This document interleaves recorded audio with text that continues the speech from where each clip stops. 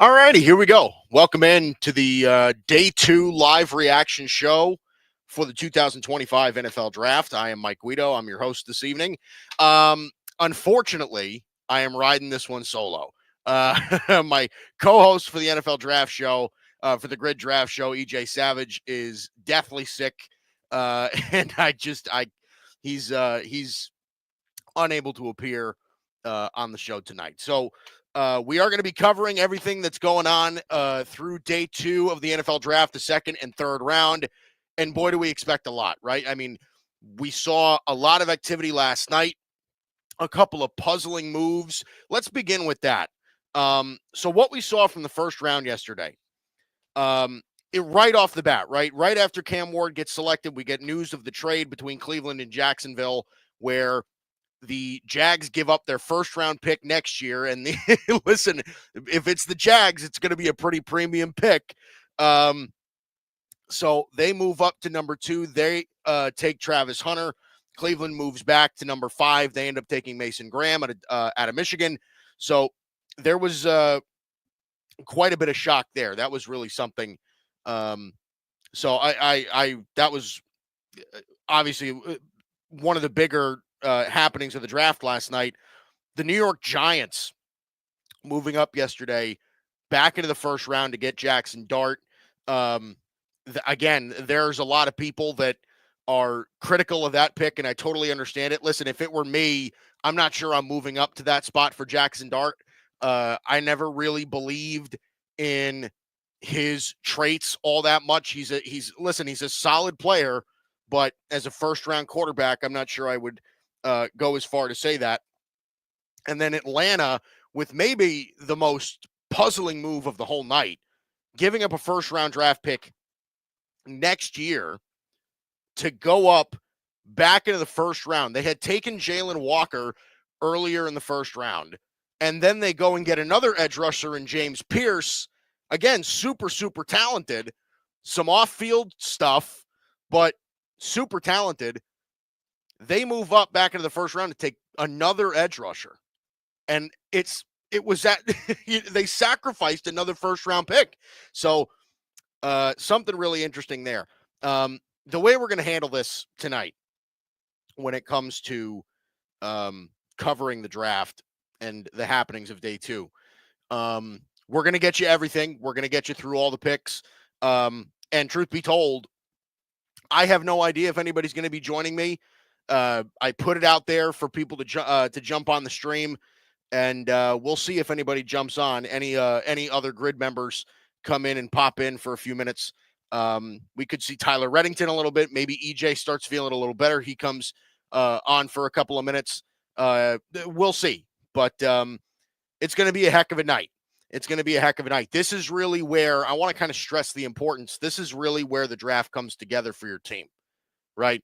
Anybody that follows the draft kind of understands that what you do in the first round is absolutely important, no doubt about that. But what you do on day two in the second and the third round, those are the picks that really matter. Those are the picks that fill out your roster, right? If you can grab a couple of starters in the second and third rounds of a draft, I mean, that just obviously it just enhances your chances of success. So that's a big part of this as well. This is much more relaxed, right? I mean, we're gonna take it a little easy tonight, just see where this goes. Hopefully, again, like yesterday, Cowboys took Tyler Booker. I've kind of relaxed in that sense of getting myself back, kind of recovering from that. Listen, it was a solid pick. We'll talk a little bit more about the Cowboys once their pick comes up here in, I don't know, an hour, something like that. But we'll see. So listen, share this with everybody that you can. We're going to be covering everything. We're going to be here all night. The Cleveland Browns have the first pick of the second round. They're going to be on the clock in about 5 minutes. So talking about a couple of the storylines for tonight. We are expected to, and I think that most would expect this. Obviously, I think most people expect that Shedeur Sanders is going to end up going tonight. To who, nobody has any idea, right? There were a lot of rumors about Shedeur Sanders and the Pittsburgh Steelers having some interest there. Um, the Steelers don't have a second round pick. So if the Steelers are going to draft Shedeur Sanders, they better hope that he lasts until the middle of the third round, because that's where their pick is. So if that's the case, then that's a pretty far drop for Shedeur Sanders. Will Shedeur Sanders be the next quarterback taken? Now, that's something that has been talked about recently as well, where it might not even be Shedeur Sanders as the next QB off the board. Rumors are going around that, listen, Jalen Milroe out of Alabama is at the draft. I'm expecting him to go tonight. There were reports earlier saying that Tyler Shuck could go tonight out of Louisville before Shedeur Sanders. And listen, I can understand it. Now, I have Shedeur Sanders as a better player than both of those guys, but I do understand the pause, right? I understand why, you're looking at everything that comes with him being Deion Sanders' kid, right? He's not oozing with talent, right? He doesn't have a crazy arm. He's not super duper athletic. I mean, the guy had sub 50 rushing yards in his entire college career. It's not like he has traits that just jump off the page. He's not a can't miss prospect. So if teams are looking at this and saying, okay, he comes with so much baggage, what, and I don't know if he's a bad kid or not, but I did hear that he had some pretty bad interviews, and that's kind of what's tanking him and why we didn't see him go yesterday, right? And there are people like Mel Kiper who absolutely love him. I don't know that I love him as much as he does, but listen, he's a solid player. I would bank on him.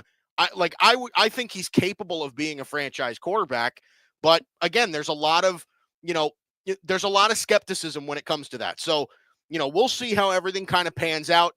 And listen, draft starts in about 2.5 minutes. And like I said, we have plenty to talk about.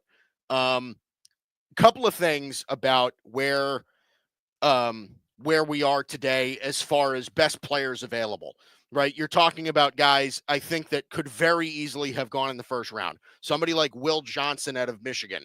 Now, he's one of my favorite players in the whole draft, right? I think he's a really complete corner. He has a lot of great traits. He didn't particularly test well, and not even that he didn't test well, he virtually didn't test at all, right? So people were afraid that he's got a really slow 40. There's some injury concerns with him as well. So I think, but somebody in the second round, I would anticipate early in the second round here, somebody's going to get a heck of a player. So Will Johnson is still on the board. Again, we talked about Shedeur Sanders. Nick Eamon-Worry out of South Carolina, the safety, I think is going to be a real bona fide stud. That kid's super duper athletic. He's super fast. He can play anywhere in your secondary. You can line up in the nickel. He can play safety, all of that. So there's going to be something there as well. I think you're going to see a run on running backs. You are going to see a bunch of running backs go today. Travion Henderson and Quinshon Judkins, both Ohio State running backs, I anticipate are going to go tonight. Guys like Dylan Sampson out of Tennessee, Caleb Johnson out of Iowa, I anticipate those guys are going to get drafted tonight. And again, we could even see more. We could see an RJ Harvey, right? We can see some running backs go in the second and third round tonight. And one of the trends that I thought was interesting that we saw yesterday was that we saw so much trench play go early, right? We saw a lot of offensive line, defensive line go super early yesterday, right? I mean, we saw all three top tackles, Kelvin Banks, Will Campbell, and Armand Membo, go in the top 9 picks, right? I mean, that proves your importance of offensive line, right? Tyler Booker ended up going to the Cowboys at 12. We saw Walter Nolan go to Arizona at 16. Shamar Stewart, Gray Zabel to Seattle at 18. Josh Connerly went late in the first round. We saw Donovan Jackson go to Minnesota in the first round. I mean, there's a lot of this is a lot of it's telling you something, right? Josh Simmons ended up going to the Chiefs at 32 after the trade with Philadelphia. So it's kind of telling you something about the trends of the NFL, where people think things are important. So I think there's a lot of, you're going to see a lot more speed. You're going to see a lot more skill positions go today because everybody addressed the trenches yesterday. So that's going to be a big part of this as well. So as we get started, we are about to get going.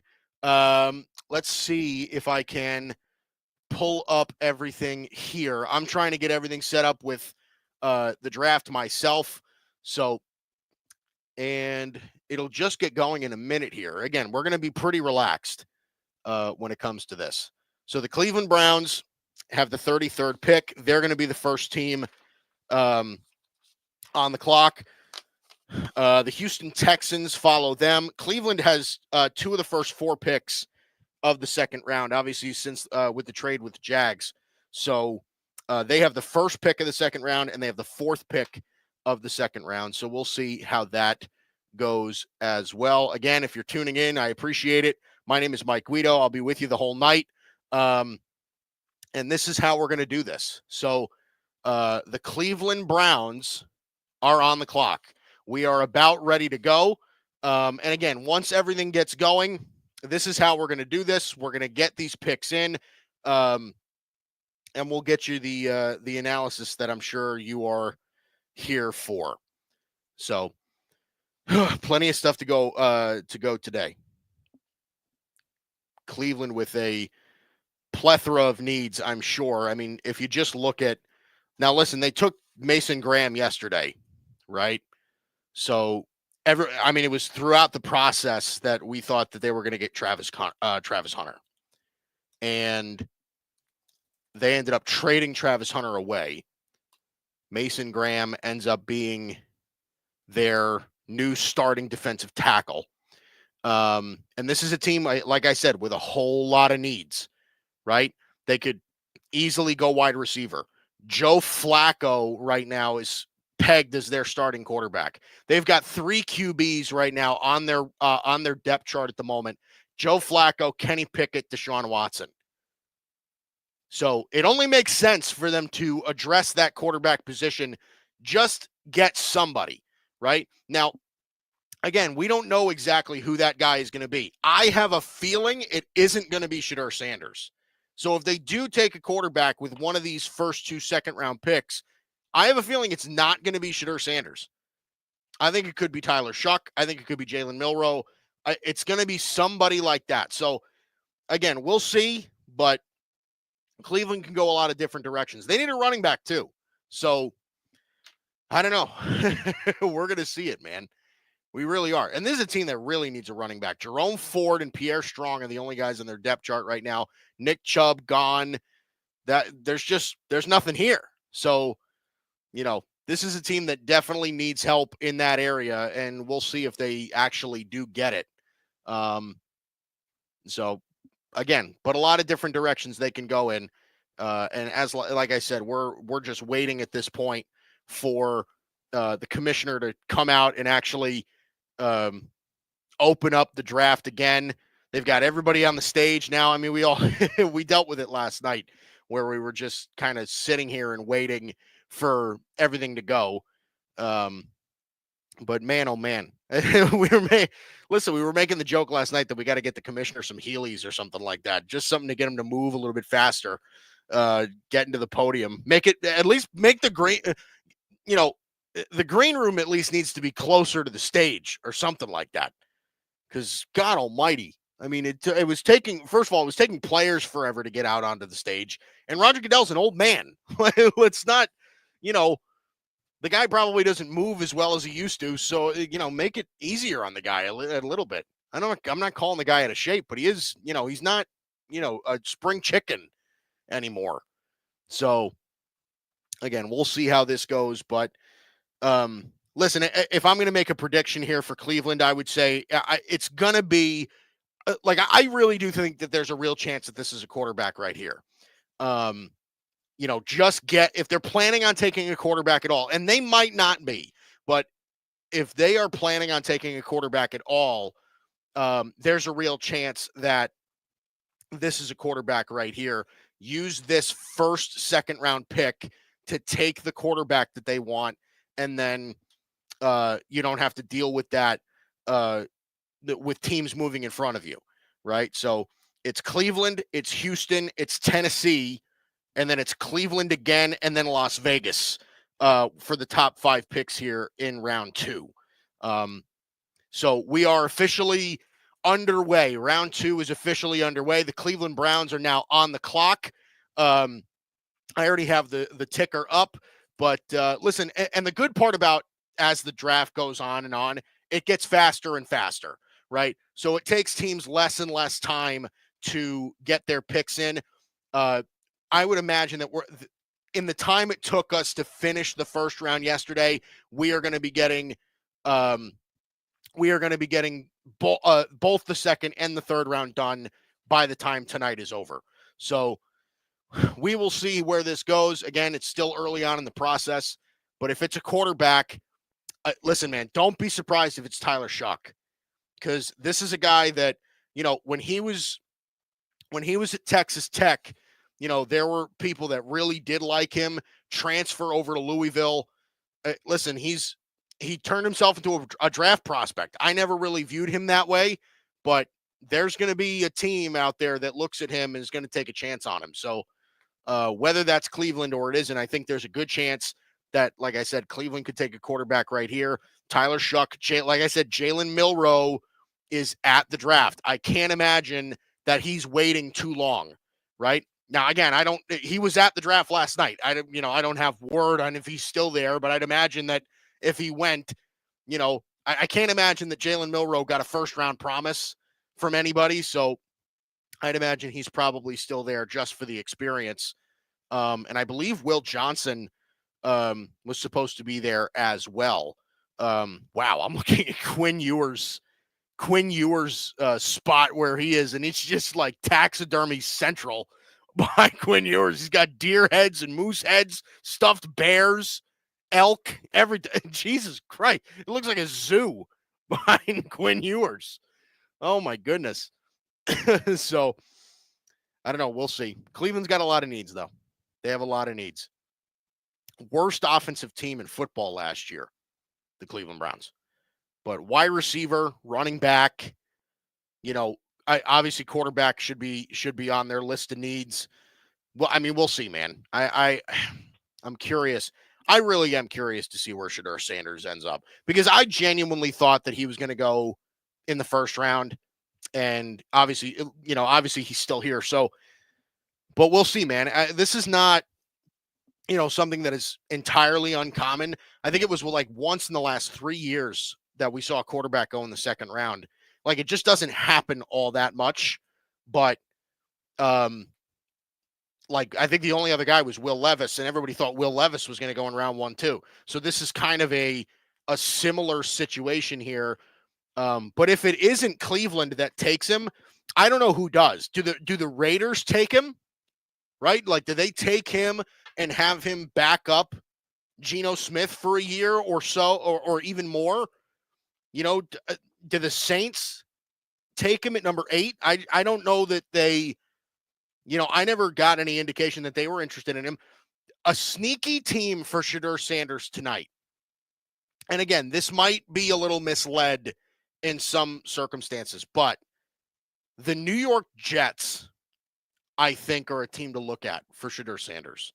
Now, they're rolling with Justin Fields this year. I'd imagine that Justin Fields is going to be their starting quarterback almost no matter what. But they are still kind of trying to find their guy. And this is a roster where their defense is good now, right? They have some stud offensive weapons, whether they keep Breece Hall or not. Breece Hall, Garrett Wilson, those guys, we are, they can't wait forever to win. So if they even think Shedeur Sanders has an inkling of maybe being good, it might be worth it. So the pick is in right now for the Cleveland Browns, and we will get what their pick is. I'm going to be pressing a lot of buttons here. I got to manage all the graphics and all that stuff. Looks like Joe Thomas is coming out and announcing the pick for the Browns, leading off our second round for the 2025 NFL draft. Ooh, chimes. Where are the draft chimes? Here it is.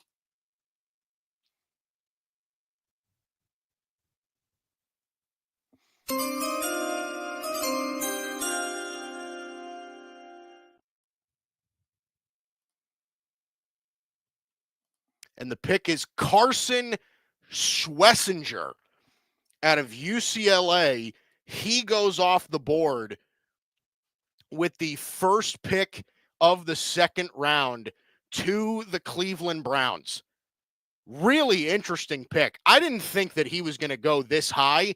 I was thinking more late, not even, I shouldn't say late, but mid-second round for him. This was not a pick that I was anticipating. That's really, really interesting. I mean, plays with a high motor. I mean, he's got like real sideline to sideline, ability. He's got good feet, right? He's a high IQ kind of player, right? Studied bioengineering at UCLA. You see all that. Good balance as a tackler. Listen, he's a really solid player. I'm surprised they went in this direction for a team that was as poor offensively as they were last year. And a lot of that, I'm assuming, is also due to just poor quarterback play. They go defense on back-to-back picks. They take Mason Graham after the trade yesterday, and now they take Carson Schwessinger out of UCLA today. So they go D-line and linebacker on back-to-back picks. Wow. That is really something else. So now the Houston Texans are now on the clock as well. Again, this is going to move a lot faster. I'm going to try and keep up as much as I can, but the Houston Texans are now on the clock here for the draft. This is their first selection now. The Houston Texans are now on the clock. Schwessinger, again, he's probably a top 50 player in the draft, but I really did not think he was going to go this early. And it looks like I said, man, these picks are going to start flying off the board. The pick right now is already in for the Texans. Now, this is a team that needs O-line. They need offensive line. So it would not surprise me even a little bit if they took whoever the best offensive lineman is still on the board. I mean, and a lot of them went yesterday. So they might have some, Ariante Ursary out of Minnesota, I think, is somebody that they could look at. Jonas Savinea out of Arizona could be somebody they look at. But they need offensive line help in a big, big way. They could go wide receiver as well here. They just dumped Stephon Diggs. So there's a possibility that could happen as well. But offensive line, they got to find a way to protect C.J. Stroud. The pick is in here for the Houston Texans. So Carson Schwessinger ends up going to the Browns. Owen Daniels is announcing the pick here for the Texans. And the Houston Texans, with the 34th pick in the draft, select Jaden Higgins, the wide receiver out of Iowa State. Now, that's interesting. He's the first wide receiver to go off the board in the second round. That's not what I was anticipating. I was anticipating Luther Burden to be the first wide receiver gone here in the second round. But I guess they liked Higgins' body. They like him as just a big threat, 6'4". He's not really a burner. He's only about a mid-4s kind of guy. But boy, can he high point the football. Just really good body control. He's got good hands. He's a good player. He really is. So this is another, interesting pick here. I did not anticipate Jaden Higgins going before Luther Burden. So Jaden Higgins to the Texans. He's a good player, though. He can really play. This is not a reach. Really like Jaden Higgins. So now we're back with the Titans. It looks like, okay, we have a trade. The Tennessee Titans have traded the pick to the Seattle Seahawks. So the Seattle Seahawks are now on the clock. See, I told you I was going to be pressing a lot of buttons. I should have just made this easier on myself. Why did I even do this? The Seattle Seahawks are now on the clock. They're rolling here. So Tennessee trades the 35th pick to Seattle. Let's see if I can find the compensation of that trade. Let's see. What do we got here?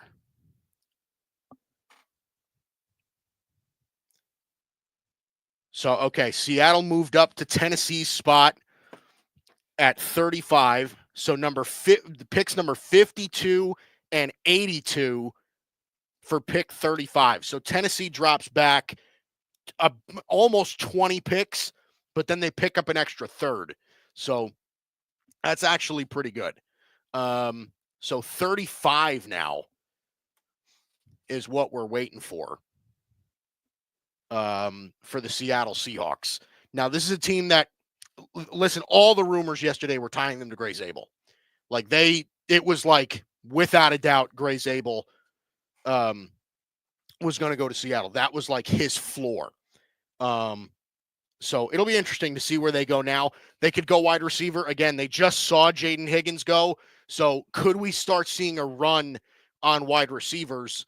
That we could, like I said, there's a lot of guys. Luther Burden, Jalen Noel, right? Alec Iomanner, Jack Beck, Trey Harris. I mean, there's a lot of guys that you could see go at around this spot for wide receivers. So waiting for Seattle to get their pick in. Let's see. Let's take a look at Seattle's depth chart. So Seattle took Gryd Zabel yesterday. They got him penciled in at left guard. They're not off the hook with offensive line either. Gryd Zabel's not the only piece they need, it looks like, on the offensive line. They signed Cooper Kupp. They have Marcus Valdez-Scantling. They still have Jackson Smith and Jigba. They signed River Craycraft. Still Jake Bobo. So they've got some guys at wide receiver. It's not like it's an empty room. They're not totally weak at that position. Could they go running back? I mean, they like Kenneth Walker. I can't imagine they would do that. They signed DeMarcus Lawrence. They could probably still use another edge rusher. Boye Mafe is still with them. Uchenna Nwosu is still with them. They have Leonard Williams. They got two good nose tackles with Jaron Reed and Byron Murphy. So we'll see. They got some corners. They might be able to use another corner. Pair them with Reek Woolen and Devin Witherspoon. So the pick right now is in, it looks like, for the Seattle Seahawks. Again, Gryd Zabel was their pick in the first round. They absolutely loved him throughout the process. So that was not a surprising pick. But now Seattle is here making the selection at 35. Let's see what they choose to address in this spot.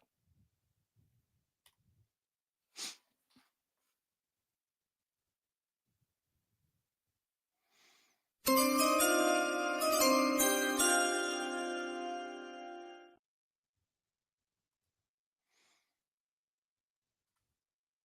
the pick is in. They're coming out. They're announcing the pick now.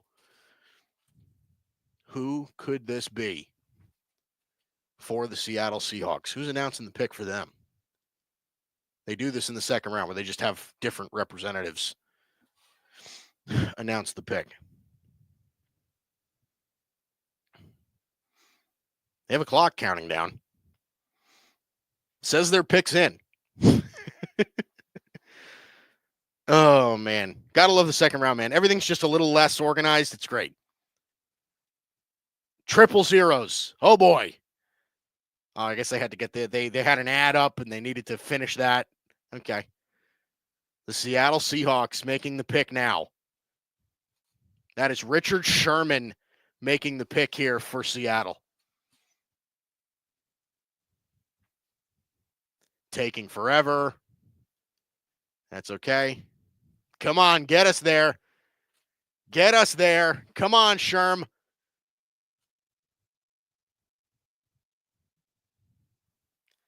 Announcing the trade. Again, Tennessee trading this pick to the Seahawks. And the Seahawks now selecting Nick Eamon-Worry. The safety goes to the Seattle Seahawks. Great pick by Seattle. So Gryd Zabel and Nick Eamon-Worry. This kid flies. Dude, this kid is so athletic. So they go safety. This is not a bad pick. They traded up to get to this kid. That's a really solid player. Nick Eamon-Worry, there was a lot of talk about him potentially going in the first round. Like, there was a lot of talk about him going in the first round, maybe even going ahead of Malachi Starks, who was the safety that went yesterday. But there was a lot of talk about Nick Eamon-Worry being the best safety in the draft over Malachi Starks. So this is a really interesting pick. Good for them, for the Seahawks. They're knocking it out of the park right now. I liked what they did with Gryd Zabel yesterday. They needed offensive line help, and now they're getting Nick Eamon-Worry to put in that secondary. Like I said, they could use a corner, and he's not a corner, but you're going to see him play a lot of corner in some packages. He's really that athletic. I mean, he's such a versatile defensive back. They're going to play him. He's going to start. Like, I'd imagine he's going to start at safety for them right out of the gate. It would not surprise me that he starts at safety. So it's a great pick. That's a great, great pick. He can really get after the football, dude. He's such a good athlete. He is such a good athlete, dude. Really crazy. Now, Cleveland is back on the clock, and it looks like their pick is already in. So we can get back to the Browns right now. So Cleveland's on the clock, and their pick is already in. They're already coming out. It's Joe Thomas again. So Nick Eamon-Worry was the second best player left on my board, by the way. Only Will Johnson ranked ahead of him. So now it's the Cleveland Browns here with pick number 36, the fourth pick of the second round. And it is Quinshon Judkins. So they get a running back. That's really interesting. I did not think that Quinshon Judkins was going to go before TreVeyon Henderson. So Quinshon Judkins. Now, here's the thing about him. Now, he's more of like a power runner. But if you look at his Ole Miss tape is better than his Ohio State tape. And that shouldn't surprise anyone, because at Ohio State, he was splitting carries with TreVeyon Henderson. So he wasn't like, he was kind of half a starting running back. He really wasn't, I don't know. It's really interesting the way that he made that transfer. I'm kind of stunned that he did that. But listen, this guy can blow you up, man. He's got some good patience. But here's the thing. He's not like a super burner, but for some reason, like when he gets downfield, I mean, he's one of these guys that really can break away. Like Quinshon Judkins, I have no doubt is going to be a starting running back in this league. And like I said, man, like there's a real shot that we just see a run on running backs. And the Browns were a team, I guess, that were looking for a running back. But here's the thing now. That's the interesting story, is that now the Browns have officially passed on Shedeur Sanders. They're not interested. So now what do we do? Right now what are we going to do? So now it's the Las Vegas Raiders who are on the clock. The Las Vegas Raiders are on the clock. I'll change the theme here over to black, because what better ticker than that, right? The Raiders are on the clock. This will be the 37th pick. The Raiders desperately, Listen, they desperately needed a running back, and boy, did they get one yesterday with Ashton Genty. Ashton Genty is a problem, okay? And he's going to be a problem for a long time. Is this where we see Shedeur Sanders? Is this where we see Shedeur Sanders?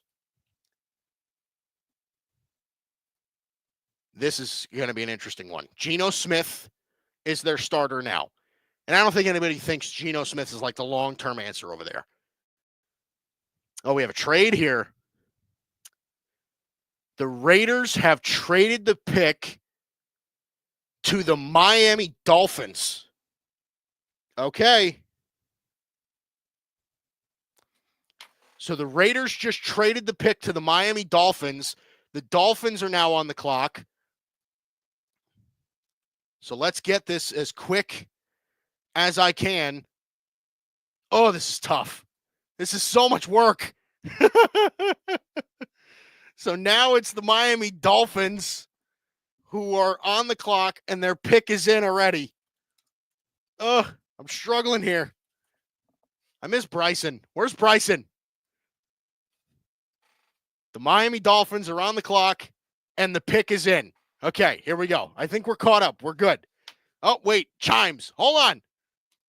Chimes. We're ready. I don't think they're making the pick exactly now, but I want to get this ahead of time.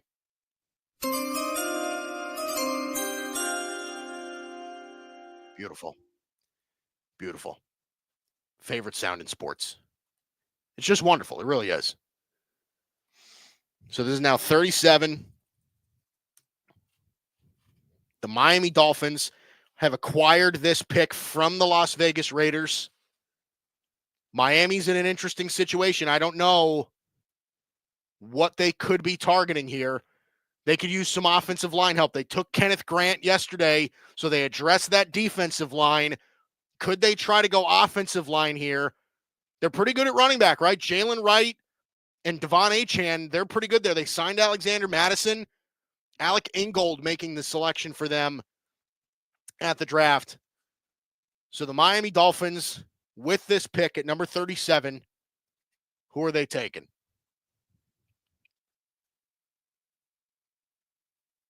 The Dolphins select Jonah Savaiinaea.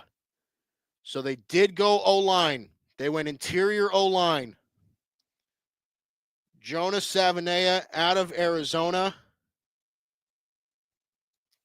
Good pick by the Dolphins. Good pick. I like him, man. He's a tough kid. 336. I mean, this guy's a monster. 6'5", 336, but he's athletic as hell. Right? 4.95 he ran. This guy ran a 4.95 40 at the combine.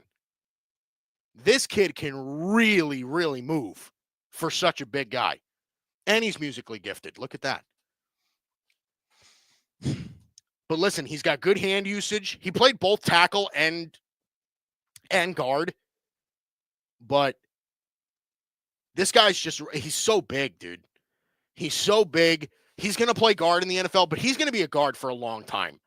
Jonah Savaiinaea is a very, very good player. The Dolphins just got themselves a staple in their offensive line. They just got themselves a staple in their offensive line. 3-year starter, right? He's got, like I said, this kid's a great athlete for his size. So he's quick. He moves well with his feet. I think he's a really solid, really, really solid NFL offensive lineman. Really solid. I didn't even put it on the stream. I just gave it to myself. How selfish of me. Jonah Savaiinaea. That is who the Miami Dolphins just selected. So really, really, really solid player. So now we are looking at the New England Patriots at number 38. So they are now on the clock. I think Patriots fans are already in love with Will Campbell. I think they already love him like he's their own son. Like they love Will Campbell. And for good reason, too. Like, this kid's really good, and he's a dog. Will Campbell is just a monster. He is, dude. I got to update my board now. So Eamon Worry got taken. Quinshon Judkins is gone. And Jonas Savanea is gone. The New England Patriots, they took Will Campbell. You want to talk about a team that got a staple in their offensive line? Will Campbell's going to be really good for a long time, dude. That guy is going to be really good for a long time, and Mike Vrabel loves him. Absolutely loves him. So he's going to be there for a long time. Now, New England, they're obviously they're not off the hook with offensive line either, but I don't think they go back to back. I don't think they double dip in that area. They could take a wide receiver. They signed Mac Hollins. They signed Stephon Diggs. They still could use a wide receiver. I think an edge rusher is something that they could look at. Now, somebody that I've always liked in this position is Donovan Ezeraku, just because he's a Boston College kid. And like I said, he's a really good player too. He could have gone first round, but he's right in their backyard with New England. So I've always been a fan of them potentially adding somebody like Donovan Ezeraku. Mike Green is still on the board. Now, Mike Green has some character concerns, but talent-wise, he's a stud. Corner, maybe. But they're decent at corner. They just signed Carlton Davis. Christian Gonzalez is a monster. Maybe they could use some depth at that position. I mean, they could use a couple of different things. Don't get me wrong, right? But, I can't imagine they're going running back. I can't imagine they go running back. Ramondre Stevenson, Antonio Gibson. I think they're okay in that area. I don't know that they need a running back yet. We'll see what we get here. They're showing Quinshon Judkins getting drafted by the Browns. That was a good pick by them. That was a good pick. Again, if it were me, I would have taken Travion Henderson first. But Quinshon Judkins can really play. In Ohio State right now, 5 players taken already. Emeka Egbuka, Donovan Jackson, Tyleek Williams, Josh Simmons, and Quinshon Judkins. And all within relative distance of each other, within the last 17 picks. So cool stuff, man. But New England again on the clock. Just waiting here. Pick is in right now for the Patriots. Looks like Mike Vrabel's on the phone with the kid right now, whoever it is. Wide receiver, defensive tackle, and edge. They definitely need an edge rusher. I think that's a big need. They're taking a lot of chances on the edge. They brought in Harold Landry. That's, they brought in Harold Landry and Kayvon Chason. Those are guys that they've got talent, but boy, are they taking risks. Those guys have had very hot and cold NFL careers. So let's see. Let's see what we get here for the Patriots.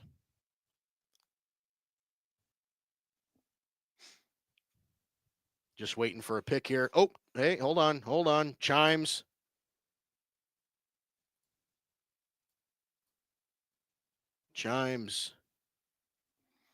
Let's get those in there.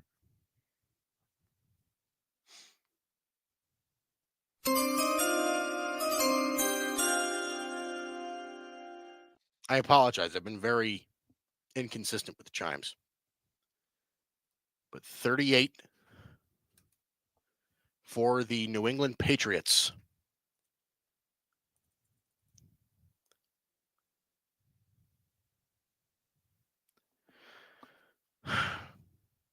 Still waiting for Goodell.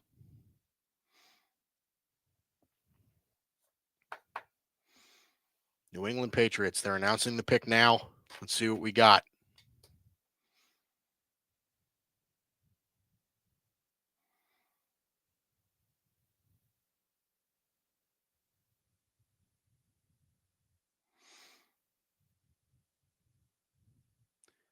Travion Henderson goes to the Patriots. Damn, that sucks. Oh, that sucks for my Cowboys. Oh man, that really boils. Travion Henderson. If I can spell his name right. There we go. Travion Henderson is the pick here for the New England Patriots. They did end up going running back. Listen, man, that really hurts me. Oh, God, did I want Travion Henderson as a Cowboy. I did, man. Sniped. Absolutely sniped. See, my buddy Tim Barnard is in here. Travion Henderson going to New England. Yep. That seems to be what's happening. Travion Henderson in New England, man. What a shame that he couldn't fall just a little bit further. But okay, but hey, listen, man, I told you this is where, these running backs were going to go early. These guys were not going to last. Travion Henderson's a very elusive back, good speed. He's got good patience behind the line of scrimmage. Really great with his feet. Really good in the pass game. Good pass blocker. So they're getting a really good player. I think Travion Henderson's going to end up being their starting running back. Like, this kid can really fly. This kid's a really, really, really good player. So New England getting a stud here at running back. They've had a nice draft. They've had a really nice draft. So Travion Henderson and the Patriots, boy, does that hurt me. Ugh. Damn. Oh, I would have loved that. So now it's the Chicago Bears on the clock here for this portion of the draft. Let's see if I can find a color that suits the Bears. The Bears are like, hold on, I'll find it. Let's get a nice, like, weird orange. There we go. Chicago Bears on the clock. Paul Schwartzoff saying, when was the last time New England had a good running back? Curtis Martin? That's true. Yeah. Listen, man. They finally going run back. I think this kid's going to be good. I think this kid's going to be real good. Such a shame, man. God damn. Boy, did I really, really like that kid. He was my third favorite running back in the class. Behind Ashton Genty, behind Omari and Hampton. Man. At least they're in the AFC. We don't have to see him. Thank goodness. But Chicago Bears now on the clock. They need a running back, man. I'm sure they're pissed. The Bears need a running back too, dude. They were not a good running team last year. DeAndre Swift did not cut it for them last year. Looks like the pick is in for the Chicago Bears. So they're rolling with it. Quinshon Judkins and Travion Henderson are both gone already. What direction are they going to go in now? This is really going to be an interesting pick. So running backs are flying off. Caleb Johnson out of Iowa is still there. Dylan Sampson out of Tennessee is still there. You've got some guys here. It's not like it's totally lost, but boy, does Travion Henderson. I think there's a lot of teams that wanted Travion Henderson, dude. That kid can really play. He can really, really play. Bears made their pick. Looks like they called the kid. They're happy. Let's see where they end up. This orangey brown color that I picked for the Bears is just it's not working, man. This is not the Bears color. It's not even close. Let me see if I can do better than that. I mean, God, it's more like a red. That's pretty good. That's pretty good. That's better. Let's try that. Oh, geez, Louise. Corner, maybe, for the Bears?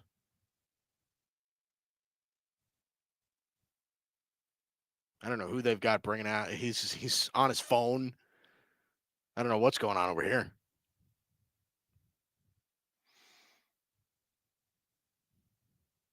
Chicago Bears making their pick now. Let's get the chimes in here. Des White.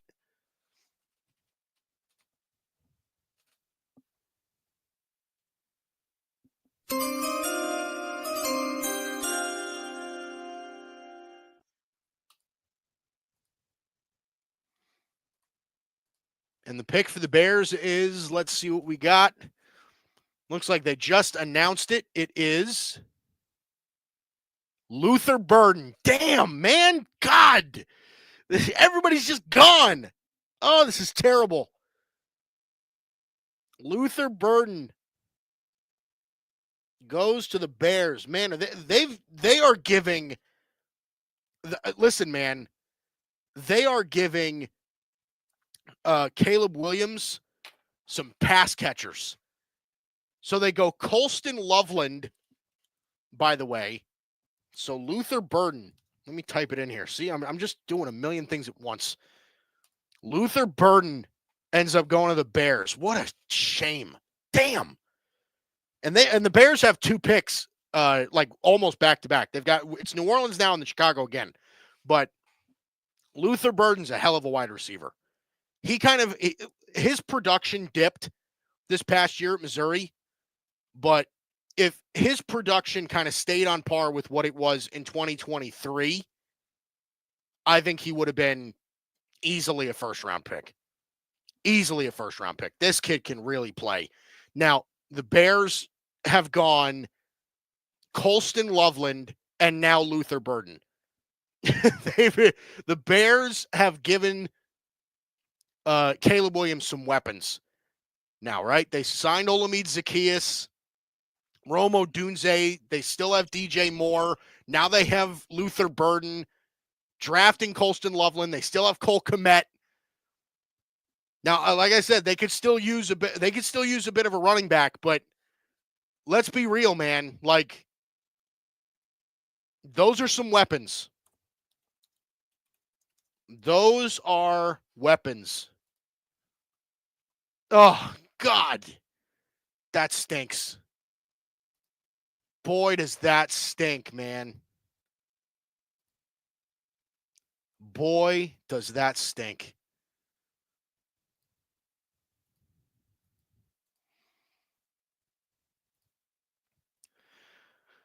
The New Orleans Saints on the clock. Oh, geez Louise. Okay. Quinshon Judkins, Travion Henderson, and Luther Burden gone within 3 picks. God, 4 picks. Excuse me. Waiting for Dallas. Dallas is still what? How many picks away? 1, 2, 3, 4, 5. 5 picks out. Wonder if they go offensive line again, since that seems to be what they like to do. Now, the Saints here, they are a spot for a quarterback. This is a spot where we could see a quarterback. Okay? Now, again, Derek Carr is under contract, but he's injured, right? So, what is really what's the direction here? They took Kelvin Banks yesterday, pencil him in to play either left tackle or right tackle. No doubt, right? They got bookend tackles now. Kelvin Banks and Taliesin Fuaga, those are bookend tackles. And they did well on the interior too. Eric McCoy is still there. Cesar Ruiz is still there. They signed Dylan Radins. So they've got a solid offensive line now. Is this where we see a quarterback? The pick is in for the Saints. Oh, boy. Shedeur Sanders? I don't think it's him. I don't think it's Shedeur Sanders. Do they want to get into like the mobile quarterback business? Do they want to go with somebody like Jalen Milroe? They could use a corner too. There's a bunch of corners here. Will Johnson is still on the board. Will Johnson. Trey Amos is still there. Benjamin Morrison at Notre Dame. Siobhan Revelle. You got some corners here. So let's see where we go for the Saints. Looks like the pick is about to come in. Let's get the chimes rolling.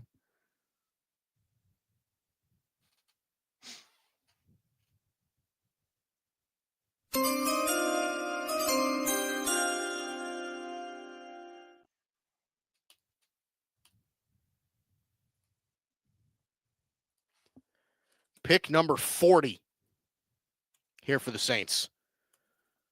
Let's see what we get. Tyler Shuck. There it is. There's the quarterback. Tyler Shuck goes to the Saints.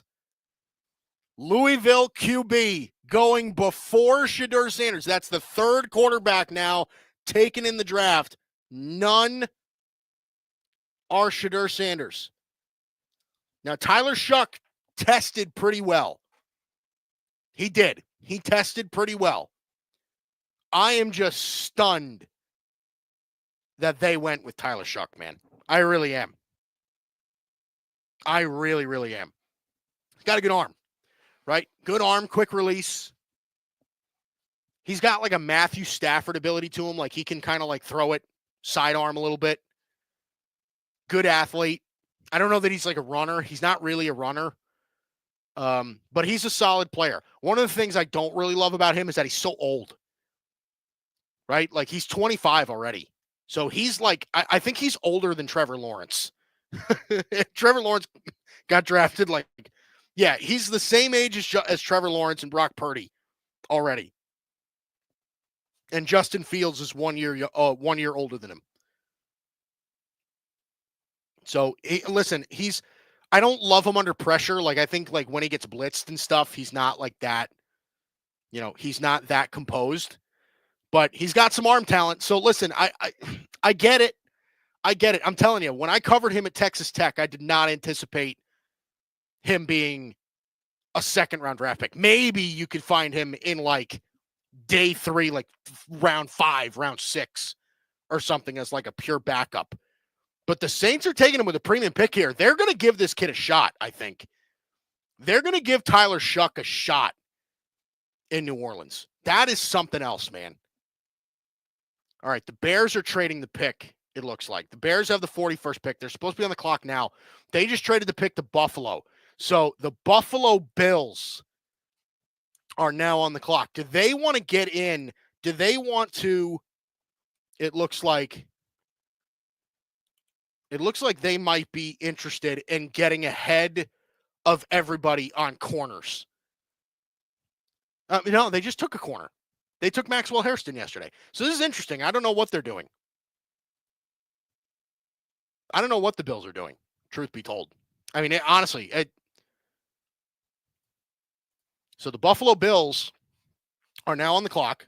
So Buffalo acquires this pick from Chicago. This was the second Chicago pick. Let's see if I can get I'll catch up to some trade details if I can. So Tyler Shuck, yep. Okay. So by the way, so the Dolphins trade from before with the Raiders. The Dolphins got number 37 and they got a 5th round pick this year. And the Raiders got 48, so they dropped back a little bit in the second round. They got number 98, which is a 3rd rounder, and 135, which is a 4th rounder. So actually a pretty good trade here by the Raiders. Dropping back about 11 spots, but they pick up a 3rd and a 4th. So really solid. Really solid for them. And then do we have any details here from Buffalo? Not yet. Not yet. But Buffalo is on the clock. Buffalo is on the clock. I'm just I'm seeing if I've got anything here. No, I don't. Okay. I've got Schefter on standby. But Tyler Shuck, man, wow. That is something I didn't see. I didn't see that, man. I didn't see Tyler Shuck going this early. I really didn't. Okay, the pick is in for Buffalo. Pick is in for Buffalo. The 9th pick of the 2nd round for the Buffalo Bills. This is the 41st pick of the draft coming from Chicago to Buffalo. Make sure I stay hydrated. I got a long night ahead of me.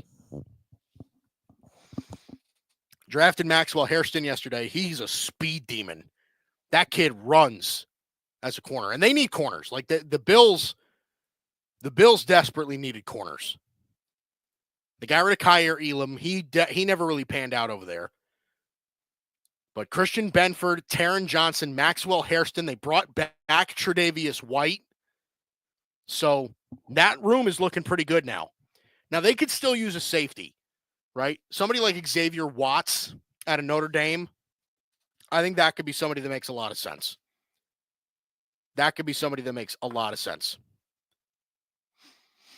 Just keep adding to the secondary. Now they could use some defensive line help too. I mean, like I said, there's edge rushers around. Donovan Ezeraku's here. Mike Green is here. They signed Joey Bosa. So, they've got some options. Boy, still stunned by Tyler Shuck, man. Really am. That's something else. I'm curious for what EJ would say about that. I really am. I'm curious what he would say about Tyler Shuck getting picked this early. But the Buffalo Bills on the clock. They could use a receiver too. D-line, safety, receiver.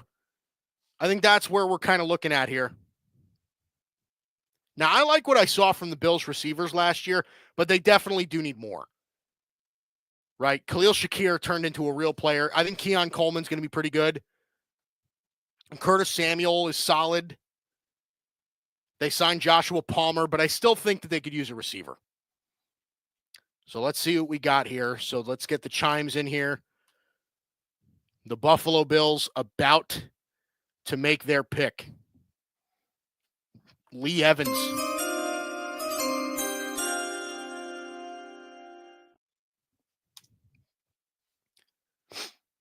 The Buffalo Bills with the 41st pick select TJ Sanders. Oh, I didn't pause the chimes. Excuse me. TJ Sanders going to the Buffalo Bills. So they did go defensive line. They must have felt pretty good about this because I didn't expect TJ Sanders to go this high, but he can play, man. I mean, listen, this is a team where, they like athletes. I mean, the Bills really like guys that can move. So TJ Sanders is going to fit right into that defensive line rotation. That just makes their defensive line even better, right? They got a breakout year last year at Greg Rousseau as an edge rusher.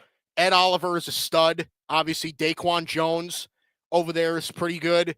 They signed Larry Ogunjobi. We'll see if he makes the team out of camp, right? They've got some guys over there. Adding TJ Sanders to that mix, I think, gives them another strong body on that defensive line. This guy can really move.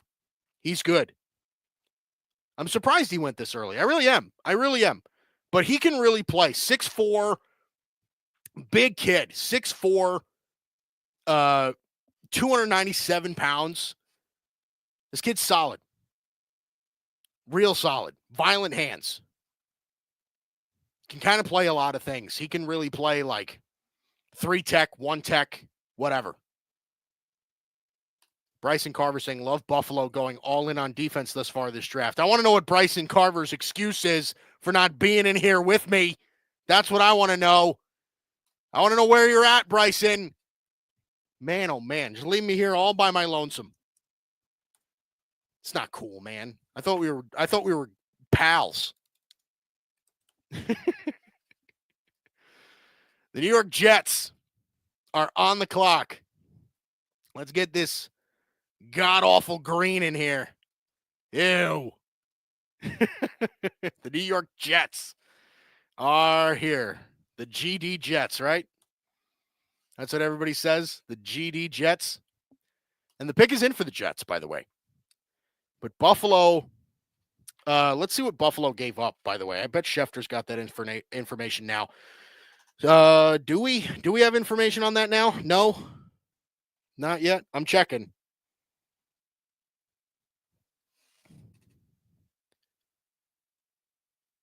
Let's see.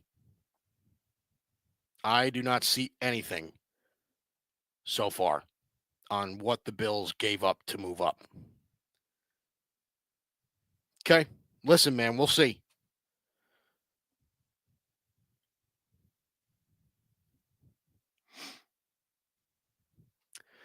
The Jets pick is in. They took Armand Membo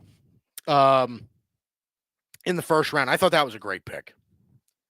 They've got bookend tackles now, too. Olu Fashanu and Armand Membo. They are not going to give up sacks. They are just not. They're not going to do it. They are not going to do it. Again, I just want to throw this out there. I'm not saying it's going to happen. Okay, we do have trade details now. So the Bills and the Bears, Buffalo sends 56-62. So they had 2 second-round picks. They just gave up both of those second-round picks to move up to get TJ Sanders. 56-62 and 109 to Chicago. Buffalo gets 41-72 and 240. So Bears definitely getting a decent, return on that. They essentially got 2 second-round picks and a 4th for a 3rd and a 7th. That's pretty solid. That's pretty solid for the Bears. So good stuff. Just want to throw this out there, okay? I know some people I'm sure are going to get mad at me. But the New York Jets are a possibility for Shedeur Sanders. Again, they are a possibility. They don't have a future at quarterback right now. They don't. I don't think it's impossible that we see Shedeur Sanders go right here. Now, I'm not calling it likely, but I do think it's possible. Bryson said, just saw the Jets pick. Love it. Well, you must be ahead of me, Bryson, because I am still waiting here. But it's okay. You don't have to tell me. He just saw the Jets pick, and he loves it. I'm really curious if this is Shedeur Sanders. I'm really curious, man. Wide receiver, tight end. Listen, man, Aaron Glenn, he's a defensive guy. I'm really curious to see if they go defense or whether they stick to the plan or the perceived plan and go with an offensive guy. I'm really curious to see that. But it looks like the Jets pick is in. We are getting close to the point where we are getting a podium walk.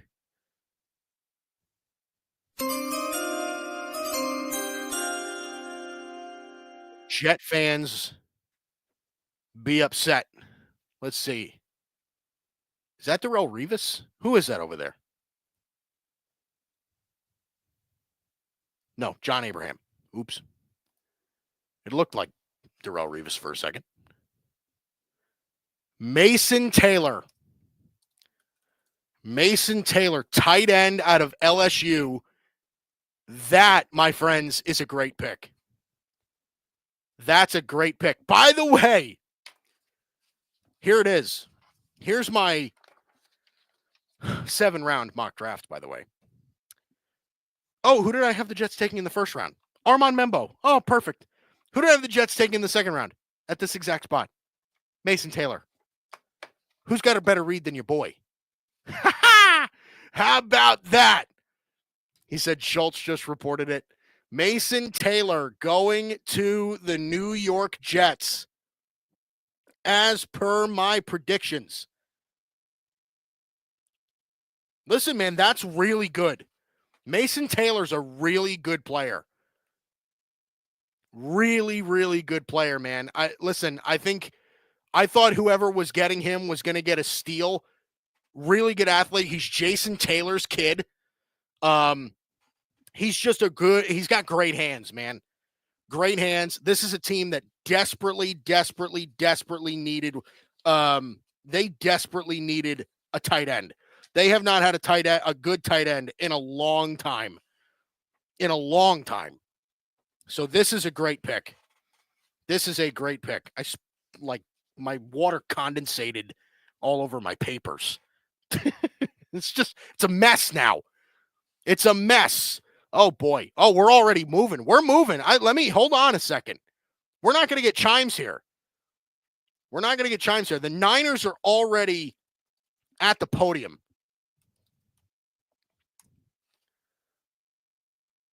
Hold on. Hold on. Slow down. Slow down, Niners. Oh, stop it. There we go. That's okay. That's a solid color, right? Just about. The pick is in. Niners. Who'd they take at 43? We already know.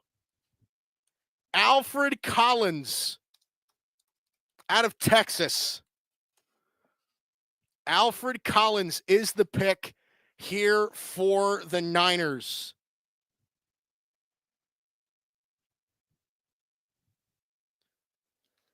Great pick. Great pick. I like that a lot, man. Oh, boy. It's getting tough for me to catch up. It really is. This is getting pretty difficult now. But Alfred Collins, good player, can really move. Give you some 1 and 3, I think. Okay. The moment of truth comes now for the Dallas Cowboys.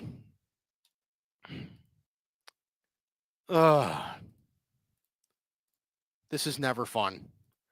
I shouldn't say that. It's always fun. But the issue is that they always kind of like, I don't know, it's just a little disappointing sometimes. It really is. It's just like a little disappointing how they do things. Man, oh man. But here we go. The pick is in for the Dallas Cowboys. Let's see how they disappoint me today. Listen, Schefter said they're a spot. They could be a spot for Shedeur. That would be something else. He's Bryson Carver, Will Johnson in Dallas, Dylan Sampson. I'd be okay with either one of those picks. I think it's a little early for Dylan Sampson, but I would not be mad at it. I would not be mad at it. Again, Bryson, I want to know why you're not in here with me. Because he's a big old meanie. That's why. He's a big fat meanie. Oh, boy. I'm not excited. I'm not excited. Listen, Will Johnson would be sweet. Sweet. Will Johnson's top 10 player for me. Will Johnson would be sweet. And listen, I like, would I be disappointed in the fact where, like, I desperately wanted the Cowboys to address weapons, receiver, running back in this draft. If they end up with Will Johnson and Tyler Booker, I don't know that I can complain. Because those are both first-round players, no doubt. They are areas of need, right? Like, they could use a corner outside of Bland and Diggs is going to miss the first part of the season. I think that that's reasonable. Oh, boy. I'm nervous, man. This is not... Oh, boy, oh, boy. Never gets any easier. There's so much, there's so many guys I'd be cool with, too, by the way. There's so many guys I'd be cool with. All right, I know who it is.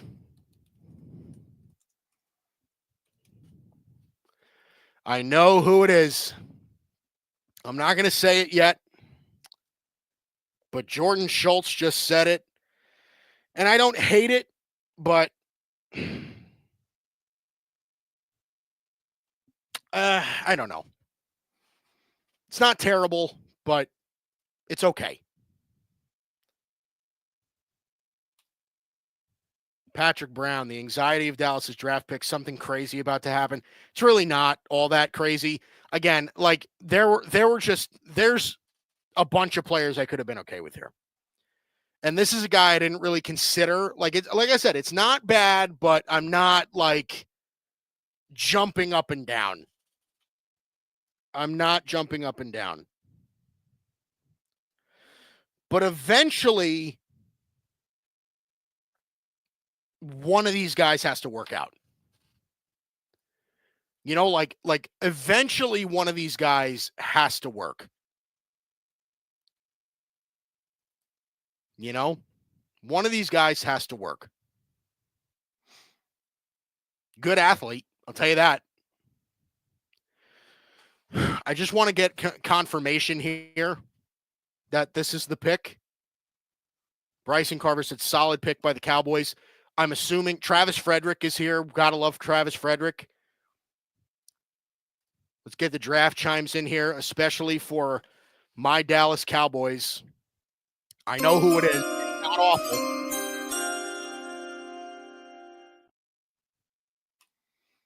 Donovan Ezeraku is the pick for the Dallas Cowboys. I did not think that he was going to be somebody they were considering. Again, this is not a bad pick. I don't want to make it seem like I'm super disappointed, cuz they are, like, the Cowboys definitely could use some depth on the defensive line.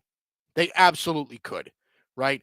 And Donovan Ezeraku is one of those players where, like, the skill set makes a ton of sense. Okay, great athlete. He's got a great first step.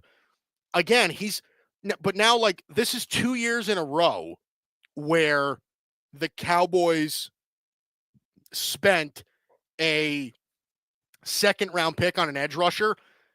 The position kind of needs to be good by now, right? Like, you have Micah Parsons.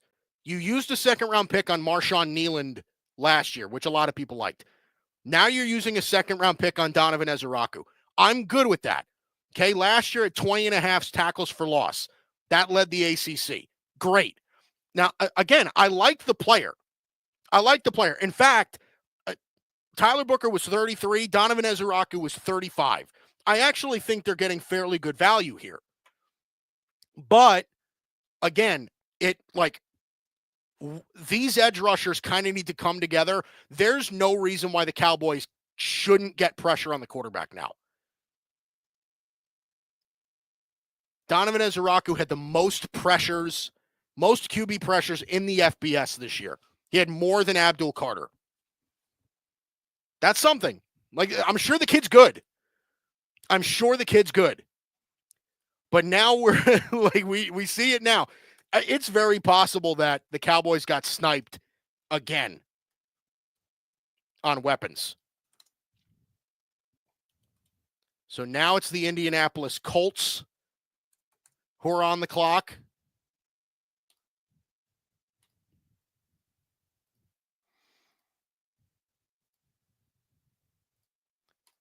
And the pick is in for the Indianapolis Colts. Now I'm just pressing buttons. Jonathan Taylor is there announcing the pick for the Colts. At number 45, what do we have for the Colts?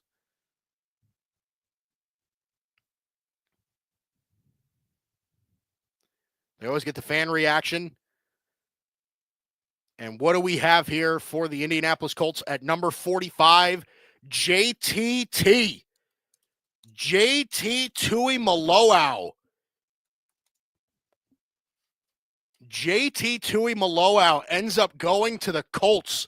So back-to-back edge rushers here and 3 straight defensive linemen. JT Tuimoloau. This is a really solid pick. This is a really solid pick by the Colts. Again, another guy. He had 12 and a half sacks last year for Ohio State. This is one of those players where, like, he was as productive of a defensive lineman as you saw in college football. Like, this kid can really play. He was a staple in that Ohio State defense. This kid can really get after it. This is a great pick. It's a great pick. And again, the Colts are in a position too where, like, they could have used help up there. I really like this. They just adding him to that rotation. He's going to get a lot of snaps. This is a really good player. Really, really good player. So now, what do we have? So now it is the Rams who are making their first pick of the draft.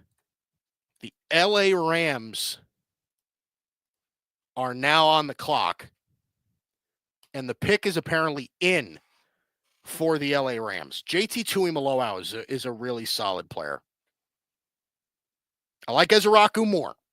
But so listen, man. So far, the Cowboys draft has been Tyler Booker and Donovan Ezeraku. I mean, look, here's the reality. If the goal of the draft is to get good football players, the Cowboys have done that. Boy, and I wish EJ was in here to react with me. I'm so curious what he thinks about this. You know what? I'm going to text him live on the air.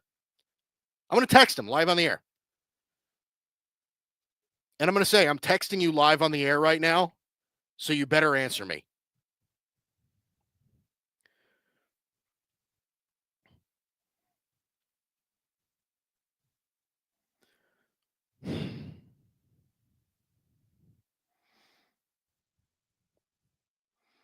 There we go. I just texted him. He's sick. He's really sick. Like, he texted me this morning and he was just like, dude, I don't know if I can go. Like, I feel kind of bad. I really do. I feel bad. Because when you're that sick, it sucks, man. And EJ must be really sick too, because for how much he loves this, that dude's got to be like on the floor. All right, EJ just texted me. Here we go. Two things seem clear with the Cowboys right now. One, they're looking for high character guys that can be leaders in the locker room. And two, they're tired of seeing the Eagles win while always drafting trench play. Problem is the Eagles actually make aggressive moves in free agency while the Cowboys don't. That is true. He said, for the record, Donovan Ezeraku is a really good player, and I like the pick. So that's the thing, is Ezeraku is a really good player. Lengthy athlete, leader with solid college production. Can't complain, right? Like that's a real, listen, man, is he, now I had Mike Green higher, but you knew Mike Green wasn't going to be the pick because he's got off the field stuff, right? So Donovan Ezeraku really does make a lot of sense for them in that sense. Like, they're just beefing up that area. So I'm cool with it. Again, like I said, it's not something that I love. It's not like I'm running around naked, but Ezeraku's a good player. I'm not going to, you can't complain about every pick, man, if it's not exactly who you want. So far, the Cowboys in this draft have drafted two very good football players that are going to be good, in my opinion. Like Tyler Booker is going to be a staple in the Cowboy offensive line for a very, very long time. That kid is good. He's very good. He's just a guard. You know what I mean? So it's positional value. And again, the disappointment where that comes in is where, could they have gone Matthew Golden instead? Yeah, I like Matthew Golden more, but Tyler Booker's really good. He's going to start for them for a long time. And you saw the interviews yesterday. I mean, the kid's a dog. He makes people not like football anymore. That's cool. Okay. Donovan Ezeraku's a similar kind of guy.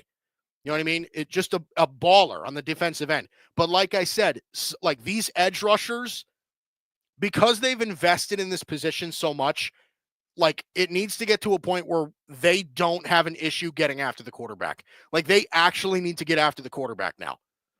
Outside of Micah Parsons, they have to get after the quarterback. Some of these guys got to hit. So the Rams, it looks like, are about to make their pick. This is their first selection, by the way. Indianapolis walking away with Tyler Warren and JT Tuimoloau.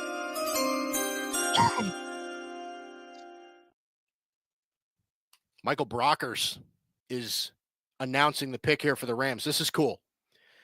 So the 46th pick of the draft, this is the Rams. This is their first pick of the evening. First pick of the draft. I shouldn't even say for the evening.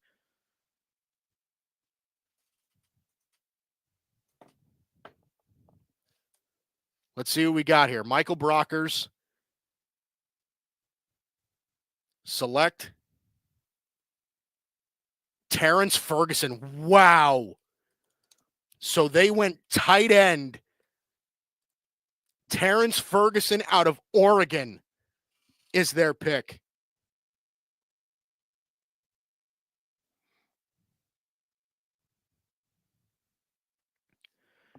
Wow. Tight end is not what I anticipated. Now, that's not saying they couldn't use one, because they could. But that was not, and by the way, if they were going to take a tight end, that was not who I would have gone with either. I don't know that I love this. I don't know that I love this pick, dude. I mean, that's really interesting. I mean, he's just like, he's a decent tight end. You know, but I don't anticipate Terrence Ferguson being like a super stud at the position. You know, like he's good. He's a decent route runner. You know, he's not a bad athlete. I mean, there's no doubt about that. He's a decent red zone threat, but you know, like if you were going to take a tight end here, I like somebody like Elijah Arroyo out of Miami or Harold Fannin at a Bowling Green. I think that would have been a more wise choice. Terrence Ferguson is interesting. I'm surprised about that one. I'm surprised. Not telling you it's a bad pick, but that's not what I would have done. That's not what I would have done. All right, so now it's the Arizona Cardinals. They are already at the podium. Again, now I have to catch up. Arizona Cardinals, this is all for the stream. This is all for you guys. You guys are making me go crazy now. Oh, and they, you know what? They just made a dynamite pick too. They just made a dynamite pick. They got two very high upside players. I'll say the Cardinals are one of the winners of the draft right now. That's a great pick. Number 47 pick for the Arizona Cardinals is Will Johnson out of Michigan. They just got two studs on defense. Will Johnson's a top 10 player for me. I know a lot of people are going to say like, whoa, that's really high, but this dude is so good, especially as like a zone corner. I thought that this kid, if you excluded Travis Hunter, I thought this kid was the best corner in the country. Like, this kid is so good. Like, if the Cowboys had taken him at 44, I would have been jumping up and down. This kid is such a complete corner. I love him. Now, again, the reason he fell so far is he's got some injury history that people don't love. And he also has, he's also, people are worried that he's kind of slow. But I'm telling you, man, this guy is going to be really, really good in the NFL. And even if it doesn't work for him at corner, he's going to be a very, very good safety as well. I'm telling you, man, this is a good player. It's a really good player. The Raiders are trading back again.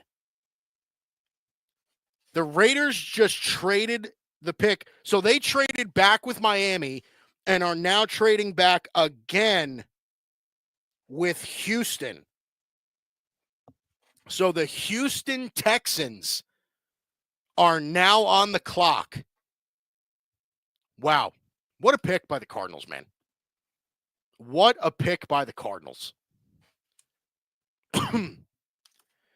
Absolutely love that pick. They walk away from this draft, the first two rounds of this draft, with Walter Nolan and Will Johnson. What a job. What a job by the Arizona Cardinals. Good stuff. Will Johnson finally goes to one of those teams we had pegged for him. That's damn right, EJ. EJ's here in spirit and, digitally.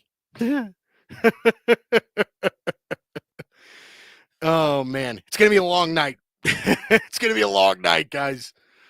Oh, this is going to be so much fun. It's going to be so much fun. So now it's the Houston Texans. So the Texans, they've walked away with Jaden Higgins. So I think they're done at wide receiver for the most part, right? Because that's a pretty solid wide receiver room now. Nico Collins, Christian Kirk, who they brought in this offseason. Jaden Higgins now in there. Tank Dell. I know Tank Dell might not play at all this season, but we'll see. Justin Watson, they signed. John Mechie, they still have. Braxton Berrios. Like, they've got some guys in that room now. I don't think they're going running back. I think this is still kind of rich for them. Again, offensive line is something that I would anticipate is high on their board at the moment. Like, that's got to be a fairly high priority. And I don't know. Like, there's not a whole lot of value here. Like, Ariante Ursary, I think, is the closest guy you can get here. And that's solid, but there's not a whole lot else. Ariante Ursary is on the board. Tate Ratledge, if you wanted to go inside, right? Like, let's even see who's still around. I think so. Ariante Ursary, Marcus Embo is still there. Wyatt Millum, okay, like, they could go in certain directions. But boy, did they kind of get sniped that offensive line. They really kind of did, man. Which is it's curious for me because now I don't really know what they traded up for. The pick is in now for the Texans. I'm really curious to see what they're going to do. Like I said, offensive line is the thing that they need. They have to get an offensive lineman somewhere. So we'll see, man. I don't know. We will see. So far, I mean, we're almost, after this pick, we'll officially be like actually halfway through with the second round. Nick Eamon to Seattle is a great pick. Luther Burden for Chicago is a great pick. Mason Taylor to the Jets, I really liked. I liked Donovan Ezeraku. Will Johnson to the Cardinals is so dynamite. That is such a good pick. Such a good pick. Real, like it really cannot be, like, it cannot be understated how good that pick is. Getting him in the second round, dude, that is such good value. It's crazy. That is insane. So where are we getting with the Texans now? Like I said, offensive line is a huge deal for them. I would imagine it's offensive line or defense, right? Like, it's got to be something on the defensive side. Corner, maybe. I mean, they like Kamari Lassiter. Derek Stingley's really good. They signed C.J. Gardner-Johnson. I mean, maybe interior defensive line. I mean, that could be an area they go. That's not out of the realm of possibility. So let's see here for the Texans, the 48th pick of the draft. Let's see where the Houston Texans end up. We'll throw the draft chimes on there.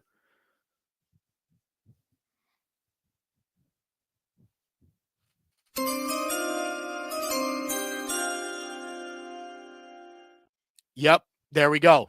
So they did go offensive line. It is, in fact, Ariante Ursary out of Minnesota. Ariante Ursary ends up with the Houston Texans.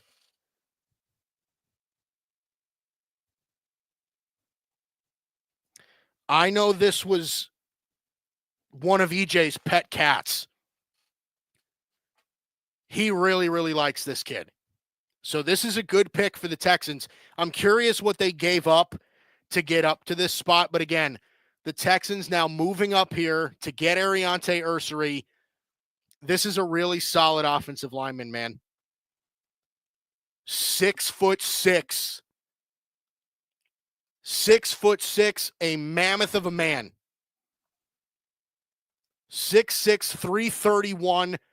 Definitely a tackle. Definitely a tackle, man. Such a good run blocker. Great length. He's got good feet. He's got anchor feet. Really solid player. Good pick. Good pick by the Texans. So now we have the Cincinnati Bengals on the clock, and it looks like they are already on their way up to make their selection.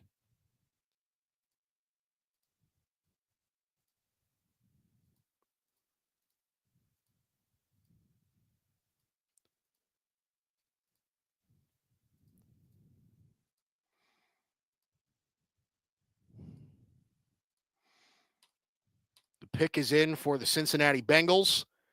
The 49th pick. Walked away with Shamar Stewart yesterday. Who are they going to walk away with today? With Cincinnati, Demetrius Knight. So they go linebacker here. Demetrius Knight ends up going to the Cincinnati Bengals. Now, I think the league was higher on Demetrius Knight than we were, right? Than the media. I think the league kind of felt that Demetrius Knight was a fairly high level linebacker, and the media was just like, third round ish sort of player. I like him. I think he's a good athlete. He's a really good, I don't want to call him a hybrid linebacker because I don't want to say he's a pass rusher, but this guy can get downfield in a hurry. This guy can really get into the backfield and move. So great straight line speed. He's going to make a lot of trouble for teams, man. He really is. Like I said, I don't want to call him a pass rusher, but this guy can get up and down the field. He can get up and down the field, and he can cover a little bit. He's not a terrible, zone cover guy.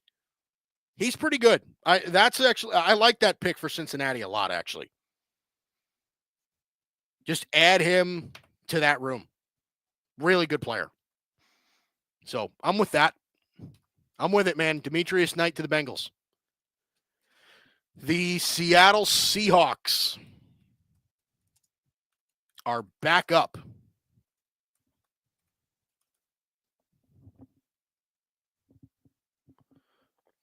The Seattle Seahawks are back on the clock.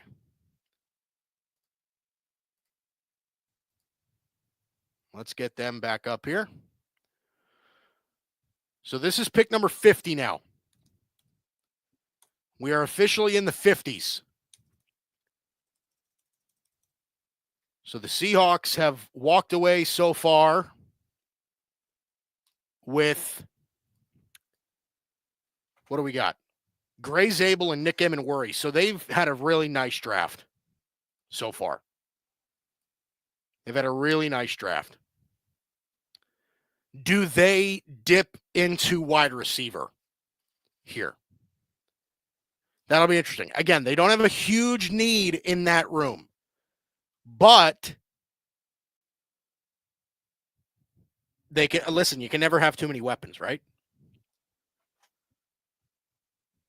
Do they want to dip into the linebacker room a little bit? Is that what they want to do? Do they want to kind of get into this pool? There's no, this was not a deep linebacker class. And Demetrius Knight and Carson Schlesinger are both already gone. So I can't imagine linebackers to pick here. I don't think they're going to reach for Chris Paul or Barrett Carter or anything like that. Again, edge is something that they could entertain. Mike Green, again, is still on the board, man. I don't think Shedeur Sanders is also a possibility for them either. Shedeur Sanders is still on the board, man. Shedeur Sanders, we're pick 50. And Shedeur Sanders is still on the board. Like, that is really something else.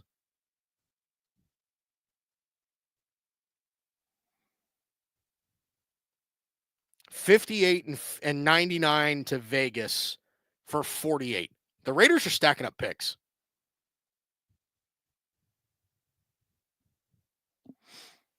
They're stacking up picks. So, I don't know, man.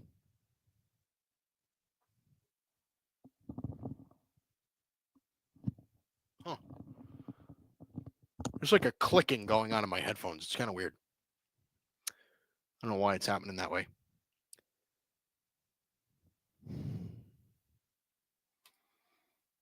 Next pick is trade. Sawyer. They went tight end from Derpy Entertainment. Again, they might be ahead of me.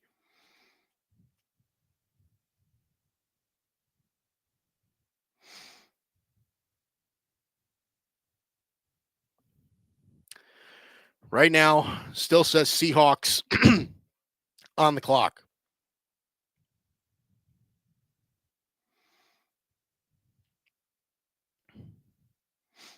Seahawks are making the pick here.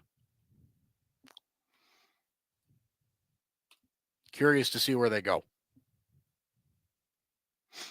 Send away the chimes.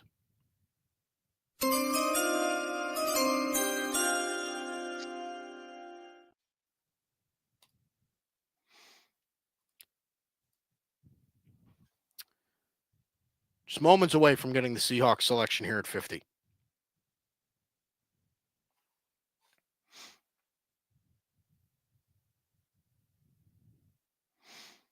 Elijah Arroyo. Yep. All right, so he was right. They went tight end.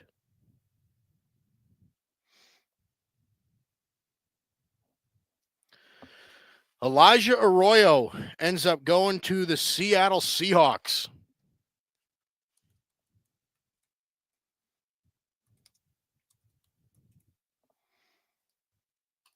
Throw Elijah Arroyo up there. Elijah Arroyo is now a Seattle Seahawk. He becomes part of that tight end room. That's actually a good pick.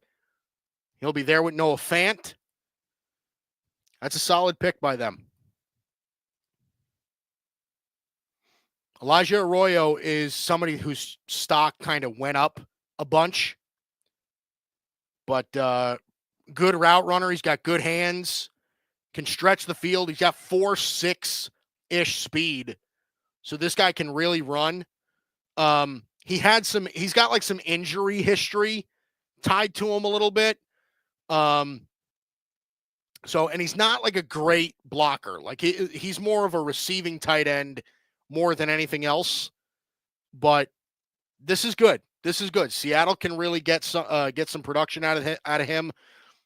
He can really break downfield, man. He's a solid player. And Seattle can use a guy like this. Sam Darnold is going to like this kid as a weapon. Really, really solid. So now we have the Carolina Panthers on the clock.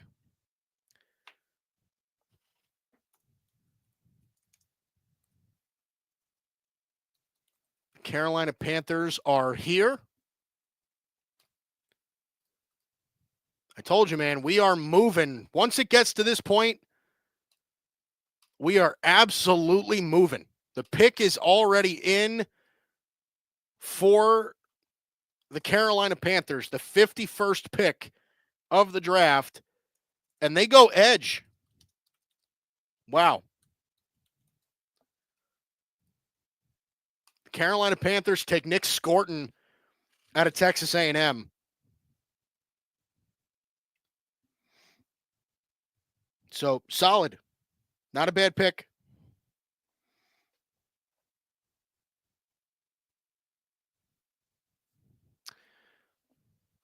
I guess Denver must have traded back because I thought this was Denver's pick. But Nick Scorton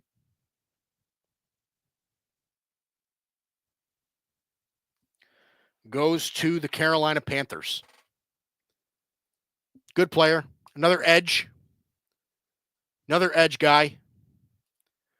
just another one of these like plethora of defensive ends that are, oh, look who's here. Is this EJ Savage? I had to pull through, man. I had to pull through. Dude, you okay? Yeah, it's got the cough. My head hurts, but I'm rocking. I have body aches, but That's the worst. I'm doing it. You're doing it. I can see that. I'm gonna come in. I don't know how long I'll stay, but Couldn't stay away. He couldn't stay away. But couldn't. Nick Who just got scored to the Carolina Panthers. What do you make of him? I mean, I'm surprised he didn't go earlier just based on the hype. A player that I didn't really like all that much. Shout out to my people on Twitter coming through. Yeah, it's one of those things, man. I didn't like very many of the Texas A&M guys. I thought that who's the kid out of Michigan? God, what is his name? Let me see. Let me see here. Gotta pull up my actual. And we got that pick in. Is in here for the Tennessee Titans. Oluwafemi Oladeo is the Titans pick here at 52.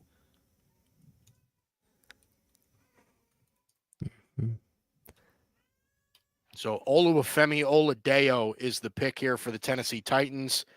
So this is their second pick, by the way. They just traded back. This is the pick that they got back from Seattle when they traded back. So they've walked away with Oladeo and Cam Ward at the top of the draft.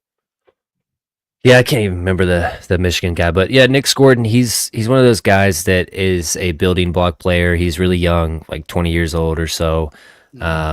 He's got something. It's just he doesn't really put up the stats you would want to see. Right. I'm a firm believer that if you are productive in college, you're going to be more productive in the NFL. Now that doesn't always hold true, but for a lot of the times it does. That's kind of why I actually do like the pick the Cowboys made, is because super productive player, leader, a guy you can trust in the locker room. I just think it's very interesting because the Cowboys 2022 they picked offensive line D end, 2022 offensive line D end, 2024 offensive line D end, 2025 now offensive line D end.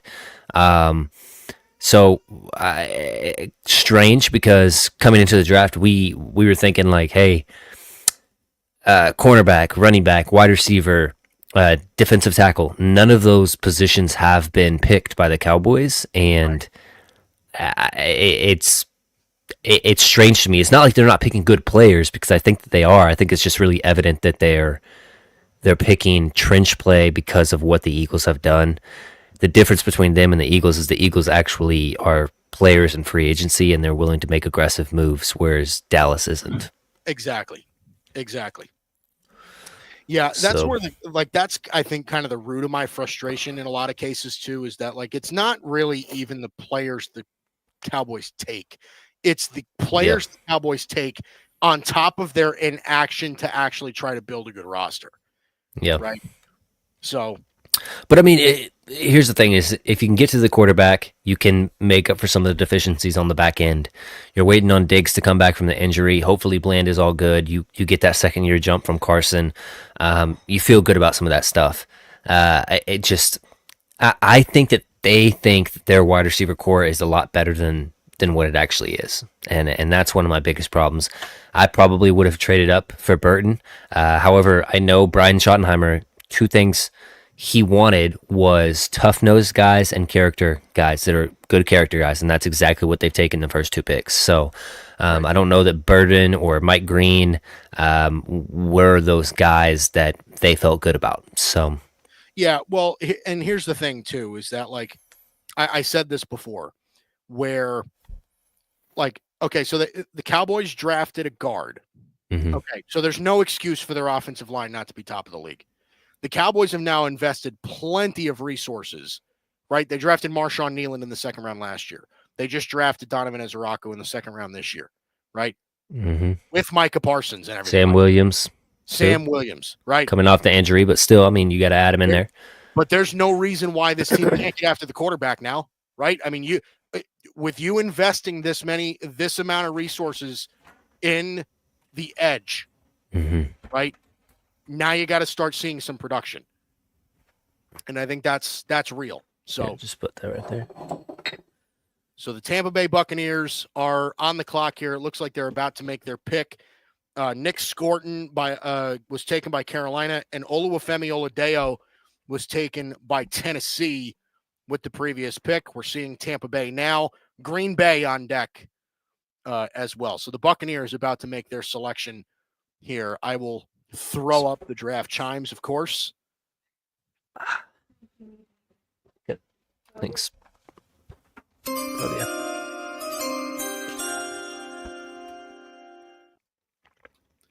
Benjamin Morrison is the pick. Really good pick, in my opinion. That's a great pick. Great pick. And they needed some help in that secondary. So Benjamin Morrison is the pick here for Tampa Bay. What do you like, E? He's a big guy, lengthy guy. You got to see if the hip checks out. But I thought that he was good in press. Could play zone. I thought he was really good at tackling. He's not going to be a wow you guy as far as getting picks and getting his hands on balls, but super solid overall. I thought that the Cowboys were going to actually kind of pinpoint him based on what they were doing with his pro day and being there, but big lengthy corner, and he'll fit right in there with the Bucs, and especially with them and their needs there recently. So yeah, no, I love him as a press man corner. He's got great speed. He reads routes well. This is a good player. And it fits a need for Tampa Bay. They needed some help in this area. So Tampa Bay now walking out, I think, with two very good players, in my opinion. Emeka Egbuka in the first round, and now Benjamin Morrison. That's a great draft. That's a great draft. I think that's a draft as Cowboy fans, I think we would have been happy with that exact same draft, by the way. Yeah. And actually, it's pulling up here. In 2022, he had 6 ints. So maybe before the injury stuff was popping off, he was actually one of those guys like that. So, hey, I like it even more now. So the hometown Green Bay Packers are now on the clock. For sure. Tyler said, I'm back from the dead. Back from the dead. Yep. Hard to be a Cowboys fan. Am I from Dallas? No, sir. Kansas is where I'm from. So, which most people would be Kansas City Chiefs fans, but they were terrible growing up, and my dad was already a Cowboys fan. So I just inherited that. Of course, whenever he was watching them, they were actually good. So now I get the crap into the stick, huh? Yep. Exactly. Packers went with Golden in the first round. Right. I think that this could be a cornerback. Trey Amos seems like it would be a great pick if that was the pick here. Yep.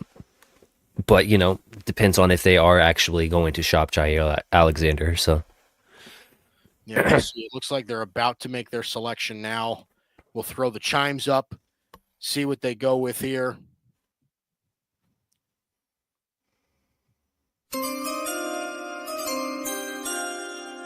See how hyped this Green Bay crowd gets for the selection.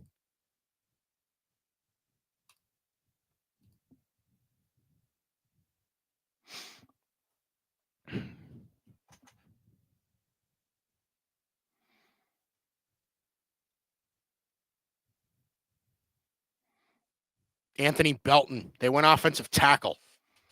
Really? Wow. I did not watch Belton, so I didn't see. I try to get my watching like Cowboys centric, so I didn't think we were going to take tackles. But you know anything about this guy? Another NC State guy. So Ike Mukwamu. I didn't watch tape on him, but I mean, looks listen, like a big dude though. Yeah, I mean, I think he was somebody that was about in the second, third round discussion. 6'6", 336. It looks like not overly fast, but they say he's got a big frame, some surprising burst. It looks like takes on doubles. So we'll see. I mean, he looks like a tackle. I don't know that he plays guard, but yeah, he's got. It says he plays with a mean streak, so could be a fan favorite over there in Green Bay. He maybe? also could be. I mean, 6'6" is pretty big for a guard, but he doesn't look like he's overly athletic on the end. He looks more like he could be a guard, but just based on the height, you probably do keep him out tackle. But a lot of the NFL teams are transitioning into going more along the sides of drafting a tackle, college tackle, transition them inside, and get those guys just because they're a little bit better at pass pro typically. And then you can always teach them how to battle in the phone booth in the run game. So listen, everything I heard about what the Packers were doing was going to be they were going to focus entirely on defense, and that has been as far from the truth as you could possibly get. So now we are heading into Los Angeles Charger territory. Again, I'm just doing my best with these colors, man. I'm not good with it, so I'm just kind of throwing it up there as I go as quickly as I can. Looks good. So the LA Chargers walked away with a Marion Hampton, and now they go and get a weapon in Trey Harris. Hey, I am not a big Trey Harris fan. I thought a lot of his touches were manufactured through that offense. Not that he doesn't create separation, because somehow he just has a knack to find open space. I don't know, man. He's one of the older players in the draft. He just didn't pop off at me. I had a true third round grade on him, so interesting to see that, especially with a kind of a Johnston there already, who's more along the lines of kind of a bigger receiver, but he's more of a blazer over the top. If he can get his hands right, I think he'll be good. But Trey Harris, he's more just a solid guy to me than really a dynamic wide receiver one type. But interested to hear what you got. I wouldn't consider Trey Harris a potential WR1. I think he has more WR2 potential than anything else if he hits his peak. Again, I think he's got decent hands. I think he's good at the catch point. He's got that big body. So there is something there, but I think this is more like, trying to get a WR2 potentially, out of a player that, out of Ole Miss. They breed wide receivers, it seems like, recently. So except for the one the Cowboys have. What's that? I said it, maybe except for the one that the Cowboys have in Mingo. Yeah, no kidding. No, but I mean, I won't hate on the kid. I think that he's just not my flavor of wide receivers. That's why I personally didn't have him super high on my board. But I am kind of happy that he went here, just so I don't have to worry about him going to the third and then Cowboys possibly drafting him. And he fits a lot of what we already have, and I want something different. So yeah, I think that this is a good fit for him. He's good at the slants. He's good at those intermediate routes. He is pretty good at yards after the catch. He's just solid. You know what I mean? Not gonna wow you at any facet. So, decent pick. Decent pick for the Chargers here in the latter part of the second round. The Chicago Bears now on the clock. So Chicago now, this is where they traded back. So Buffalo traded up to go get TJ Sanders. So now Chicago is landing here. They've walked away from this draft with two pretty good pass catchers in Colston Loveland and Luther Burden. So, Caleb Williams has some weapons now. Absolutely. Offensive line is not totally rich at this point, but do you think that there's still a chance that they could try to protect him here? I would have really liked to see like a Ursary, but I know he already went off the board. But that would have been a really good pick for me. I don't know. My screen doesn't have a best available popped up, so I don't even know who the offensive tackles or guards are right now. But yeah, further invest in that. But I would not be surprised if this is a defensive pick. Possibly a linebacker wouldn't be bad for them. Yeah. I don't know that there's really that type of linebacker. Of course, with Carson Schweizinger going and Demetrius Knight. Um, but it seems like the NFL teams are not paying attention to outside noise. They're picking who they think is the best players, and Yeah. that is what it is. So the consensus big boards, according to the media, are vastly different than what the teams are actually thinking, and we've seen Yeah. that over and over during this draft already. So Certainly. Certainly. Mike Green is still on the board. I mean, they must be really yeah, concerned. that'd be a great pick, in Teams my must be opinion. fairly concerned about his off-field stuff. I mean, because he's way too talented to be a late second round pick. Yeah, the stuff that I saw in Mike Green was specifically um, interviews. He almost bombed his interviews, which is kind of different from what I was hearing at the Senior Bowl. Is that he had good interviews there. So his post combine stuff must have been bad, and then there seems to be a little bit more stuff in the background with this stuff with this girl and stuff like that. So Yeah. who knows? I don't know if he's a player that is going to be like a Layout Collins who you could have seen in the first and drops entirely out. I don't know that he would be just because of the edges that are currently gone now. Yeah. He has to almost go here soon, but wouldn't be surprised if he makes it to the third. So Yeah. Chicago on the clock now again. Colston Loveland and Luther Burden is their draft haul at the moment. So I think we're getting fairly close to a pick here. It looks like the Bears have already sort of handled their business. They've called the player. They've turned in the card. And again, we'll see where they go here. I know that the Bears, were interested, obviously providing Caleb Williams with some help, but also addressing that defensive line, whether it was on the edge or on the interior. So it wouldn't surprise me there if they were to go in this sort of direction. So, Also, just like a running back might not be bad here as well for the Caleb Bears. Johnson, Dylan Yeah. Sampson still there. Yeah. Yep.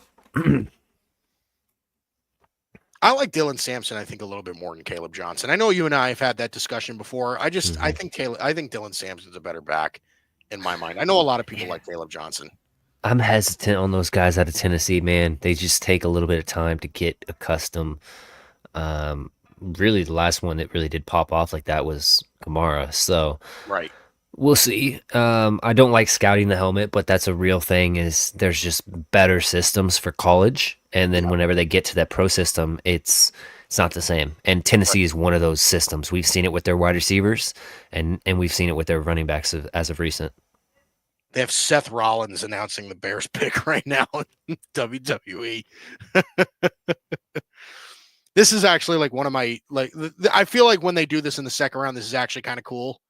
But so we'll see. Yeah, I like the people that are like grown adults hype up, the crowd or like big characters, you know what I mean? Yeah. But when it's like the Make-A-Wish people, like I'm sorry, like that's cool. Like go out there and announce for your team, but a lot of the times that stuff just like takes forever and it's just not fun to watch. Yeah. No, I hear you. Let's see if Seth Rollins botches this guy's name. Whoever. Do you know who it is? No, I have no idea. Bears select. And here we go. What is it? Ozzie Trapillo, Boston College. They did take a tackle. Yep. He's another one of those guy. Whose Anthony mentioned him the other day. Yeah. He's one of those guys that his stock was rising towards as we got closer. Hey, did you watch any tape on this kid or no? I did not. Like I said, a lot of the offensive tackles I didn't watch past, the heavy hitters up at the top. I watched Connerly just because I'm a Duck fan. And then Ursery was like my last one that I kind of got in before. And I ended up liking him a lot, but I didn't go this deep in offensive tackles. So Ozzie Trapillo is 6'8". and Wow. Okay. so he's a mammoth of a man. Um, he's real. He's more of a pass protector than a run blocker. So I think obviously what you're seeing out of this is that the Bears have made it very clear what they're trying to accomplish here. They are trying to support Caleb Williams as much as they possibly can. They're getting Hmm. two weapons and they're getting a pass blocking offensive tackle in Ozzie Trapillo. So this is actually turning out, I think, to be a fairly solid draft for them for what they're trying to accomplish. Yeah, no, I agree. I think you got two more weapons for Caleb. That's one of the biggest things, and I talked about that last night, is just getting your young quarterback weapons and offensive protection, and to just allow him to work. Make the game easy on him early on in his career where you don't have his massive contract on the books yet. You can kind of expend those things a little bit more. And the Bears have been very active, even before they got Ben Johnson, in going and getting weapons and Right. building that up. So yeah, I think Caleb Williams is definitely a guy that I would be interested in fantasy this year for all the people that care about that stuff. But just based on the weapons that he has, I don't know that I'd pick any of the weapons specifically for my team. But Caleb Williams himself, just Right. like how could you not succeed, kind of a thing. Yep. So yeah, I like what they've done. The Detroit Lions have made this trade. So Denver traded Hmm. back with the Carolina Panthers. So this was supposed to be Denver's pick, and now Detroit has traded up to get to this spot. The 25th pick here in the second round, the 57th pick overall. They took Tyleik Williams in the first round. That was a bit of a surprise for me. I didn't expect Tyleik Williams to go round one, but I actually liked the pick. I think he fits well with what they Hmm. want. Um, what do you think here? What's an area they could go in? Yeah, I still think corner is one of those ones they could definitely be looking at. Um, Man, they don't really have all that many holes. I kind of wonder if they would be willing to take the chance on a quarterback here, knowing that, Jared Goff hasn't succeeded in the playoffs. Right. Um, or possibly a wide receiver. I mean, there's notes saying that they have been shopping Jameson Williams. Do they want to replace him, and then they can finally get that ball rolling as well? Is there a wide receiver to be? I mean, you could go for somebody like Jalen Noel. I think this might be a little high for Jalen Royals, but I mean, I like Royals. He was in my top 50, so he was 50, but still, I really liked him. I think that he's one of those guys that is just severely underrated based on the players around him. Um, so we do have a pick here, EJ. They Tate go Ratledge. offensive line. Tate Ratledge I like the is the pick. pick here, and This is we kind of tied Tate Ratledge to the Yep, Lions. This yep. is a very Dan Campbell kind of guy. It really So is, and I'm trying to save my voice because I know my throat's gonna be done. brutal. So real quick, he's a guy that's played at Georgia. Kirby Smart is one of those guys that command greatness from every single player that walks through there. He is an excellent pick, fits right in with Dan Campbell and what they want to do. He's going to be a great guard for them. And like I mentioned, so many of our mocks, it's just their offensive line is getting older and older, and the play has decreased significantly season by season. Because at one point, 3-4 years ago, they were one of the best lines in the league. Right. Now, I don't think that they are that. And so you add another big guy up front. It's just going to pop open the runs more for David Montgomery, more for Gibbs. So yeah, I like the pick. Yeah. No, I think this is solid. So the Las Vegas Raiders are finally on the clock after they've traded back twice. Let me Is get this them. Shadur? I listen, man. I don't think that is entirely out of the realm of possibility. Hmm. I think the Raiders know that they're the only team that wants to take Shadur this high. That's why they're kind of trading back. Um, but I don't know if they're convicted that he's their guy either. So really interesting to see what they do here. It just doesn't sound like Shadur is anybody's guy. It Yeah. seems like, right? I mean, it's kind of crazy how that's worked out. But so far, it's just Ashton Genty for the Raiders. Again, pick number 58 here for the Raiders after trading back twice, like I said. But they've picked up a haul of picks, so they've got a bunch of picks now. So we'll see where they go here. Is this where the Shedeur Sanders drop ends?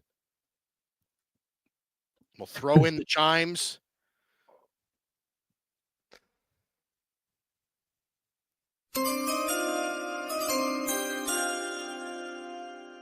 Wow. So they go wide receiver here. They go wide receiver.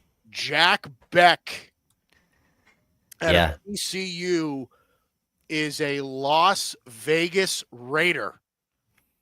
Yeah, this is a high character guy. He snags balls, you know what I mean? He's not afraid to go up, double coverages, and he comes down with stuff. Not a great separator whenever I watched him, but just a guy who's easy to root for. I like the pick. I'm kind of interested to see why the Raiders are so comfortable not addressing quarterback. But as far as a player, no more deserving, man. The story with his brother and stuff, and him, you know, representing him in the Senior Bowl, and I think he even won MVP in the Senior Bowl. He did. He's a great kid. And they're even popping up his brother right there. Just super excited for him, and I can't wait to see what he does in the league. Yeah, no, I'm a big fan of his. He's, again, this was a weird wide receiver class, EJ, because I feel like a lot of the guys we talked about early on in the process are not the same guys we talked about later on in the process, right? Like when we did our first wide receiver episode, Matthew Golden wasn't on any of our lists. Right, Matthew Golden wasn't there. Jack Beck wasn't there. I don't know that he had declared yet, so that was one reason why he wasn't. But yeah, go ahead. But that's kind of what I'm saying is that, you know, we had such a different idea of what the wide receivers were going to look like, you know, from what we did months ago. I just think it's interesting the way that it where it is now. But Jack Beck's a really solid player, character guy. I think he's going to fit right in there. Again, it's got a little, you know, it feels Hunter Renfro-ish to me.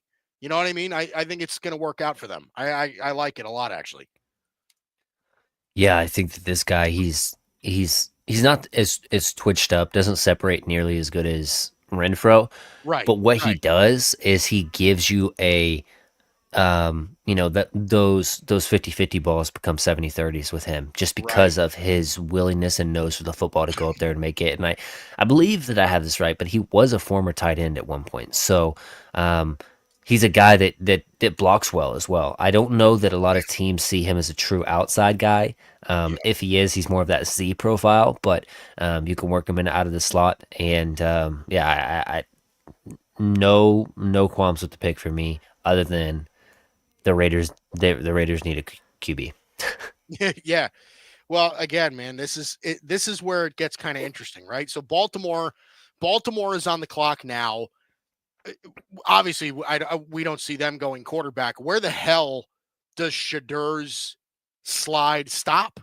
I mean, like, so for the rest of this round, it's Baltimore, Denver, Washington, I believe Chicago again, Kansas City, and Philly.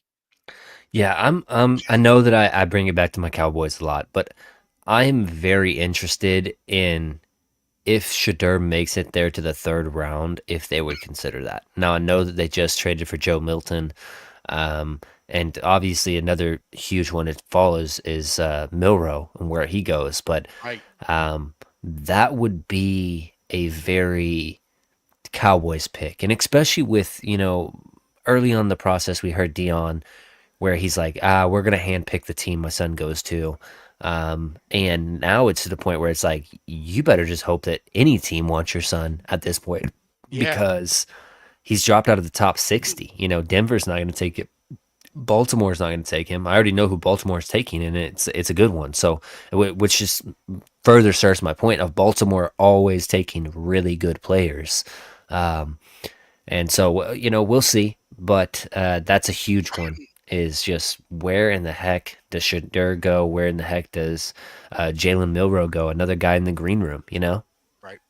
Yeah. No, I'm curious to see where that ends up shaking out. Malachi Starks was the first round pick here for the Baltimore Ravens. That was a really good pick in the first round, addressing that need Mhm. at safety. Um, and again, they can go in a couple of different directions. I'm curious to see where they go. Obviously, EJ, you know it already. You're not spoiling it for me, Yep. but It's a um, guy we both like, so yeah, okay. you'll like the pick. So we'll see. I am again patiently waiting here for the commercials to end. Right, Yeah, we're not you at know the what? draft, so You know what's interesting, Mike, is the fact that no players have been traded yet. We usually no, see, some type of something go down. So now where we thought that George Pickens could be traded for a second, does he go for a third now? Where we thought that Williams would go for a third, does he go for a fourth, a fifth right, now? If teams are even willing to like, well, that the value is just not good enough for us. Now we're not even going to trade this guy. yep, The guys with contracts are very interesting. The Jalen Ramseys, the Jair Alexanders, those are the guys to really watch for because this is the time to get the trade in because you get some capital back and you can be like, hey, we'll take 10 million of the contract. You figure out the rest. right. So I think those guys are more likely to be shipped off tonight, but it's interesting. It is something we got to keep an eye on. Yeah. Boy, oh boy, how you feeling? My throat's getting a little bit raspier, but and my ears are like feels like when you like go underwater and like Oh, it's all like what I mean. hmm That's how my ears are right now. So I like you're very quiet. You're like a mouse right now to me, oh, Mike. jeez. Oh God, you've been sick a lot lately, man. It's Dude, been a these tough little run. little kids, bro. They're like little petri dishes for freaking sickness. It's crazy. So It's it's crazy. crazy. Gotta start wearing a mask around your house now. For real. I need to just go back to COVID times. Just start wearing masks. Yeah, for real. But boy, oh boy, we're still waiting for Baltimore to turn the card in. I mean, obviously, like I said, we're at the point now where the draft moves a little bit quicker. Hmm. Um, but for some reason, they are really kind of pushing this Ravens Yeah. selection fairly far. Do you want to just tell me who it is, just so that I can put it up here, so we can stop edging the listener now? Yeah, it's Mike Green. Oh, it is Mike Green. Yep. Wow. So Mike Green's fall ends right here with the Baltimore Ravens. Listen, man, that's a hell of a pick. Yeah. I mean they've got two first round grades with top 60 picks. So you got to feel really good about the Ravens and what they've accomplished defensively helping out Lamar Jackson and somebody was talking about how you got to figure. I think it was Bryson. You got to figure out how to defensively help out Josh Allen because that's your weakness. Same thing with Lamar Jackson. Like last year, the dude was an animal as far as just passing numbers, rushing numbers, Yeah. everything you want from him. Um, I still think that they could use another weapon, but them bringing over Derrick Henry was a home run pick.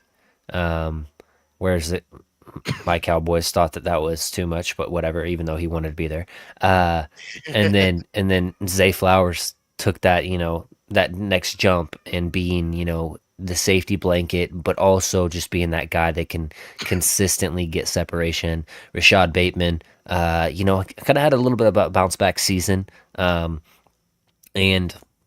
I think that another weapon would serve him good. Um, I would be interested to get them like a speed back. Um, it would be interesting to kind of do that. Pair him with Derrick Henry, but Yep. um, that defensive side of the ball, they've really hit some holes for me. Yep. Yeah. I mean, look, man, Mike Green is one of these players, by the way, who's just got like so much bend. Like, this kid's Hmm. such a good athlete, man. And he's going to get around the edge, and that's an area of need for them. Like that, Mike Green is a real stud. Like, easy first round player, easy, Yeah.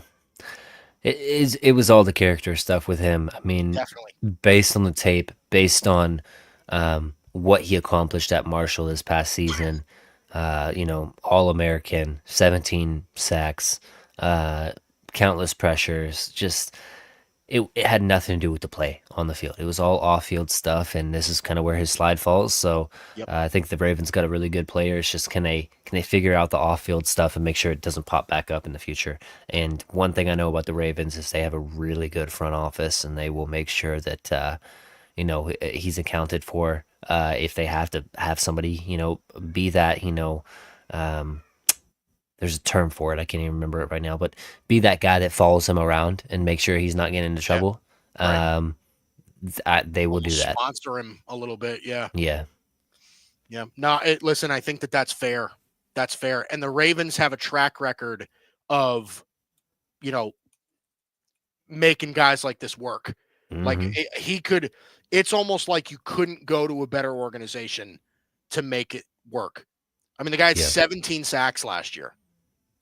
Like, he's a dog. Like, this kid's good. So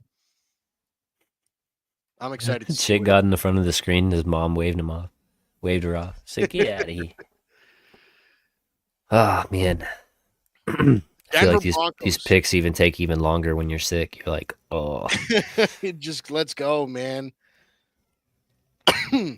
The Broncos are going to be one of those teams you want to watch out for a weapon, um, for Bo Nix. Like I said, I don't think that Cortland Sutton is a part of their long term plans. I agree. But he had such a good season last year. You know what I mean? So Mhm. yeah, I think he's They- 29, so he's older. But him and Bo Nix had chemistry. And how do you factor in like paying this guy or Right. or not and getting some draft capital back? Sutton was heavily linked to the Cowboys. And it's RJ Harvey. RJ Great pick. I love RJ Harvey. Just a speed dude, who can absolutely be a home run hitter. This is their version of Henderson without having to pay the price for Henderson. You know what I mean? Yep. A guy that low center of gravity, contact balance, pretty decent in the pass game. Not going to be a good guy in pass pro, but everything you want from just a running back, he's going to do. And I'm very surprised because I figured RJ Harvey was one of the guys that I would be way higher on than the actual NFL. Yep. But Sean Payton is not scared of weapons and getting guys that can be difference makers. Smaller dude though, like I mentioned, so they'll probably mix 5'8". him in. Yeah, like 5'8", just over a 200. So he's a guy though that you want to mix in. 1-2 punch kind of a guy, not going to be a feature back probably early on in his career, but that's probably where he's going to be his best at is when you can keep him fresh and just allow him to just be nasty in the open field. Yeah, this kid's got such crazy twitch, man. He's Hmm. just like, this guy's jump cuts are crazy. Yeah, He really is elusive. This is a solid pick. yeah. I think that he's that running back that has been kind of almost eliminated from the game now. It seems like all these running backs coming in are like 6 foot. Yeah.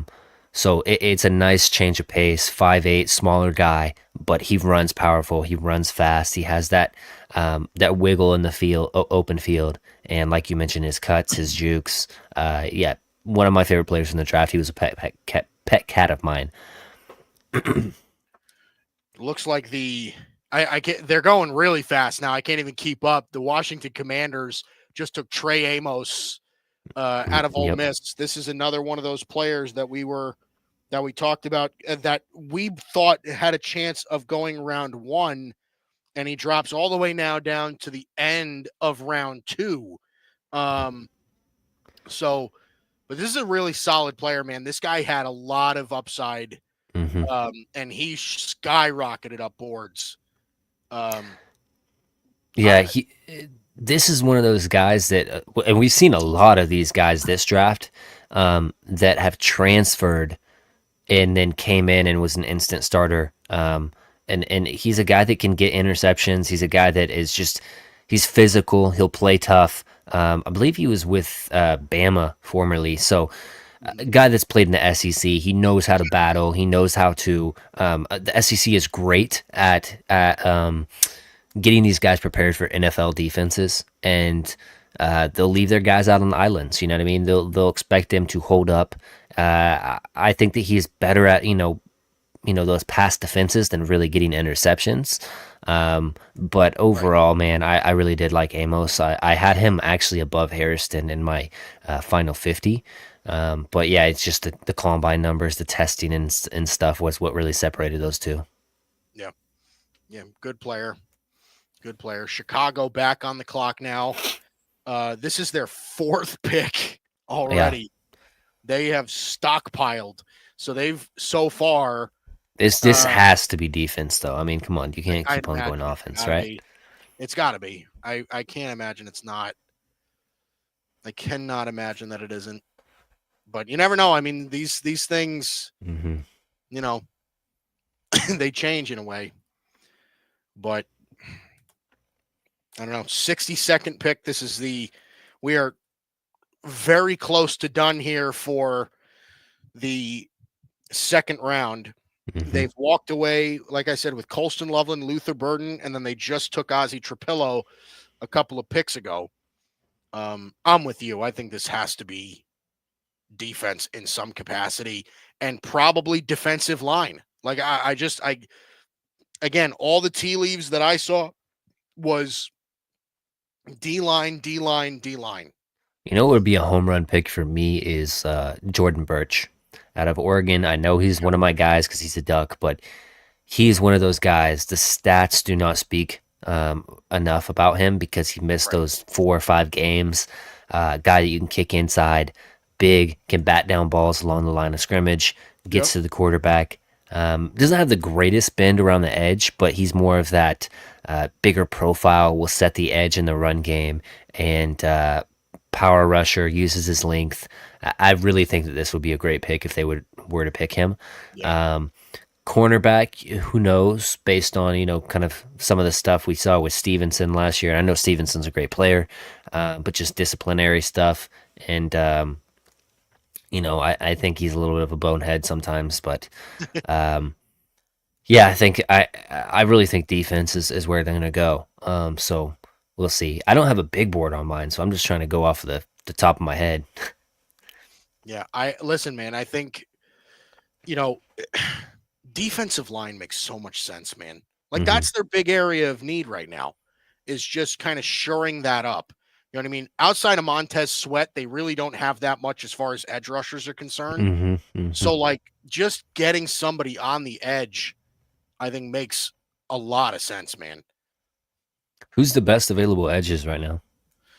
Um, let's see. Landon Jackson Okay, is Jackson somebody would be they solid. could look at. Um, Jack Sawyer, I think, is somebody they could look at as well. Okay. Yeah. Princely Uman Mielen is still on the board as well. Yeah, he was the guy that you thought was going to go a little bit earlier than now. So I'm interested to kind of see where he goes. I like all those names that you just mentioned. The edge class is really a deep class this year, Yep. and I think you're going to see guys even kind of. It looks like since we're at the bottom of the second, that's going to even carry over into the third. That you'll feel really good about getting some starter minutes. Right. So still waiting here for the Chicago Bears, but it looks like we are about to get a selection from Chicago, their fourth pick of the draft so far.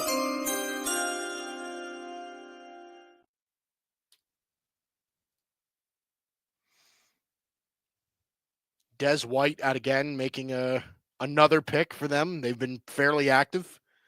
Hopefully, he wore his Sketcher slip-ins.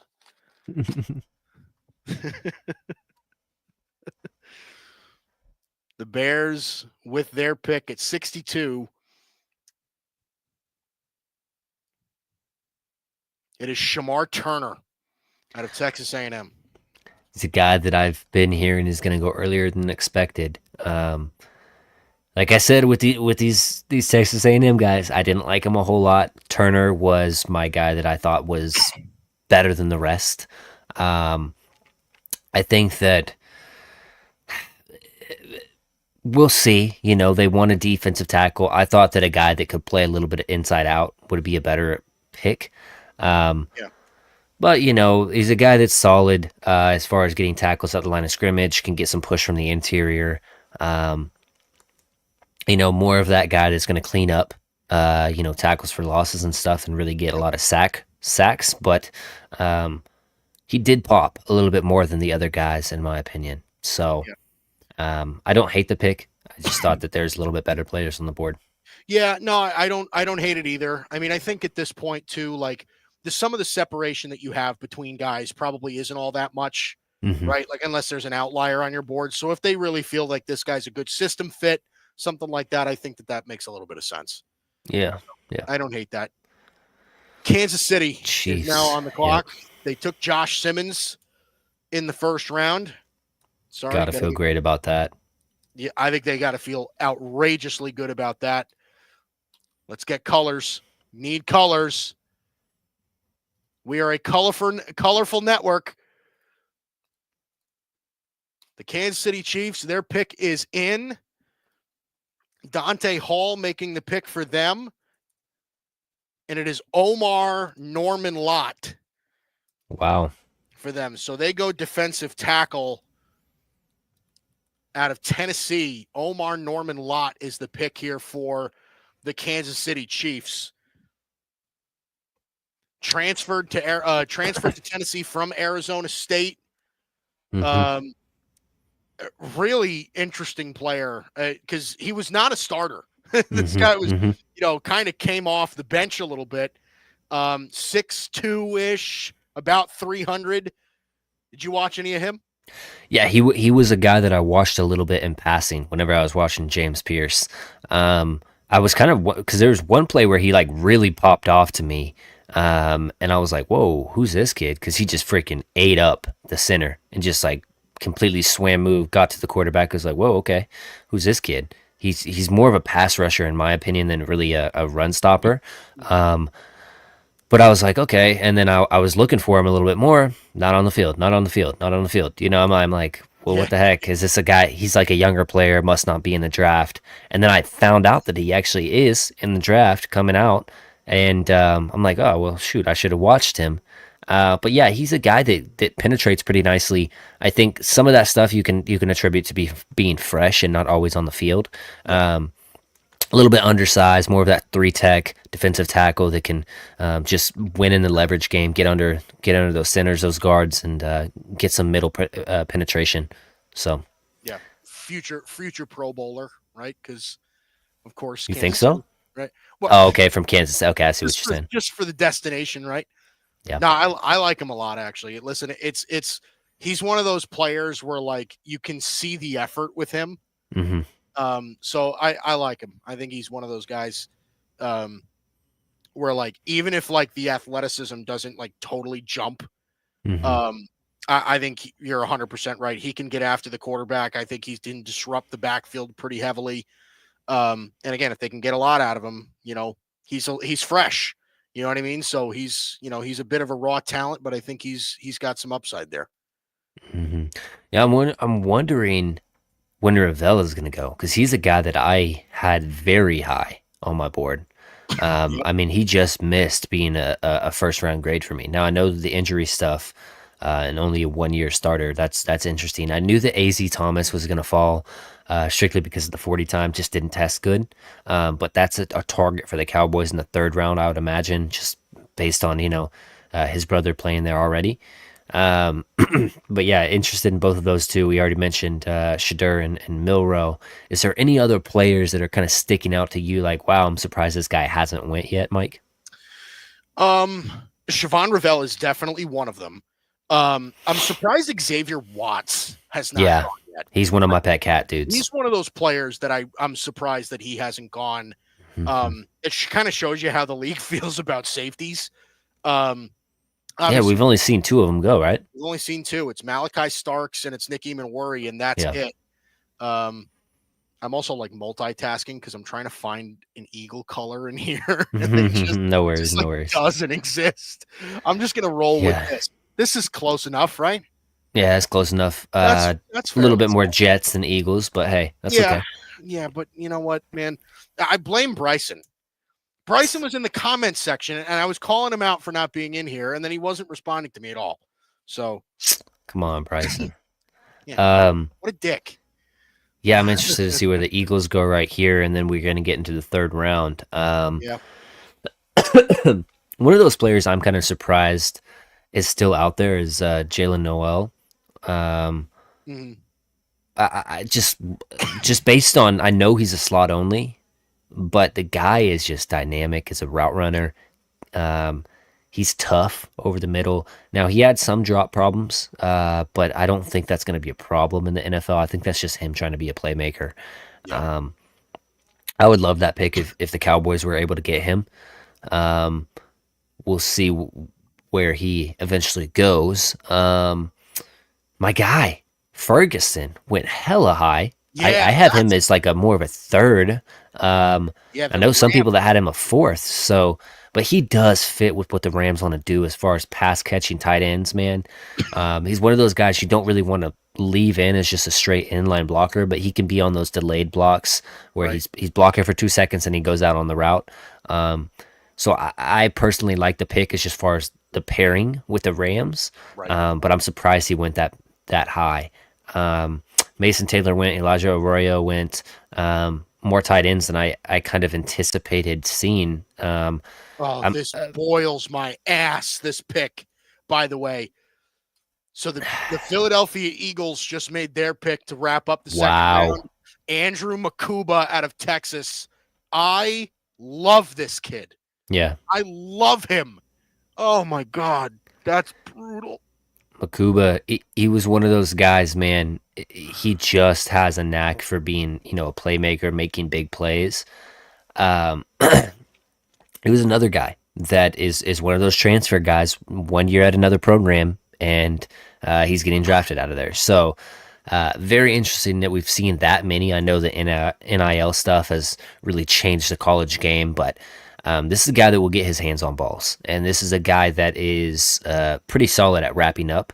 Yeah, 5 interceptions in 2024, tied for fourth in FBS. It just popped up on the screen. So I didn't know the exact numbers, but yeah, he gets his hands on balls, man. And that from a safety is one of my highest valued traits. Yeah, And dude. that's one of the reasons why I really like Watts. Is just he's just a freaking ball demon. He goes and finds the ball. But Andrew Bakuba was not far behind him. Super, super. I don't know how accustomed he is to playing in that true pro style defense as a roaming safety. But based on what I saw on tape, I don't think that he's going to have any problems being that kind of free, especially because he gets his hand on the ball so much. But really, really like the pick. I hate the pick. I do. I hate it. Yeah, you hate it for us, but it's a I good do, pick, man. dude. It's a great pick, but God. We were just talking about the safety stuff too. So here's the New York Giants. The New York Giants now are now starting the third round. The Andrew Makuba being the last pick of the second. We now move on to the third, and it is the New York Giants who have had an eventful draft so far, no doubt. Abdul Carter with the number 3 pick overall, and then trading back up into the first round to go get their quarterback, their perceived quarterback of the future in Mm-hmm. Jackson Dart. And again, the tradition remains the same. Actually, no, it doesn't. Tyler Shuck went in the second round to the New Orleans Saints Mm-hmm. before Shadur Sanders. I'm curious about your thoughts on that. What did you make of Tyler Shuck and his selection there? This is what I've always kind of told people with the Shadur thing is a lot of the teams that are quarterback needy do not fit with what Shadur's profile is. Tyler Shuck is one of those guys that what is he, like 6'5", 6'6"? I think six. Massive. He fits all the profiles. Strong arm. The real problem with him is he wasn't able to get on the field really until this past season, and that due to injury and some other stuff. But I thought, and I didn't really watch him film analysis, watch him, but based on the stuff that I saw from him, he can make every throw. You know, he steps up in the pocket pretty well. He can throw from different platforms, different arm angles, and that's the stuff that scouts really hone in on now when drafting a quarterback, is because you can be as good as you want in college, but by the time, you know, nothing's given in the league. You know what I mean? We've seen really good quarterbacks in college that have just not panned out. One thing I will tell you is the guys that have played a lot of college ball tend to be pretty good in the league fast, like, or at least faster than the guys that haven't. And that's kind of one thing that Shedeur has under his belt, is he's seen a lot of games. He's played in 44 plus games. Tyler Shuck, however, he's been in college football for a really long time. I think that I heard, you know, Trevor Lawrence was in college while he was in college. So he's been in college for a really long time. He just hasn't been playing really, you know? Yeah, So, right. I covered interesting, him at but this is Texas like, Tech. I mean, that's the guy's been around for a long time. yeah, this is like a Kellen Moore pick though. Bigger dude, who has the tools, has the arm strength. And I think that's really what it comes down to. One thing I will Darius Alexander. See, this is a guy that I was hot and cold on. I like some of the size profile stuff on him. I just don't think that he was super productive for playing in the MAC. Yep. Um, Yep. I and had so the I don't same know. sort of concern with him, is that, like, you know, I wanted him to be more involved on a play to play basis. And it Yeah. just didn't feel like he was. He's got traits. Like, he tested pretty Hmm. fairly. Like, he's okay. But, Yeah. you know, but honestly, for a player like this, like, top of the third round makes sense for Yeah. me. Right. Yeah, So this is where I probably would have been able to pick him, is in third round. He's a tall guy. He can get his hands up, bat balls at the line of scrimmage. I just, you know, what did he have? 3 sacks this past season, something like that. I just wish he had more production yeah, for right. playing in such a lowly conference. You know, we talk about this all the time, but like, if you're in a bottom five, or not in those power five conferences, you really got to walk on water. You really got to, you know, just submit yourself as like, oh, okay, this dude is NFL ready. I didn't see that with Alexander necessarily. I would anticipate him taking some time to really grow into himself, but it's not a bad pick for the Giants. I think that right now my question is, are Giants fans happy with the decision to go Jackson Dart and trade up all that draft capital to get him, or would they rather had Shedeur Sanders at 65? That's a really good question. That's a really good question. And Kansas like, City Chiefs, by the way, making the pick now at 66, taking Ashton Galati out of Louisville. did not watch this kid. Let's see some of the film on him right now. Let me see. Yeah, not a whole lot of bend on the edge from what I just saw right there. Mm-hmm. Nah, he's a power rusher, it looks like. Yeah, this guy kind of, just based on what I'm seeing right here, reminds me a lot of Junior Fahoku, the Cowboys drafted Mm-hmm. a few drafts ago.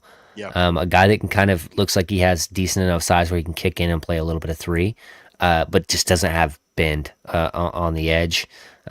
He'll probably be one of those guys that you use in spells, and he'll probably get, you know, 3-4 sacks a season. I doubt that he ever is a guy that's going to get you 10 plus. Just being honest, and I didn't watch him. It's just, those are supposed to be his highlights. I didn't see highlights there. You know, I saw okay play. Like, those are bad reps for the edges that are at the top of this class. You know what I mean?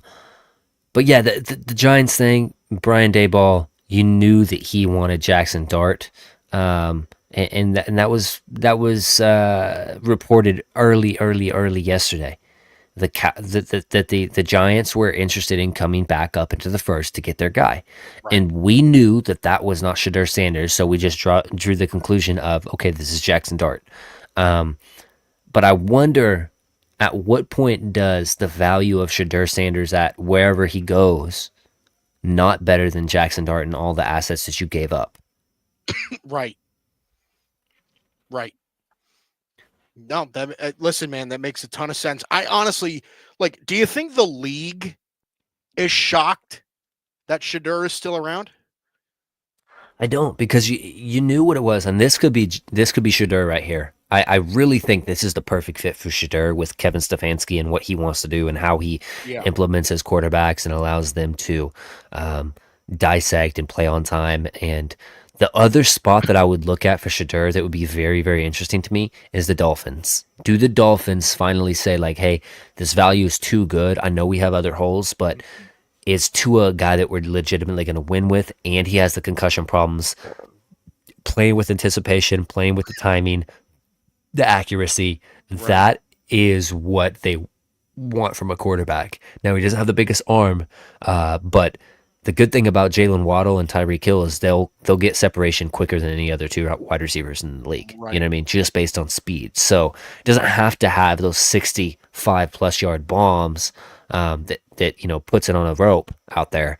These Right. can be 33-yard passes, which he's more than capable of, and it could still go to the house as a result of those guys. So Dolphins and the Browns are my two spots that I would really feel good about Shedeur going to. Raiders is the one that it's almost like, you don't have a quarterback. What are you doing? Why would you not take the chance on him? The Steelers, but we'll see. I mean, if he falls all the way to the middle of the round, the Steelers would feel great about that, in my opinion. You know what I mean? Yeah, right. So, speaking of the Steelers, by the way, I'm sure you heard about that story where Derek Harmon's mother passed.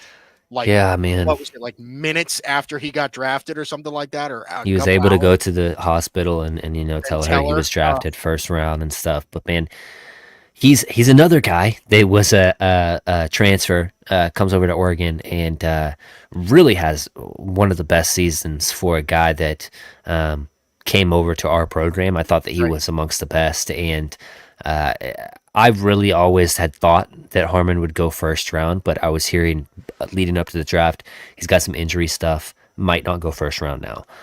That's kind of why I was a little bit surprised by the pick.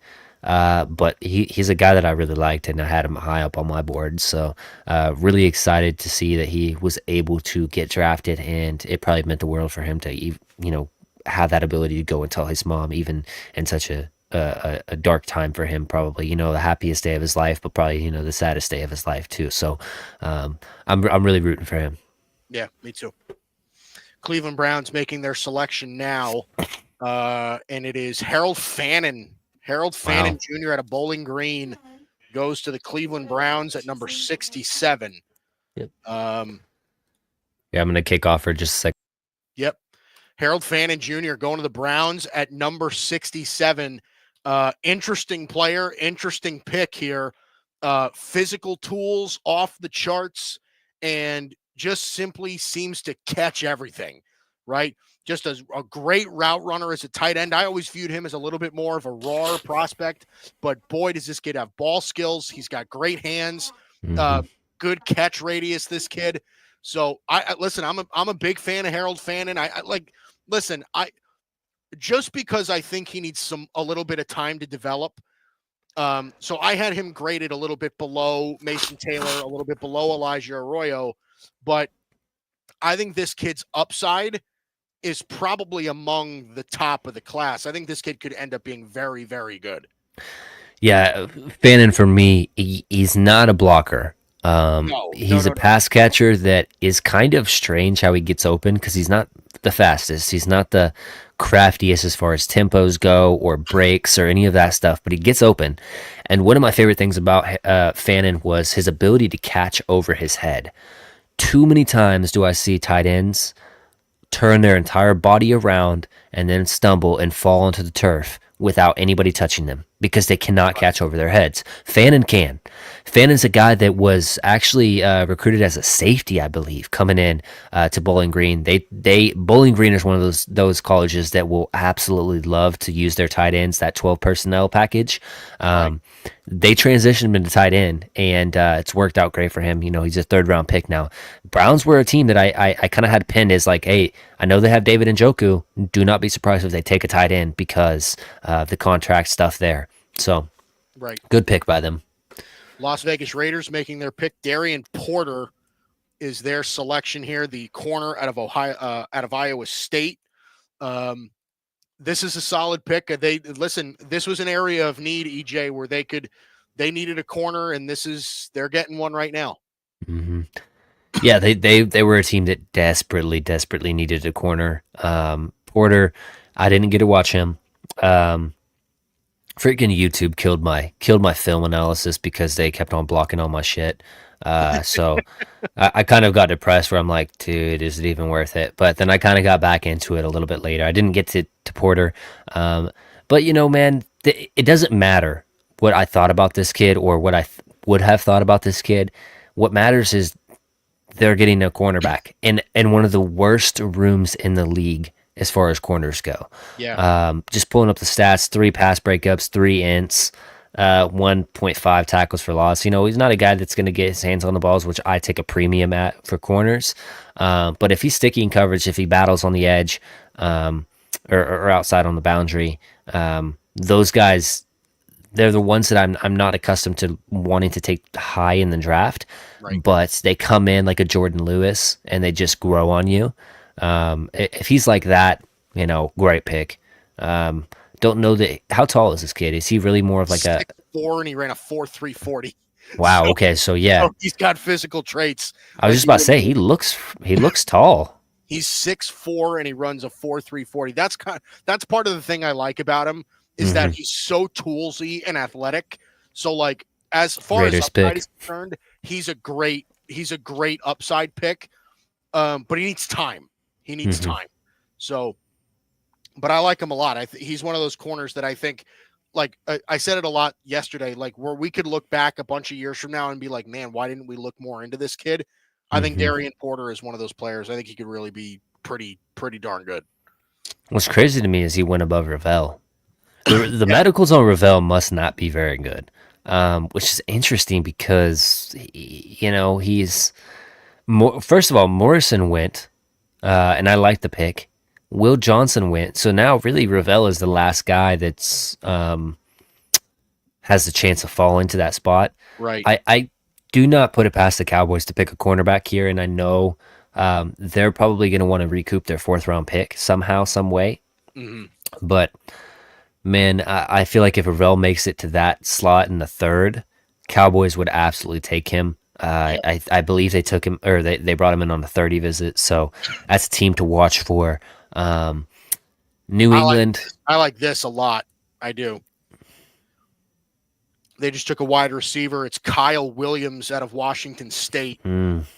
This is one of those like dark horse players that kind of emerged late. Yeah. I like this kid a lot. This is a team that needed to provide some more weapons for Drake May. They've missed on wide receivers in recent years. Guys like Javon Baker, guys like Jalen Polk that they just haven't hit on. Kyle Williams is another one of these high upside players that I think could really be an impact player for them. Red zone threat, caught 14 touchdowns last year for Washington State. This kid's pretty good.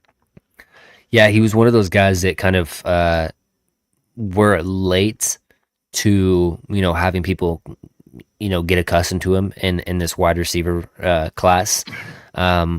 But yeah, he was it's showing up right here. I was just about to say this. Former quarterback, so he knows what you want to do from a wide receiver aspect, or knows what you want to do from a quarterback perspective, I guess, should I say. 14 touchdowns last season. He had a really big season last year. Is really what catapulted him up. Not the biggest guy. But whenever you see him on tape, he will go up and have some, not 50-50 balls to him. Like he has some contested catch to his game. Pretty solid after the catch as well. Our buddy Tim Barnard does not like it. He wanted Jalen Noel. Can't wait to see Williams continue the tradition of Chad Jackson, N'Keal Harry, Polk, Javon Baker, etc.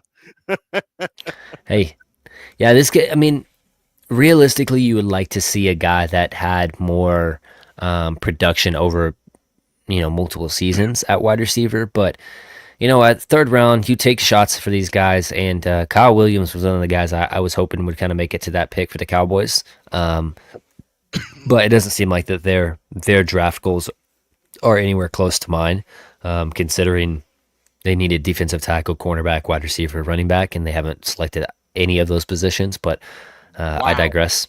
How about this pick from the Detroit Lions? This was the Jaguars' original selection, but kind of a draft darling here. The Detroit Lions taking Isaac Tesla out of Arkansas, the wide receiver. Wow. I didn't watch any of him, I have but no I idea heard who this kid is. everything about him in the over the draft Are you process. sure you're not making this kid up, Mike? I am not making this kid up.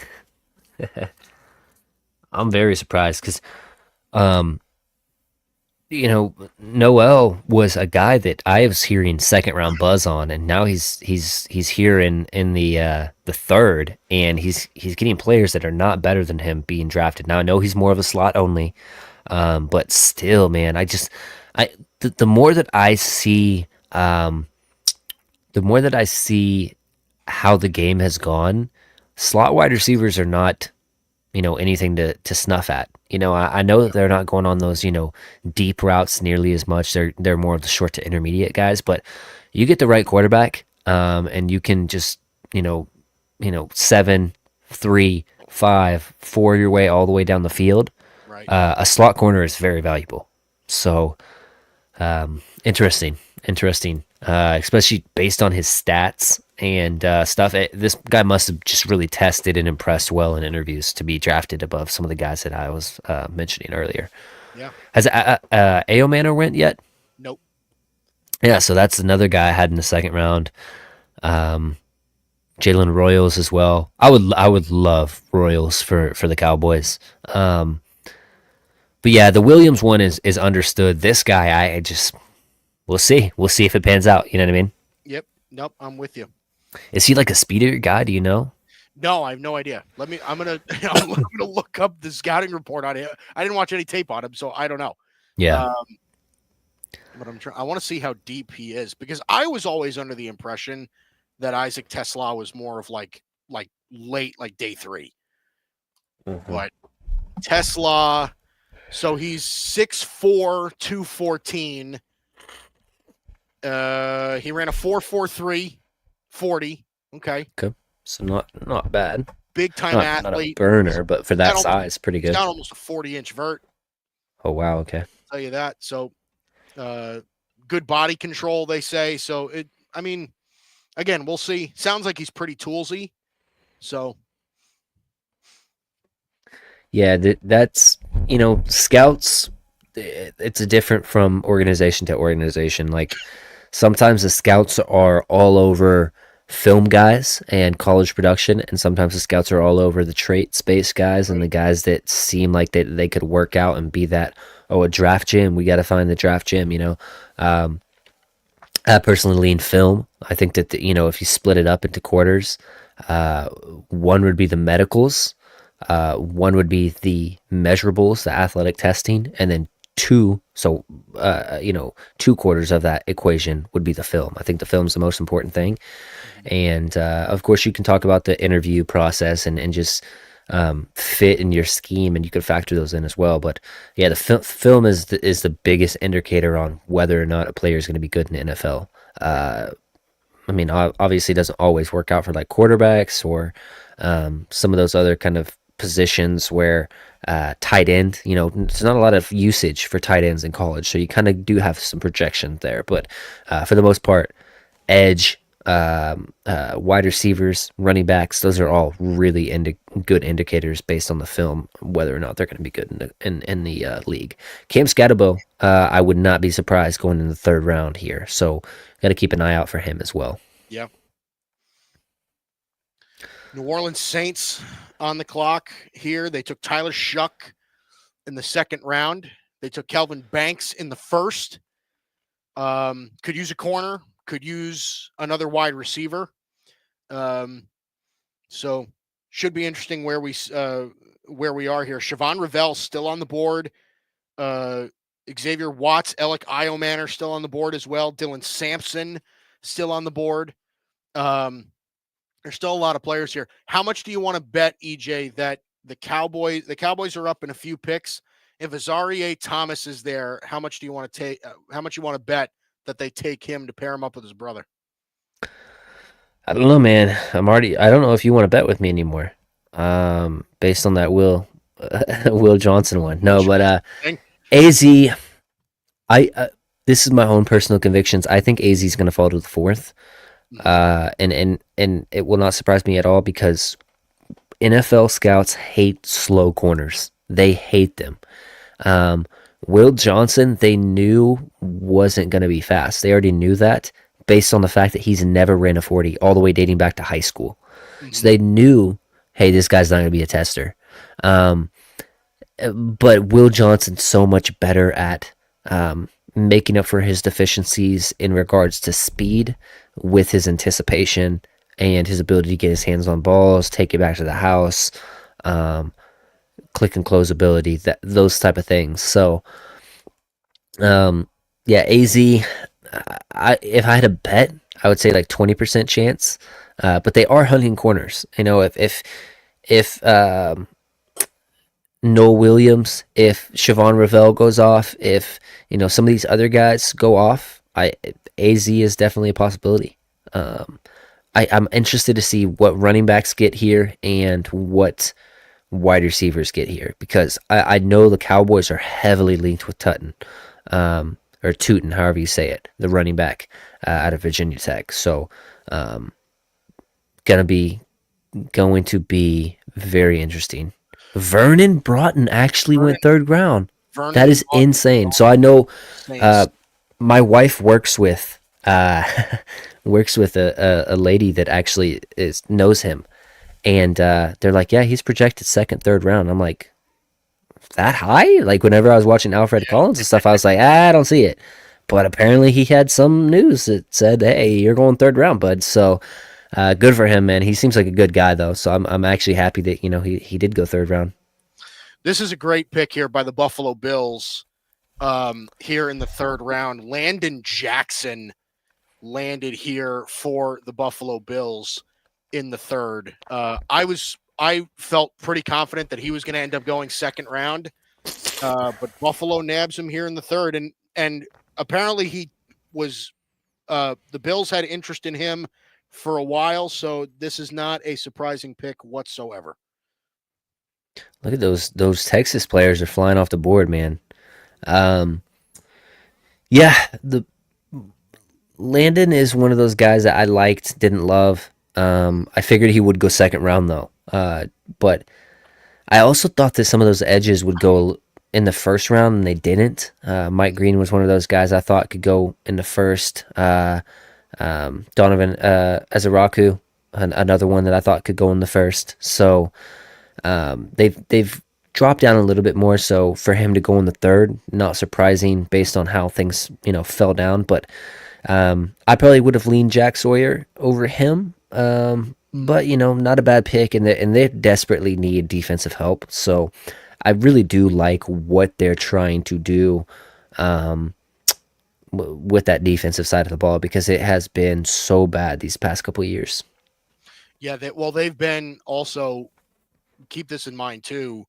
They've gone defense all three picks so far as well.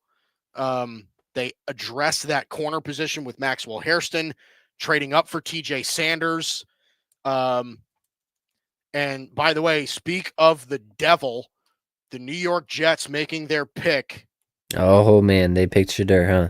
No, they did not. They did pick, however, Milroe. Azarie Thomas. Oh. We just talked about him as well as a corner.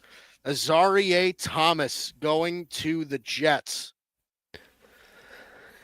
Yeah, I mean, he was always every single time I talk about a player possibly dropping further than they should, then they end up going really quickly after that. So I'm gonna start saying some bad players I want to go, so maybe kick some of the better guys down the board for me. No, but I really do like the player. I thought that he was good. He's a guy that I think can transition back to safety if you need him to. I think he has good instincts. I think he's a good tackler. a bigger guy. But man, I wasn't in love with him, and it was more along the lines of his 2023 stuff was better than his 24 stuff to me. Yeah. And so a guy that if you watched 23, you probably would have been like, oh, this guy can easily go higher in the draft next year after he does some good stuff, but didn't the 24 stuff wasn't as good to me. So you know, and I guess he mentioned all ACC in 2024, but yeah. I got Jace on the chat. What's good, my dudes? NFL teams really trolling people by not drafting Sanders yet. What do you guys think he has been? Why do you think he hasn't been drafted yet?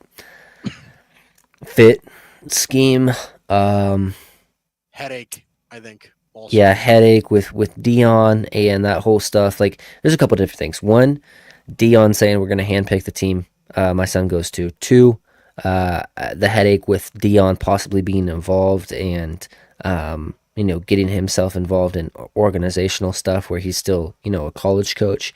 Right. Two, and this is a stupid one, but it's been noted, him wearing his hat backwards during pressers and stuff like that turns teams off. Three, teams do not think that he's a professional leader. That doesn't mean that he's not a leader. It's just his professionalism is not what they want from a quarterback. And then four, which I think is the main one, is because teams will overlook all things bad if you're a quarterback and you have all the talent in the world, is the scheme fit. And I just don't think that he's for everybody. A lot of the teams are moving more towards those dual threat quarterbacks, the guys that can get you a free third down pickup just through their legs. And I don't know that Shedeur really is that. Yep. I think that's a real thing. That's a real thing. I really think, like you said, I think the headache is a big part of it too. It's just the skill set does not match a player that could potentially be that much of a, I don't want to say distraction, but could be that much of a story, right? Mm-hmm. Like it's a lot of stuff. And I understand, like listen, I don't know that I would have been uncomfortable with drafting Shedeur Sanders in the first round, but I also think that I understand why he's kind of fallen a bit. So I shouldn't even say fallen a bit. He's fallen a lot. Because we're approaching the middle of the third round and he's still not taken. Yeah. That's the thing, is it really leads me to believe that he really, must have botched those interviews. Yeah, and that was another thing, is he had some bad interviews as well. So unfortunate for a guy that does have talent, and I think it's more fun when it makes me feel old seeing like Asante Samuel Jr. come into the league. I was like, dude, I was just watching his dad not that long ago. It's always fun kind of seeing these guys that have their dads also play in the NFL, Right. And actually be good players. You know what I mean? So unfortunate for him, but I do think he's going to get a shot. If he goes to the Raiders, he could get a shot very early. The Jets would be a team I would look for as possibility. And then the Steelers again, the Browns, like I mentioned, the Dolphins, all teams I could realistically see for Shedeur. But I would not write off, and I know they're in the contract talks with Brock Purdy, San Francisco. Based on what Shanahan wants to do, it's a lot of that same stuff: accuracy, on time throws, and anticipation is a lot of the things that he likes in a quarterback. So, and they have so many holes, so I don't expect that. That's not a prediction, but it's one to note at least that, like, if that's the pick and it shocks the world, like, there's reasons for it. Right.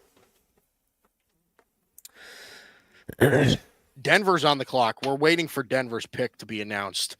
It's Denver, San Francisco, and then Dallas in the next 3 picks. So we're still waiting for Denver. Azareye'h Thomas going to the Jets with the previous pick.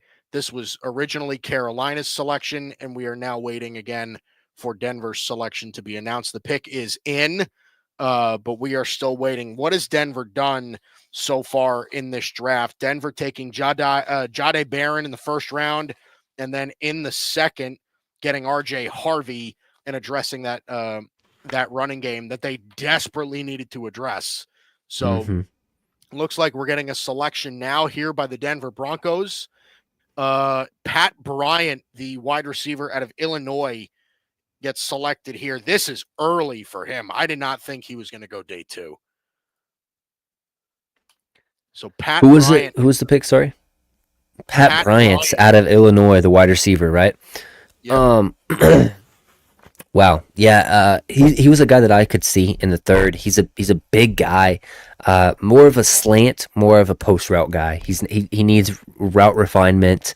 But man, he does have some skill. You know, I think that a lot of ways, college coaches kind of pigeonhole players a little bit, and they feel like, oh, this guy does this really really good. Let's not even work on the other stuff and just let him do what he does. So I think that he's a guy that he has some room to grow, extend his route tree, and get into a better position for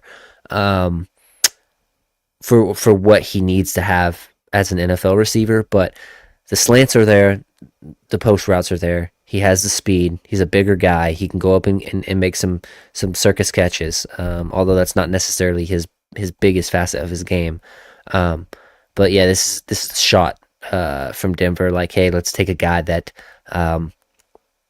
is a little bit of a question mark, but has tools. San Francisco 49ers making a selection here. Nick Martin, the linebacker out of Oklahoma State, being selected here for the Niners, them addressing a defensive need at linebacker. Nick Martin here is the pick for San Francisco. And now it's Dallas. They've got options here, E. That they do. My big thing would be Siobhan Ravel, just based on where I have him as on my big board. Super athlete. The length is there. The ball skills are there. Fits a lot of the parameters they want from their corners. It's just does the ACL stuff check out?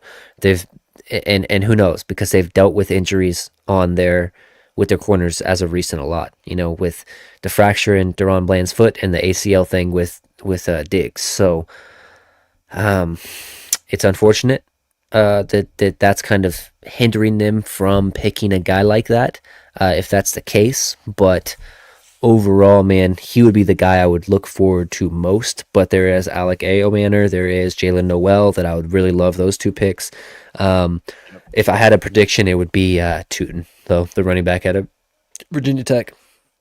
The pick is reportedly in for the Dallas Cowboys, and we are going to the podium for it now. It is Tyler Booker, Donovan Ezeraku, Travis Frederick making the pick here or announcing the pick here for the Dallas Cowboys at number 76, their third rounder. The Dallas Cowboys select. Come on, be something good. Siobhan Ravel. Let's go, baby. Siobhan Ravel. That's a great pick. Great pick, and it's one of those needs I talked about. But this is a kid that is a dog.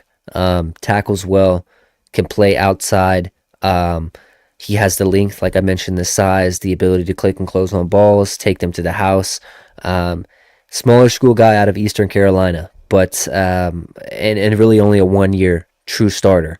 But the things that he does well are actual trait or actual pluses to his games, not just traits. You know what I mean? This is a guy that could legitimately go in there and be an outside boundary corner for you. And hopefully he's going to be there starting for you instantly from day one, because you desperately need it with the Trayvon Diggs stuff. And I would not be surprised if the Cowboys look to move on from Trayvon Diggs. This is little known facts, but during the trade deadline last year, Trayvon Diggs was being chopped a little bit. The stuff didn't come in for a good enough offer. But yeah, I would not be surprised if Diggs was on the move as a result of this.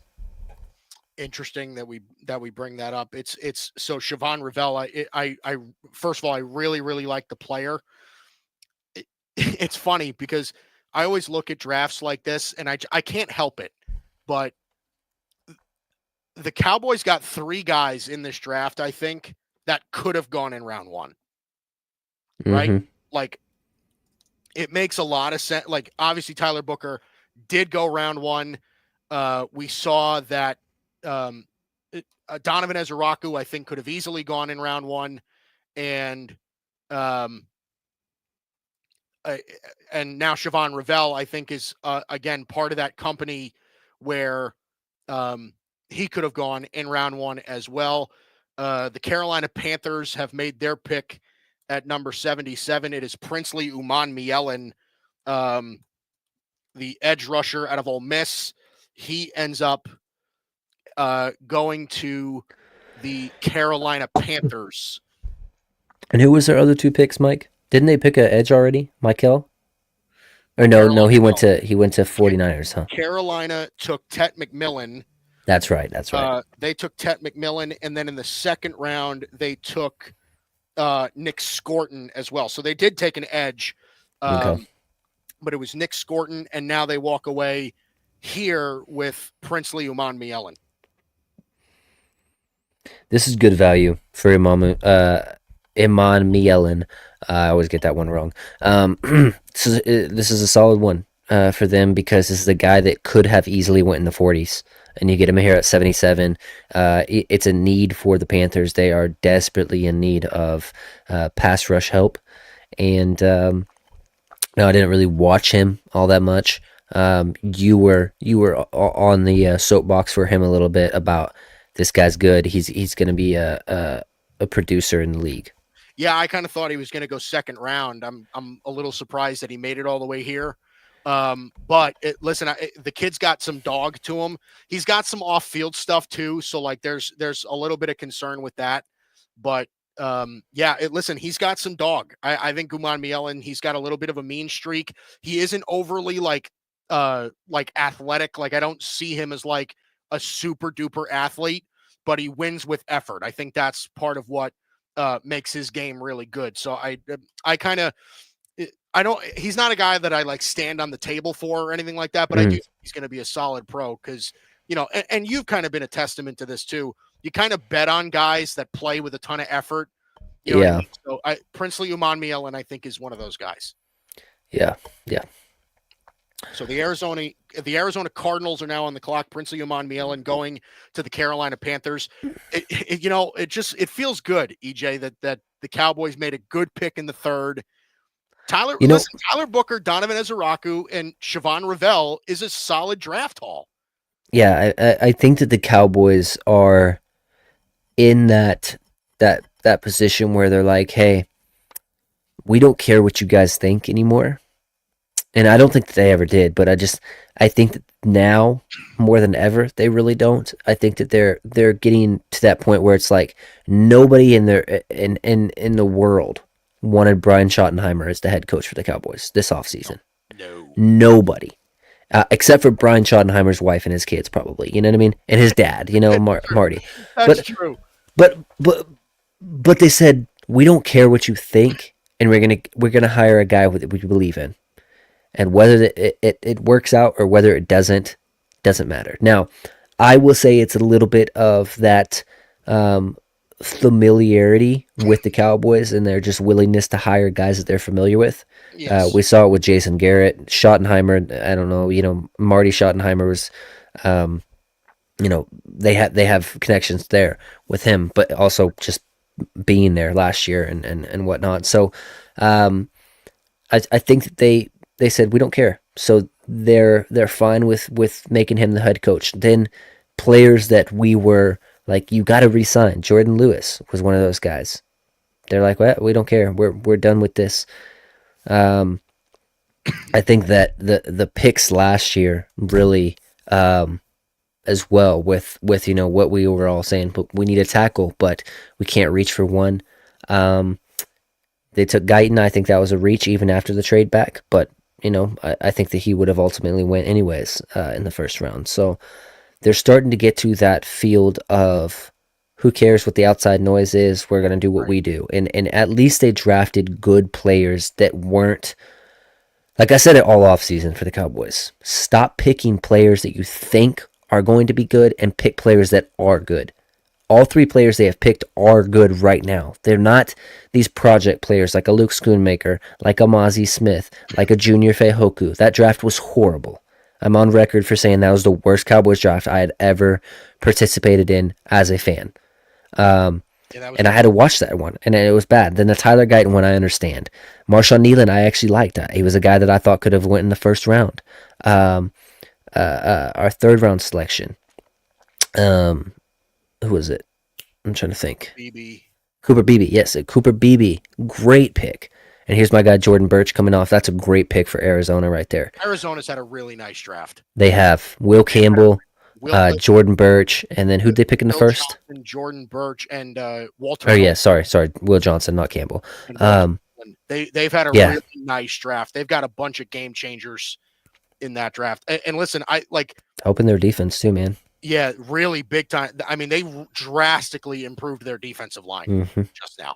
And I think all three of those guys are starters, legitimately. Like, I get it. Their edges are just not very good. So I get that you think like, oh, that's a reach saying that Jordan Burch is going to start for them. But Jordan Burch has seen a lot of football. He's a good player, and if he's not a starter, he's definitely battling for a lot of time and a lot of reps.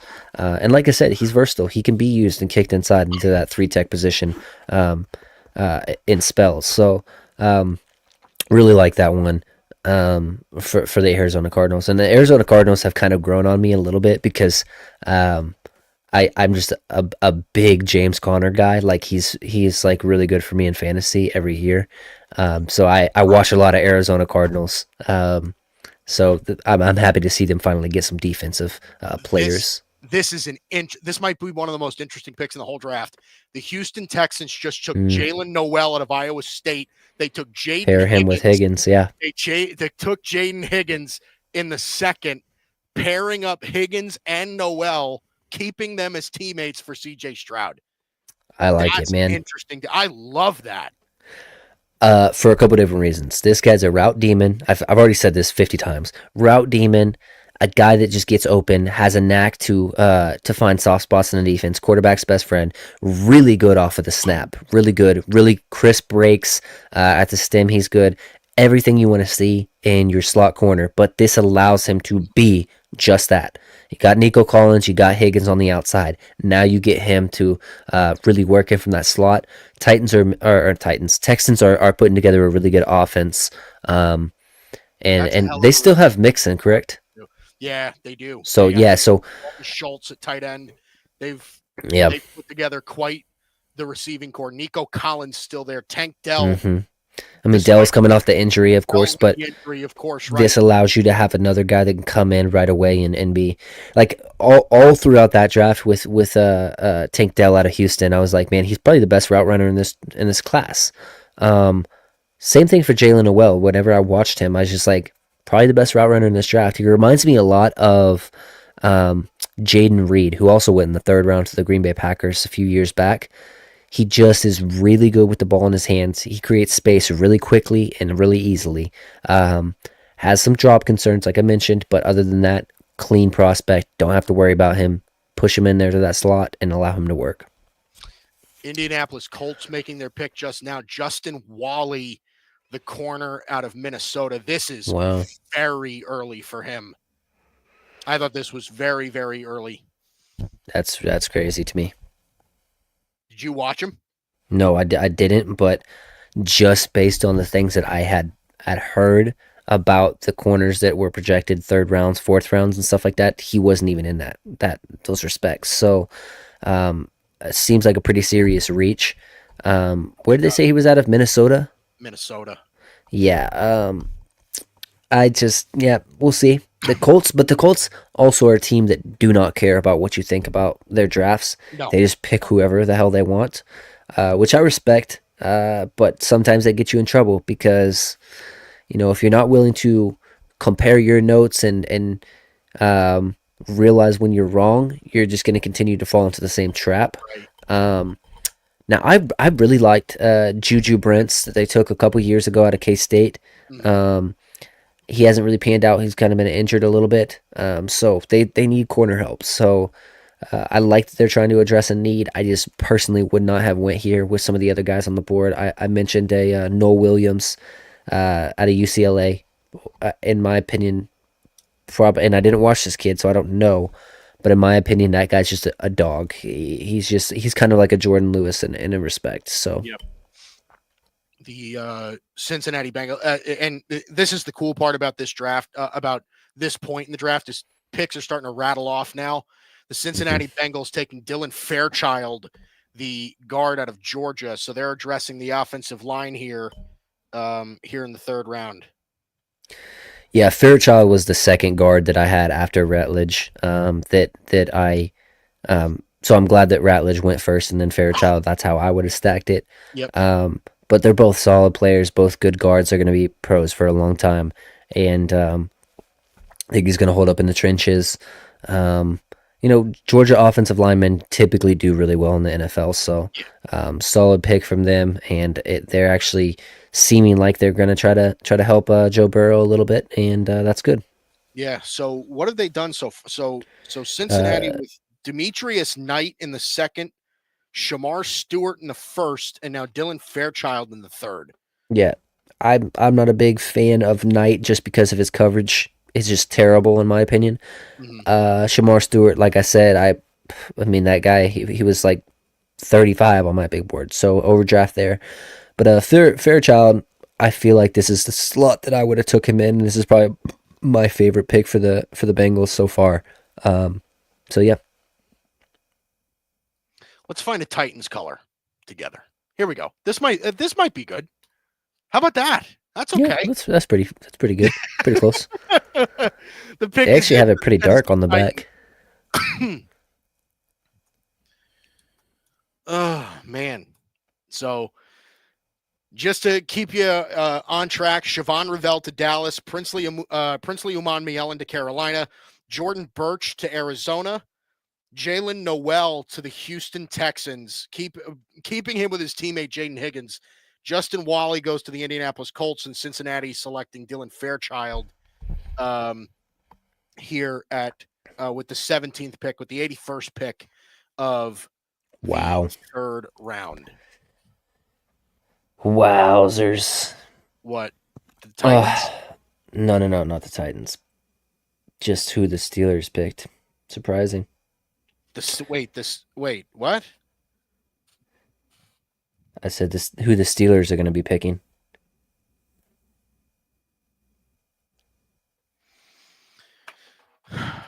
All right, so we're still waiting on the Titans here. Pittsburgh with the pick after Tennessee. We're at pick 82. Tennessee with that pick 83 is Pittsburgh. Following that is Tampa Bay. This was originally Seattle's pick, but this is now belonging to the Tennessee Titans. Them taking Cam Ward first overall, of course. And then in the second round, Tennessee taking Olu Oladeo as well, addressing that edge position. So Tennessee here, waiting for an announcement on this. And EJ's got me all on the edge of my seat now for Pittsburgh. Now I don't know what to expect.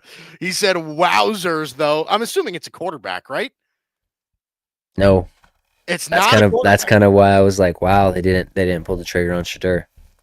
Wow. Okay, so all right, so we do know that the Steelers did not take Shedeur Sanders, nor did they take Jalen Milroe, by the way, who I heard they really liked. I heard they really liked Jalen Milroe as well. Yeah. Yep. So interesting the way that that's played out. The Tennessee Titans still on the board here, still on the clock. Their pick is in, but we have not gotten an announcement on a pick, on who the pick is. So we are still waiting for that. I really hope the Cowboys get up in the fourth round. I really do. You know, they have like whatever.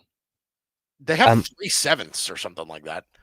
But I'm interested to see what because the Texans might be interested in trying to ship Nico for a big trade package. Not that I hear that or anything like that. Just I think it's his last year of his deal, and they went and attacked some stuff here in the draft. So, going to be interesting with that. Solid pick here by the Titans. Kevin Winston Jr. goes here Yep. to the Tennessee Titans. This is solid. A safety out of Penn State. Another safety off the board. By the way, another safety off the board before Xavier Watts. So interesting. Mm-hmm. Yeah, I would have took Watts over Winston just based off the injury stuff, and he's coming. Really missed the majority of the season with that. But solid guy, not really a ball hawk guy, but as far as just tackling, wrapping up, playing smart, instinctive football, Winston's a good pick, and especially in the third round. This is kind of where I figured he would go. But yeah, still Watt's still on the board seems crazy to me, just based on the ball hawk nature of him and what he can do for a defense coming from that Notre Dame program. Those guys are typically just straight leaders. So interesting. Solid pick here by the Tennessee Titans, getting Kevin Winston right there. We move now to the Pittsburgh Steelers, their first pick of the night. And listen, apparently the Steelers not taking a quarterback here at 83rd overall. Bryson's killing himself right now. Yeah, because he wants Shedeur Sanders. Mm-hmm. But looks like, wow, Lynn Swann announcing the pick here for the Pittsburgh Steelers at 83. He used to have his card back in the day whenever I actually collected cards. Caleb Johnson. Wow. How about that? That's a good pick in the third.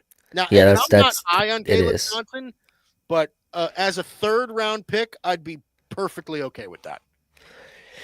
Yeah, I mean, it's not that it's a bad pick. Don't get me wrong. I just almost was like dead set on, okay, it's Milroe or Shedeur right here. It's just so interesting that they don't feel like a quarterback is necessary. But yeah, I think this is like full tank.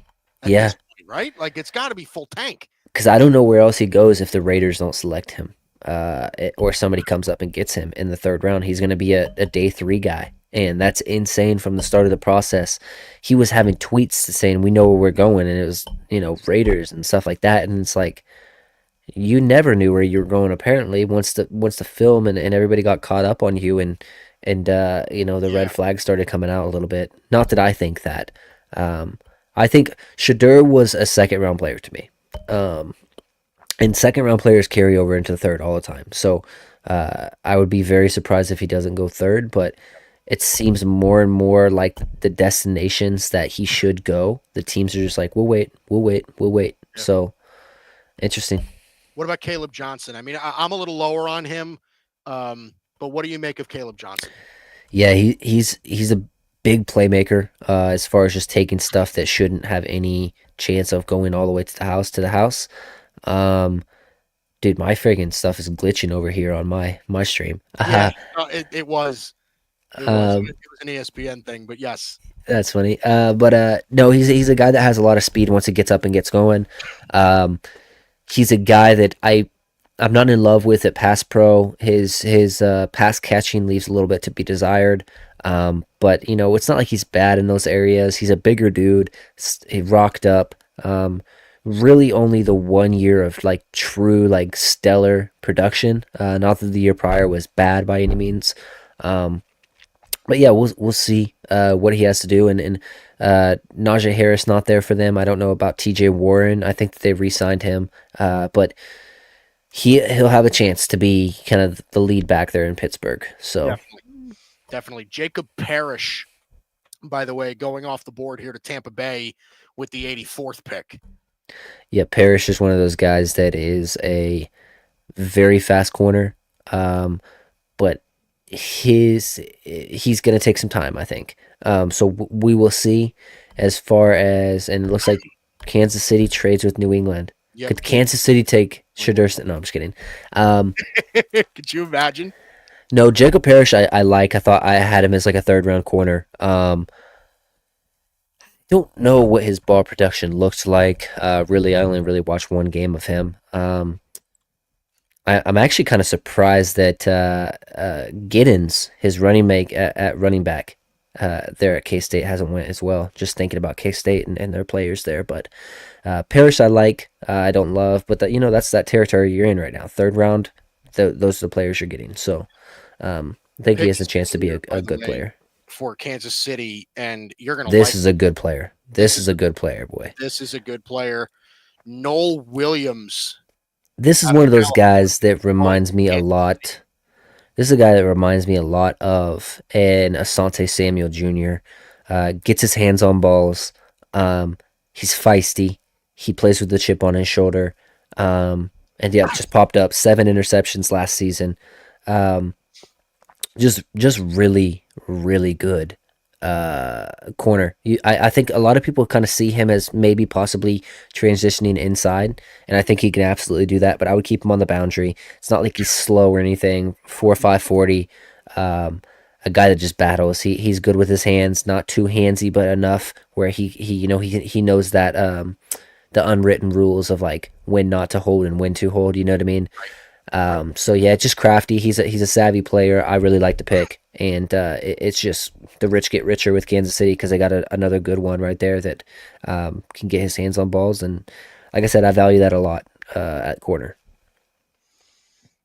LA Chargers on the clock now. LA Chargers on the clock. Noel Williams, the selection. Back-to-back corners, by the way. Jacob Parrish and Noel Williams going to the Buccaneers and the Kansas City Chiefs. We are now in Charger land here for this next one.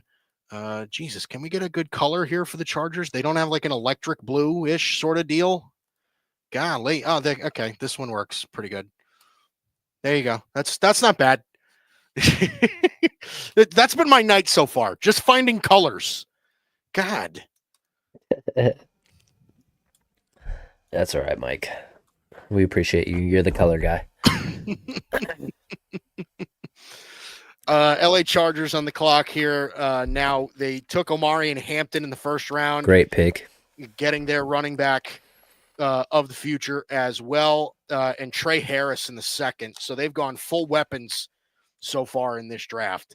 So a pick you like and a pick you don't really like, for you, E. So Yeah, I based on where these running backs have went, and where did Henderson go? the Patriots. Patriots. Yeah, okay. Yeah. Yeah, I really, really like if you can't get Genty as your dynasty back or as like your fantasy back, Yeah. Hampton is gonna be used early and often. I really like that pick. So he would be my second target out of these rookie guys. I'd probably go Henderson over Judkins, but maybe not. I mean, based on the quarterback play there, they might have to rely on the run game. So, yeah, I kind of like where these running backs fit so far, and then Caleb Johnson with Pittsburgh, I really like a lot of them. So, for fantasy stuff, solid. I'm not in love with the Trey Harris thing though, but I really like Dylan Sampson. I'm really curious of where he's going to end up because I think he could be a really good player for somebody. Like I think like I genuinely viewed how many running backs as like legit starters. I think I had 5 running backs that I thought could be high-end starters. Obviously, Genty, Hampton, Judkins, Henderson, and Dylan Sampson was the other guy that I thought could be a really high-end start. Well, maybe not really high-end, but a real quality starter in the league. yeah. And then I was just a little bit lower on like Caleb Johnson and Cam Scatabo and Yeah. That's an interesting one where he goes because I mean, for as much as like I think that he's a shelf life back where he's only going to be good for like 4 years, if the Cowboys draft him in the 5th, I'll be ecstatic because he is good. It's not like he's not good, but he's not fast. He's just he's a guy that once he loses the step, he's not going to be effective at all. So Fifth round, Cam Scatabo for the Cowboys. I like that if that was the pick, but we'll see. We'll see. There's a lot of draft left. Chargers on the Look, clock. it Green looks like Bay. the Giants. Yeah, it looks like Lawrence Taylor said, "Yeah, Abdul Carter, find a new number. You're not wearing 56." I don't know if you saw the stuff about him saying, "I might wear it Hey, you 56." wanted 56, but Yeah, get out of town with that, dude. Chargers making their selection now. Jamari Caldwell out of Oregon good player. goes to the LA Chargers. Yeah, so out of all the guys that for the Ducks, he was probably my second lowest one. I think that Muhammad is after him as far as guys that would probably be drafted. But yeah, he was a good player. Not great by any means. He was more of that second fiddle to a Harmon. But big guy. He didn't have any really sack numbers or anything like that. More of a just get in the backfield, wrap up runners kind of a guy. And I mean, don't think he really did that at a high clip by any means, but just that big trash can full of dirt in the middle. Yeah. Nope. Jamari Caldwell going to the Chargers in round 3. 5'1", at the combine. Okay. Is what we're seeing now. So the Green Bay Packers now back on the clock here. Love that. He shouldn't wear 56 coming from Tim Barnard. I knew he was never going to wear 56. Lawrence Taylor is one of those dudes that are like almost like a bitter ex-NFL player where he's like, always has to put his name or 2 cents into stuff. I just not a huge fan of Lawrence Taylor, but whatever. Beside the point, he's also, played for the Giants, so natural for me not to like him as much. But I totally get that. The Green Bay Packers, the hometown Green Bay Packers are on the clock. The pick is in. What do you guys think about Warren Moon, who never played for the Tennessee Titans, is allowing Cam Ward to wear number 1? I know they used to be the Oilers, but I think number 1 on the Titans is different from number 1 on the Oilers, he says. Bro, Warren Moon? Are you kidding me, bro? You don't get me wrong. Like, Warren Moon was a good NFL quarterback. Do not get me wrong. But there's numbers that are untouchable, and then there's numbers that are just they hold some weight. That's what kind of one of the reasons why I really like the Cowboys 88 passing down of 88, because there's been some damn good 88s. But nobody's selfish enough to be like, nah, you're not wearing my number. Now, I know Warren Moon said you can wear my number. But the same point is why do you even have to put your 2 cents in? Unless Cam Ward hit him up, I guess. You know what I mean? But yeah, right. My point. But whatever. Just me. Wow. This is unprecedented territory. The Green Bay Packers selecting Savion Williams out of TCU. They are going full offense here. Full offense. Wow. So 2 receivers, Savion Williams and Matthew Golden, in this draft for the Green Bay Packers. Savion Williams is a guy that had a lot of trouble figuring out what he needed to do at the wide receivers position for TCU. That was the main concern. It had nothing to ever do with his effectiveness and he's not a route runner necessarily. He's more of just a weapon. You know what I mean? He's that Deebo Samuel kind of a guy. You can use him in the backfield. Just get him in space and watch him, because he is a dynamic athlete. But he does not have route running savvy, and he does not understand a lot of the stuff that TCU was trying to implement, based on the reports I heard. Seems like a solid kid off the field, though, and I hope that he does succeed. But other than that, it's strange to see the Packers go two wide receivers this early. But I think that's an indictment on some of the pass catchers they have there. People complained about not starting for their wide receiver core, injuries, brick hands. Christian Watkins, I'm looking at you because you cost me a fantasy matchup. Yeah, so I mean, it's not other than Jaden Reed. There's not anybody that's not untouchable on that team as far as playing time to me. Yeah.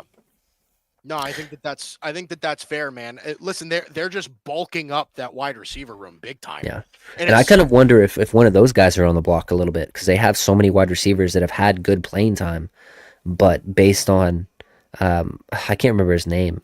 Uh, who is the other the one that was complaining about playing time there? oh god, I don't even remember. Well, you go ahead and talk. I'll figure out who it was. I'm trying to get colors again. Oh, The you're good. You're good. Jacksonville Jaguars making their selection here at number 88, taking Caleb Ransaw, drafting him as a corner. I viewed him more as a safety. Uh, Caleb Ransaw right here is the corner out of Tulane. He ends up going to the Jacksonville Jaguars at number 88.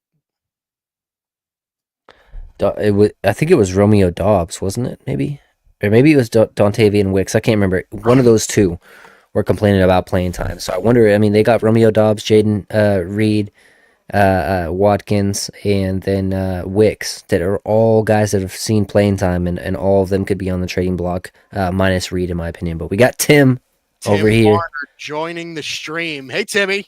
What's up, boys? So how you feeling right now? Travion Henderson. I mean, I think the Patriots have done fairly well. Yeah, I think the Pats have done pretty good. I do like the Travion Henderson pick. I think, that this was a stacked running back class, especially top end running backs. So even though I would have maybe addressed a different issue at 38, I'm not too brokenhearted over it. So it's, I like that pick. As for the Kyle Williams, to be quite honest, I know nothing about him. I've heard a lot of hype on Noel, and then of course he goes, 5-6 picks later. So to me, Yep. that it's all I'm going to do as a New England fan, which is what I've done with Jalen Polk and Ladd McConkey, is I'm going to compare the two. Who's going to have the better year? Who's going to be the better receiver? And so that to me is going to be, something, which is why I said it, said what I said. It's going to be, here we go, Chad Jackson, Jalen Polk, all these guys all over again. But hey, you know what? I hope it works out this time. I really do. Looks like the Jacksonville Jaguars have traded up back to the 89th pick as well after just making the selection at 88 for Caleb Ransaw. They'll be making another pick here at 89. And Is Travis Hunter telling them to pick? No, okay. No, Wyatt Millam. It is Wyatt Millam, the offensive lineman out of West Virginia. He goes to the Jacksonville Jaguars. I did not watch him, Mike. So I'll get there. Started 43 games though. Yeah, no, he's a good player. I kind of tabbed him as like a borderline second round pick. He's not a super athletic kid, but this kid's got mega strength. Okay. Just a big time puncher with his hands. Just really good feet as far as like anchor. He succeeds with leverage. He's getting drafted as a guard. He played a lot of tackle at West Virginia. So, but they're drafting him as a guard. I kind of viewed him as more of a guard. It's interesting the way that plays out. But yeah, listen, he's kind of a pass pro guy, big time power. He's a good player. I'd imagine he's going to be one of those guys that like gets drafted in the third round, gets forgotten about, but then you see 10 years from now and he's still playing. So I think he's one of those kind of players. So it's a good pick. Let's solid pick then. I wonder how bad Travis Hunter was like, yo, he's still there. Go get my guy. Yeah, boy, Could you imagine, dude? That would be hilarious though. I mean, like, say what you want about Trevor Lawrence, but he has not been all that great in the NFL. Like for the best prospect that we've seen since Andrew Luck, Dude, listen, I'm going to sit there and I'm going to defend that take. I don't care. Yeah, he has sucked. I have been a Trevor Lawrence guy since day one. I remember being at UF his senior year of high school and watching his high school film, and what he was able to do with the football was astounding to me. Yeah. I have never seen a guy that pure, being able to throw in the pocket, on the run, didn't matter what he was doing. The ball would go wherever the hell he wanted to put it. Mhm. And I agree. I think the NFL has definitely woken him up a little bit, but at the same time, too, not for nothing, he went to the friggin' Jaguars. So, Yeah, really. Yeah, he went to NFL Fair. death. Like, seriously, he could not have gone to a worse spot. No. So, I mean, listen, I agree. And everyone loves to, shit on, Trevor Lawrence and, say that. But I'm just like, I don't know. I still, if the Jaguars released him tomorrow, I would sign him in a heartbeat. Yeah. Over Drake? That's tough. Yeah. No, I really did like the Henderson pick for the Pats. I think that he's one of the best pass blockers at the running back position in this draft. A guy that has home run potential, can be used on those little screens, and then just the running aspect of him can take what would be a 5-yard run for other backs and turn it into a 20-yard run. So I don't know that I feel like he is a true number one, straight up, like you never want to have anybody spell him, kind of a guy. Right. That you probably will take him out, after 2 series, but he's a guy that's dynamic with the ball. And I know a lot of people, kind of comped him to like an Alvin Kamara. I don't know that he has quite that balance of an Alvin Kamara, but you get him in space and he's going to make something happen. Yeah, I mean, I liked watching him at Ohio State. I think I'm excited for him, and I think you're right too. I don't know if really there were any true like number one running backs at 38 anyway. Mm-hmm. But at the same time, we had Antonio Gibson, who I thought was the better back than Ramondre Stevenson last year, and I think having Henderson obviously puts a target on Gibson's back, but at the same time, hey, you're getting younger. You're getting a guy who can actually pass protect, which is something that we desperately need. It doesn't matter. Helps Drake too. Yeah. Yeah. It doesn't matter if it's in the offensive line or in the backfield. If he can stand back there, identify the blitzer and come in and block him, and just for a split second, then that's great. I'm excited about that. Mm-hmm. By the way, EJ, how you feeling? I'm struggling over here, but trying to power through. My guy Mike. You're killing it, kid. Dude, EJ's like, I'm surprised EJ's still here. Like, I really thought you were gonna dip way before now, but yeah. he's trooping it, man. He really is. Well, I'll tell you, I feel a little bit better, but he came in here limping. He's like, oh my god. you didn't miss much with the effing Celtics game and how the referees and the NBA rigged it. But hey, did we lose? Sadly. Oh man, did Tatum play tonight? Tatum and Brown played. Really? Wow. Okay. Holiday was out. Okay. And again, I'm not gonna. Listen, we couldn't buy a bucket in the third quarter. I will clearly admit that, but there were a lot of bad calls in this. Game. You know how the NBA is, dude. The refs are so home court advantage in the playoffs. It's not even funny. It's ridiculous. I scared my dog because I got pissed. Yeah, the years of like actually letting teams be dominant are over. Like they hate when a series goes 4-0. They hate it. They want that extra TV game. Mm-hmm. Right. They want that extra game, man. Another game of ticket sales. Josiah Stewart from Michigan going to the Rams. Good pick, man. 90. Listen, like I said, I've got, EJ, you should too. We've got blunt force trauma from taking Michigan defensive linemen, but Josiah Stewart's a pretty good player. He can really get off the edge. Yeah, he's a guy that is for right now at 90, you'd be ecstatic to have him. He's got some juice off the edge. He's got some bend. Not the greatest numbers by any means, but he did play at that small school before Michigan. This is another guy, like 1 year at one school, and then he's off to the draft, But he's a guy that plays with some tenacity. He's a high motor guy. And I just, I there's no way to hate this pick. He's got room to grow, but he's also really solid right now in what they're going to ask him to be, which is, situational pass rusher for the Rams, and super solid pick. So yeah, we move now to the Ravens. Baltimore Ravens on the clock now at 91. Actually, not even on the clock anymore. They have made their selection, and it's a good one. By the way, another good one, taking an LSU offensive lineman, one that you and I have talked about a lot, EJ, and that is Emory Jones Jr. I liked him. He's a guy that's seen a lot of football, which I take as a serious indicator on how good you're going to be in the league. If you have multiple seasons of being good, then you're probably going to be good. This guy dates all the way back from 2022, being good. 2 sacks allowed this past season. 522 pass block reps. Yeah, this is a guy I probably would kick inside, or I could see being kicked inside. But it looks like they announced him as a tackle, so they're going to try him out there. Just one of those guys, leaders.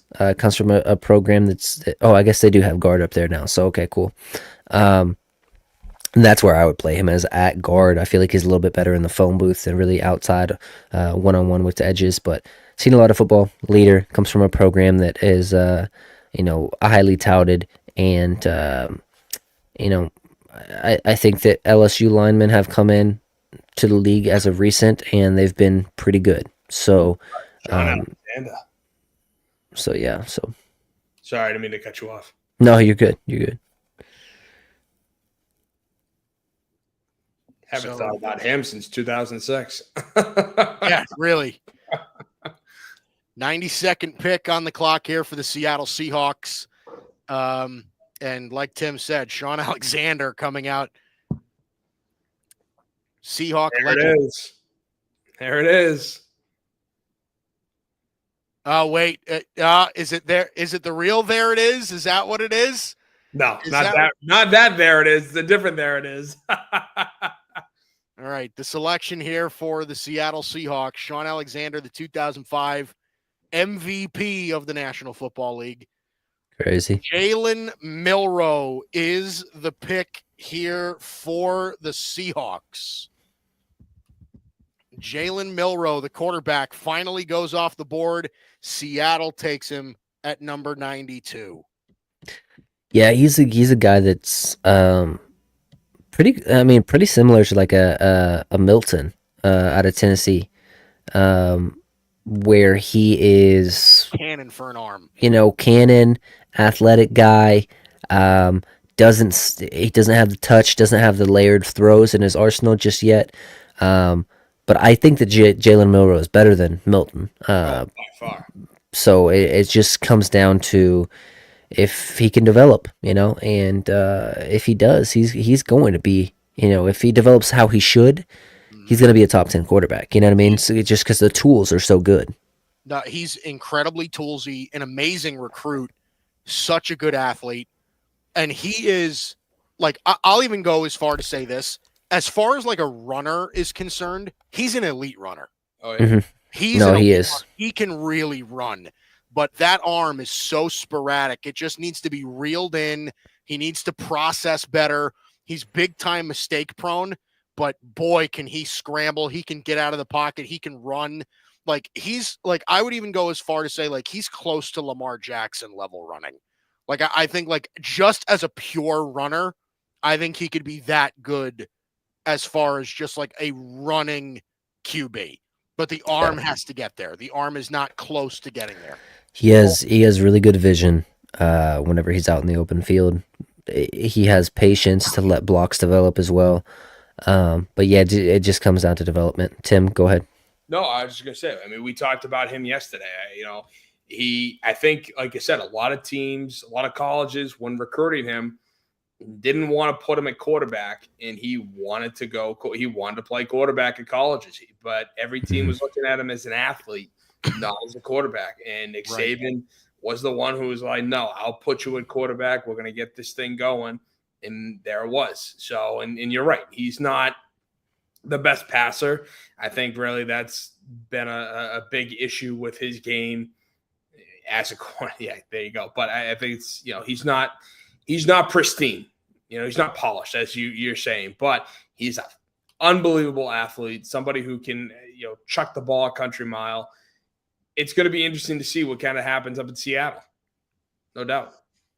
Yeah, Kuiper is punching the air right now. Who is? Mel Kiper. Because I think he has Shedeur as like a top 5 player in the draft or something crazy. I'm pretty sure he did. Yeah. He will not shut up about his comp of Tom Brady. So no, that was his comp. Yeah. Son of a... Yeah, no wonder why everyone's making fun of your ass. No wonder why so many people are tuning into our show. Right? Get away from Mel Kiper. Yeah. Who the hell is Mel Kiper anyway? They were playing that. That one, yeah. That made his career. You got to admit, that made his career right there. Yeah, I kind of wish that McShay was still on the actual stuff. Hey, Boston boy, Todd McShay. Yep, he is. Todd McShay was the man this year, by the way. Todd McShay was the man. Yeah. This year. For my selfishness, like I love his YouTube channel. It's great, and he actually has inside sources and stuff like that.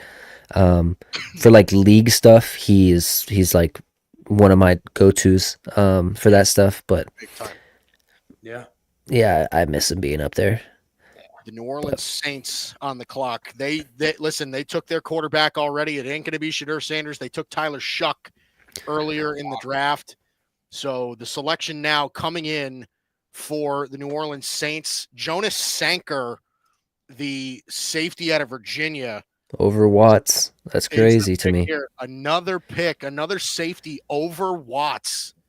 That is so crazy. Hey, I didn't watch this kid, but based on like the stats that I'm seeing, solid production. 75 tackles, 2 sacks. What did I say? 7.5 tackles for loss, 1 int. Seems like he could be a good player. I didn't watch him. Did you watch him, Mike? I didn't, but that's the thing is I didn't expect him to go this early. I was expecting him to go like round 5-ish.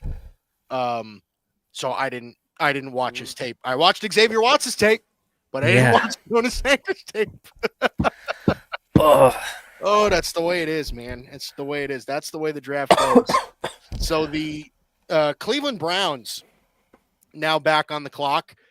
Do we finally are we finally getting there, boys? Are we finally getting our Shedeur Sanders pick? At this point, I wouldn't be surprised if he goes undrafted. Oh, undrafted? No way. Like, listen, no. Like, listen. Hold on. I don't mean that in the sense that he's an undrafted player, or not, like that his talent and everything that he is like an undrafted type player. That's not what I'm implying, but it just feels like he's blackballed right now. The whole league has passed. Tim, I don't know what you just did here. I don't think you know what you just did here. Because every single time I've mentioned a player dropping further than they should, they're like literally the next pick. So this is going to be Shedeur Sanders. Just get ready for it. Yeah, seriously. Book market. Yeah, really. By the way, Timmy, your New England Patriots are on deck right after this. I know. They friggin' traded with the Chiefs. With the Chiefs. That's right. But the Cleveland Browns on the clock here. Their pick is in at number 94. We are kind of getting to the final, final like 9 picks here of the night, fellas. We are steamrolling along here. So we'll see where this ends up. Cleveland making their selection. Is the Shedeur Sanders drop ending here? I don't think so. I just simply do not think so. And to be honest with you, Tim, like the entire league has passed on him several times over now. Mm-hmm. The entire league has passed on him like 3 times already. So what are we in for here? If it's not Shedeur Sanders here, I don't know when. Like I said, I don't mean that he's an undraftable talent. I just feel like he's currently blackballed right now if it's not him. And that's why, like, listen, I am just surprised. And I don't believe that it's, Deion's fault or no one wants to deal with Deion. Like, no, it's not Deion. I think the kid kind of set himself up for failure when he took some of those interviews and they didn't go the way that they should have gone because he wanted to force himself to a certain situation. Yep. If those reports are true. And that's why, again, it's 32 teams. It's a lot, but they're all buddy with one another to some degree. So you pull a stunt like that, even if it's with one team, everyone else is going to know about it. Everyone else is going to hear about it, in which case that's going to, blackball you. And that's why I feel like people are you accusing the NFL of collusion right now, Tim? Is that what I'm hearing? Oh my God. Really? NFL collusion? This is a bombshell coming up right here, boys. Oh boy, it's Shedeur. We got it. Another quarterback other than Shedeur. No way. Are you serious? Yep. No, you're screwing with me. You're screwing It's my with guy. me.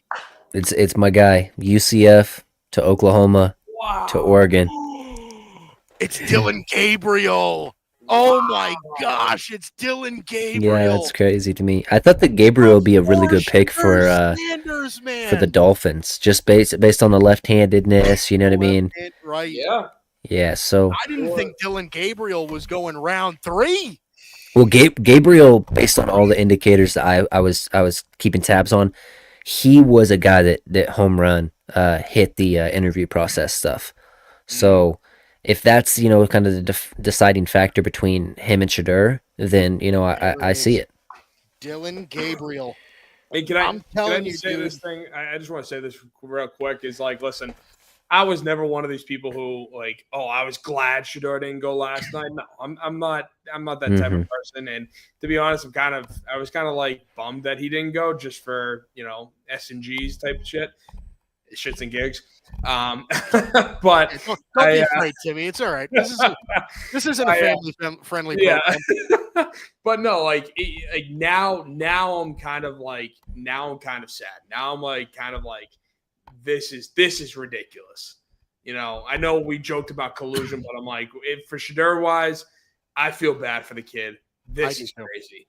But listen, that's kind of what I'm getting at. It's like, obviously the 3 of us don't know Shedeur Sanders personally, right? Mm-hmm. We've never talked to the kid. I mean, this is what's just giving me the impression of this kid might just be a total, you know what I mean? If the interviews went that bad, maybe you're right, Tim. Going undrafted, I don't think is completely out of the realm of possibility. I'm only saying that just because we've seen, like I said, the entire we're getting Dylan Gabriel is a day 3 pick. Dylan Gabriel's a day 3 quarterback. Yes. Right. There's no way Dylan Gabriel should be selected over Shedeur Sanders. Shedeur Sanders is a better player than Dylan Gabriel.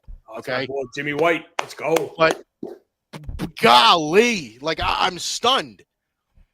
But yeah, EJ, what about Dylan Gabriel is are the Browns getting a potential real quarterback here with Dylan Gabriel or no? You know what? I actually think Dylan Gabriel is going to be kind of similar to a Bo Nix. He's a guy that's seen a lot of ball. Now, I don't think he's Bo Nix, don't get me wrong, because Bo Nix was actually impressive when it came to just playing on time, in rhythm, being able to run, extend. He made some off-platform throws that I don't think Dylan Gabriel can make. But Gabriel, he's a lot of the same at Bo Nix. Like I mentioned, the anticipation stuff, the timing. He's a left-handed guy, so there's some learning curve by how you're catching the ball as wide receivers. And But overall, I think he's going to be solid. I don't think he's ever going to really be a true difference maker, starter player, but he could be like a low end starter at some point in his career. I think he starts as a backup and works his way up to that. But yeah, solid. I don't love his deep accuracy all that much, but short to intermediate, really solid. And he's a great kid too, so that factors in as well. Yeah, But that's a no doubter right there. The New England Patriots, their pick is in. Jared Wilson out of Georgia is the pick here, the center. the center, this is the best center in the class. This is a great pick. This is a great pick. Another offensive line pick. Timmy, I don't remember if you did you see the video that I sent you in the chat today of Will Campbell squatting? Yeah. Yes, I did. The wink. The wink right there, that kid is a dog, dude. Oh yeah, that kid's a dog. You love him already, don't you?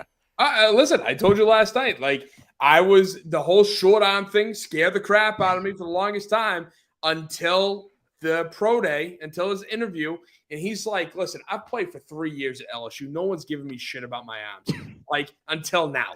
Like, what are we doing?" And that kind of attitude, that mentality, I'm like, man, you're bringing like do you guys know who Logan Mankins is? Of course. Yeah. Like, that's the kind of dude that if I could have 5 Logan Mankins on my team, that's what I want. And that would be for an elite offensive line. And Will Campbell is one of those dudes. He's a country boy through and through who just wants to hit somebody and get violent. And I am all for that, baby. And listen, the fact that, we got the center out of Georgia, I'm heartbroken that David Andrews is done. Probably, I wasn't expecting this pick. I saw Jack Sawyer on the board, and I was ready to be like, "Let's go! Come on, give me Jack, let's go!" But no, I mean, I'm excited. Just keep stacking the O line, as I said last night. You build from the trenches. We are seeing now the Atlanta Falcons making their pick here. And good news, by the way, here with this pick, the fall for Xavier Watts ends here with the Atlanta Falcons. Xavier Watts, the safety out of Notre Dame, is the pick here for the Atlanta Falcons. This is like a Justin Simmons type of a player to me. A guy that just his ability to read quarterbacks, get up there, get his hands on balls. He's just dynamic, man. I don't understand how he dropped this low, but the Falcons got another really good secondary player to pair back there with AJ Terrell, which I think that they were like the bottom of the league in secondary this year, even with AJ Terrell. So yeah, I like this pick a lot, and he's one of my pet cats. So you're gonna see some good things out of Watts for sure. The Minnesota Vikings are trading this pick to the Houston Texans. So the Vikings came into the draft with 4 picks. They made their pick in the first round, and now the Houston Texans are on the clock here for this pick, for pick number 97 on the day. They made their selection. And it looks Vegas has got to take Sanders here in these next 2 picks. But I think I'm going to get out of here, boys. He's dying. Yeah, I can't even talk very much anymore because I feel like my throat's going to be absolutely torn to shreds tomorrow. So yeah, you're struggling, EJ. Thanks for sticking around, man. Yeah. So you did a hell of a job. Shouts to EJ Savage, big time. The pick here for the Houston Texans is the corner out of USC. It is Jalen Smith. Oh, whoa. Jalen Smith goes to the Houston Texans. Pair with Stingley Jr. there. Yeah, they are bolstering their secondary a little bit with this one. 4.45 in the 40 at the combine. So again, we'll see how that goes. I didn't watch any tape on Jalen Smith. Luke Krause saying Sanders getting drafted this round. I don't think so, Timmy. No, I don't think so. Again, and I think EJ said it right. if he doesn't get drafted, 98, 99, back-to-back Vegas picks, like I mean, he's not going to get on. He's not going to go undrafted. I'm just going to prompt that statement right there. But I wouldn't be surprised if he does. Let's put it that way. I feel bad for the kid. He is. I do too. He's at best a late day one pick. He should have been picked, at 21 by the Steelers or something to that degree. Yeah, right. But again, if he doesn't go day one, he's a very early day two pick, and that's the sad thing. And I feel like a lot of people are holding his father against him, holding his attitude. Listen, I don't put it past. This is the problem with the NIL today. Right. When you're giving these kids millions of dollars, this is my issue. I've gone back and forth on paying college players for a very long time. When I first came up, I thought it was they should just get their college degree and be happy about it. That's it. And then I was like, well, they should get some money. And then when you break it down, because at the end of the day, let's be honest, it's only the football and men's basketball people who are actually making the money for the universities. Unless you're like a massive, like women's basketball player, right? Unless you're Caitlin Clark, like there's really no other athlete in college sports that should be paid, right? And I don't mean that in a mean way, but I'm just saying, like, but let's be real, right?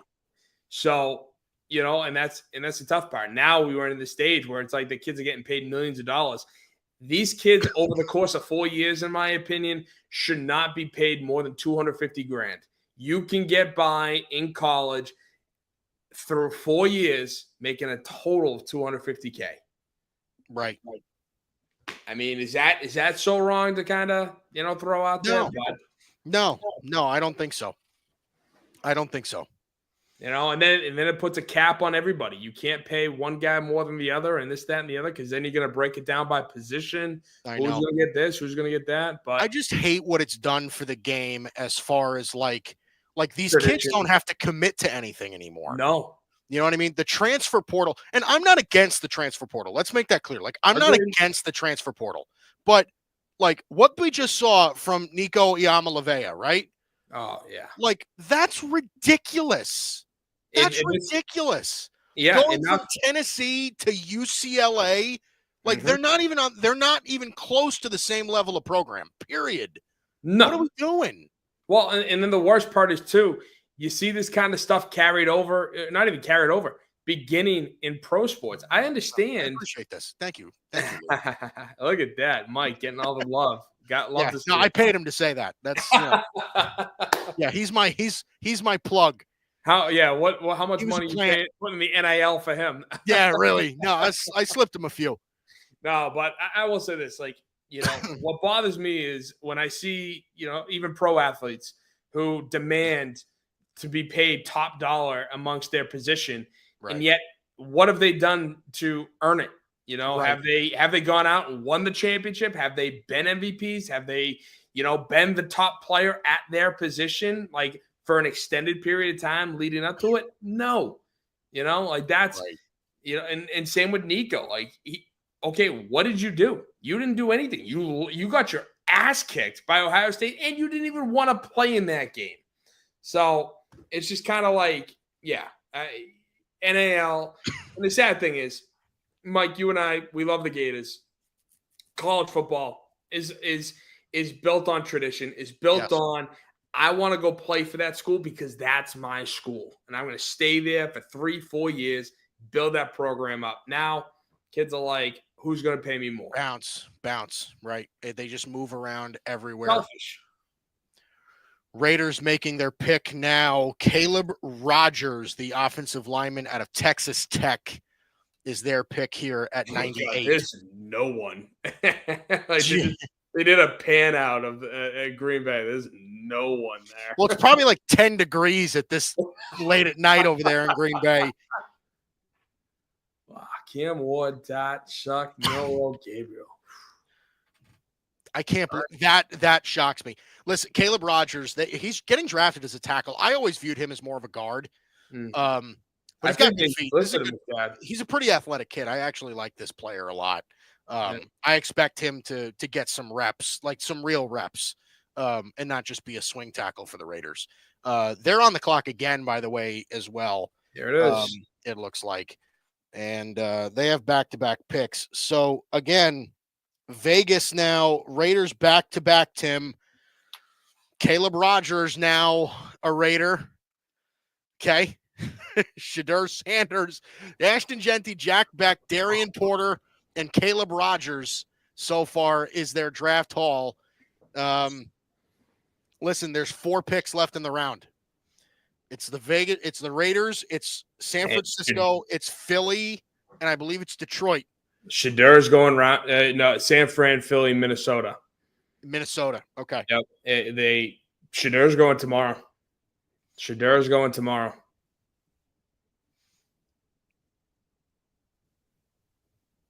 The Raiders select Charles Grant, another back-to-back O-line. William and Mary. Wrestler, too. William and Mary. 41 out of 54 games at left tackle. And they're showing his wrestling highlights. Which, don't get me wrong, love that for an offensive lineman. If you're going to take an offensive lineman, I would throw them in wrestling classes tomorrow. But it's wow. I can't believe it. I truly cannot believe. I don't know. I feel like wrestling classes wouldn't be good for an old lineman. Yeah, really? It's a lot of holding. No? I feel like you'd be penalized. But it's handwork, dude. It's footwork. It's handwork. You're trying to position yourself. It's all about being able to adjust. Like, same with jiu-jitsu. Or no, judo. Right? I think so. I think it's judo. I don't know. I don't remember. Whatever. I watched Cobra Kai. It's karate or nothing for me, Tim. That's listen, man. You want to know real karate? Miyagi-Do is where it's at. Strike first, strike hard. Cobra Kai crap. No mercy. Strike first, strike hard, no mercy, Mike. Come on. Damn straight. Did you watch that show or no? Yes, of course I did. Of course you did. Of course I did. Are you kidding me? I love the original Karate Kid. You can't. I didn't watch the Jackie Chan Karate Kid. Screw that noise. Screw that bullshit. Screw that bullshit. But yeah.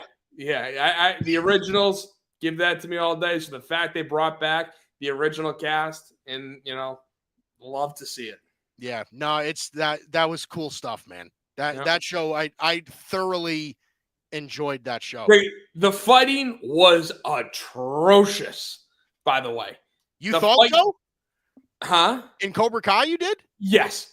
Cobra Kai fight scenes were atrocious. They were just they looked so choreographed. And again, it is choreographed, but it looked choreographed.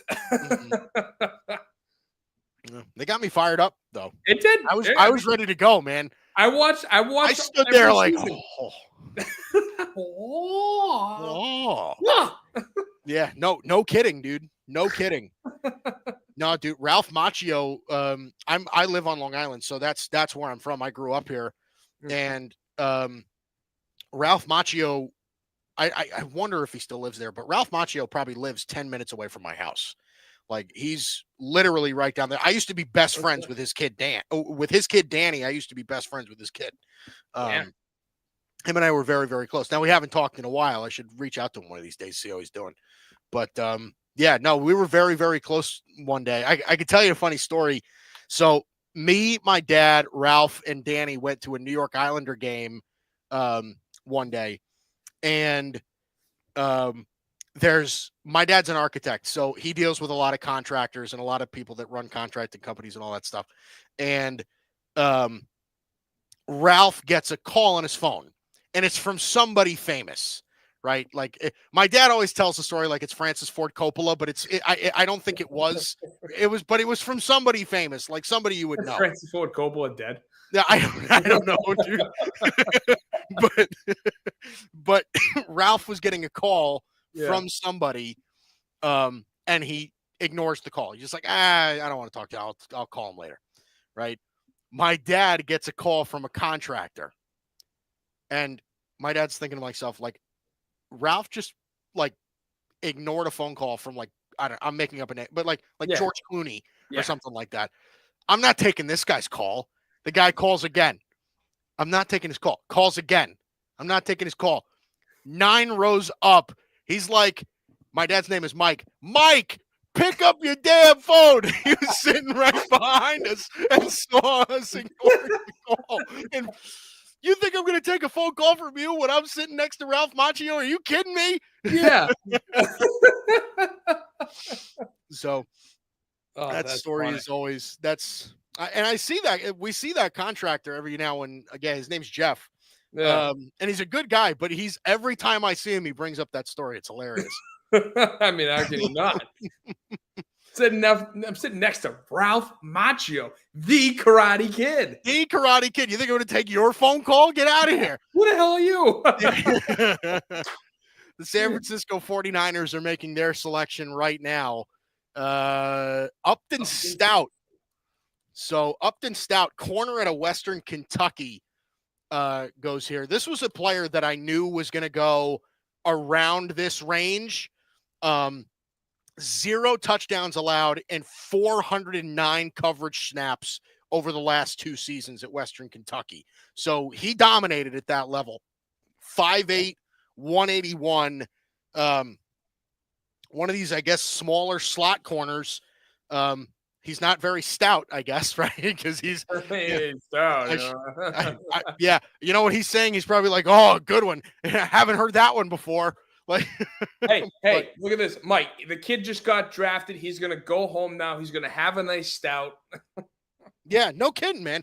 Well, listen, from what I can say, I didn't watch any tape, but listen, from what I see, it looks like he's got some ball skills. Mm-hmm. So interesting here. The Eagles are trading this pick. They are trading pick number 101 to the Denver Broncos. So Denver is making this pick here at 101 right now. Yeah, they are about to roll it out. Administrative officer. I had no idea who this woman was. She's there every year. She is there every year.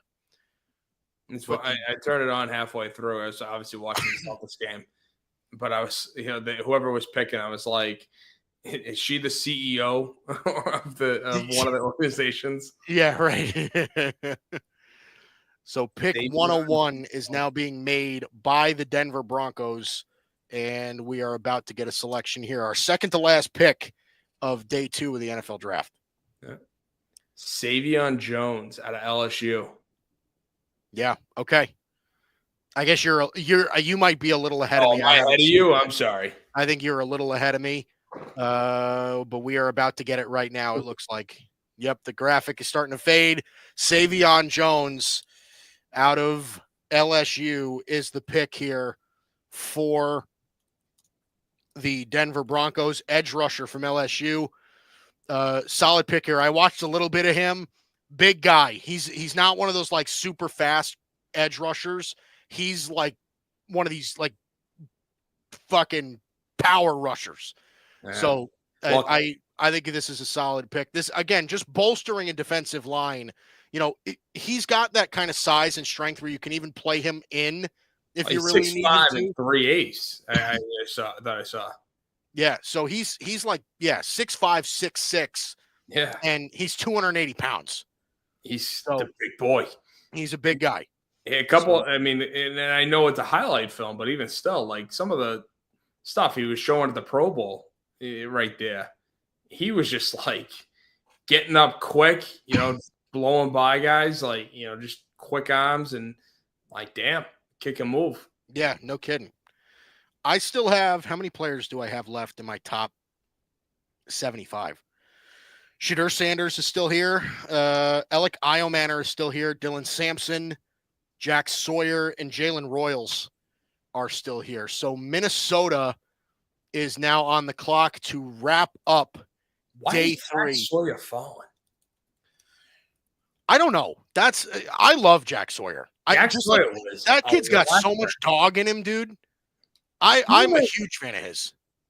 All right, Minnesota just made this selection. Interesting choice. So the Minnesota Vikings are now on the clock. The pick is in. This is our last pick of the night, pick 102 for the Minnesota Vikings.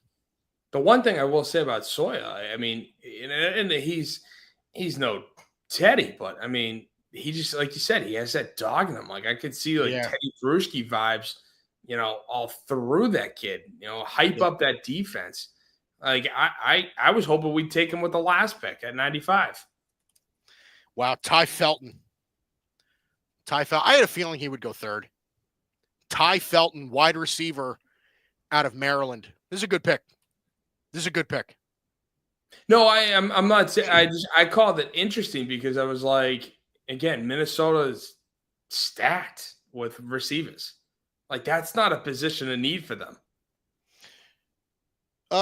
Yeah, I mean, I think like at this point, I think you're looking for depth at certain positions. And I mean, of course, with Jefferson and Addison, of course, like they have their 1 and their 2, no doubt. Jalen Naylor, they saw a lot of good from, but Ty Felton, as far as like just like a depth receiver, somebody that's a body on the field that's got some speed. I actually like it. I think this is a fairly solid pick. This late in the third, he's just a good football player. Yeah. So it's solid. So there we go, Timmy. We're done. There it is. We're done. We're not on the air tomorrow.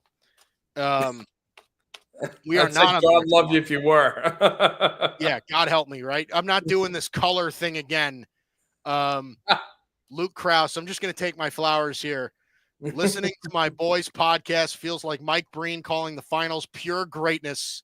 Every time he drops a new episode, woo-wee, they don't make him like him no more. Woo-wee, what's up with that? What's up with that?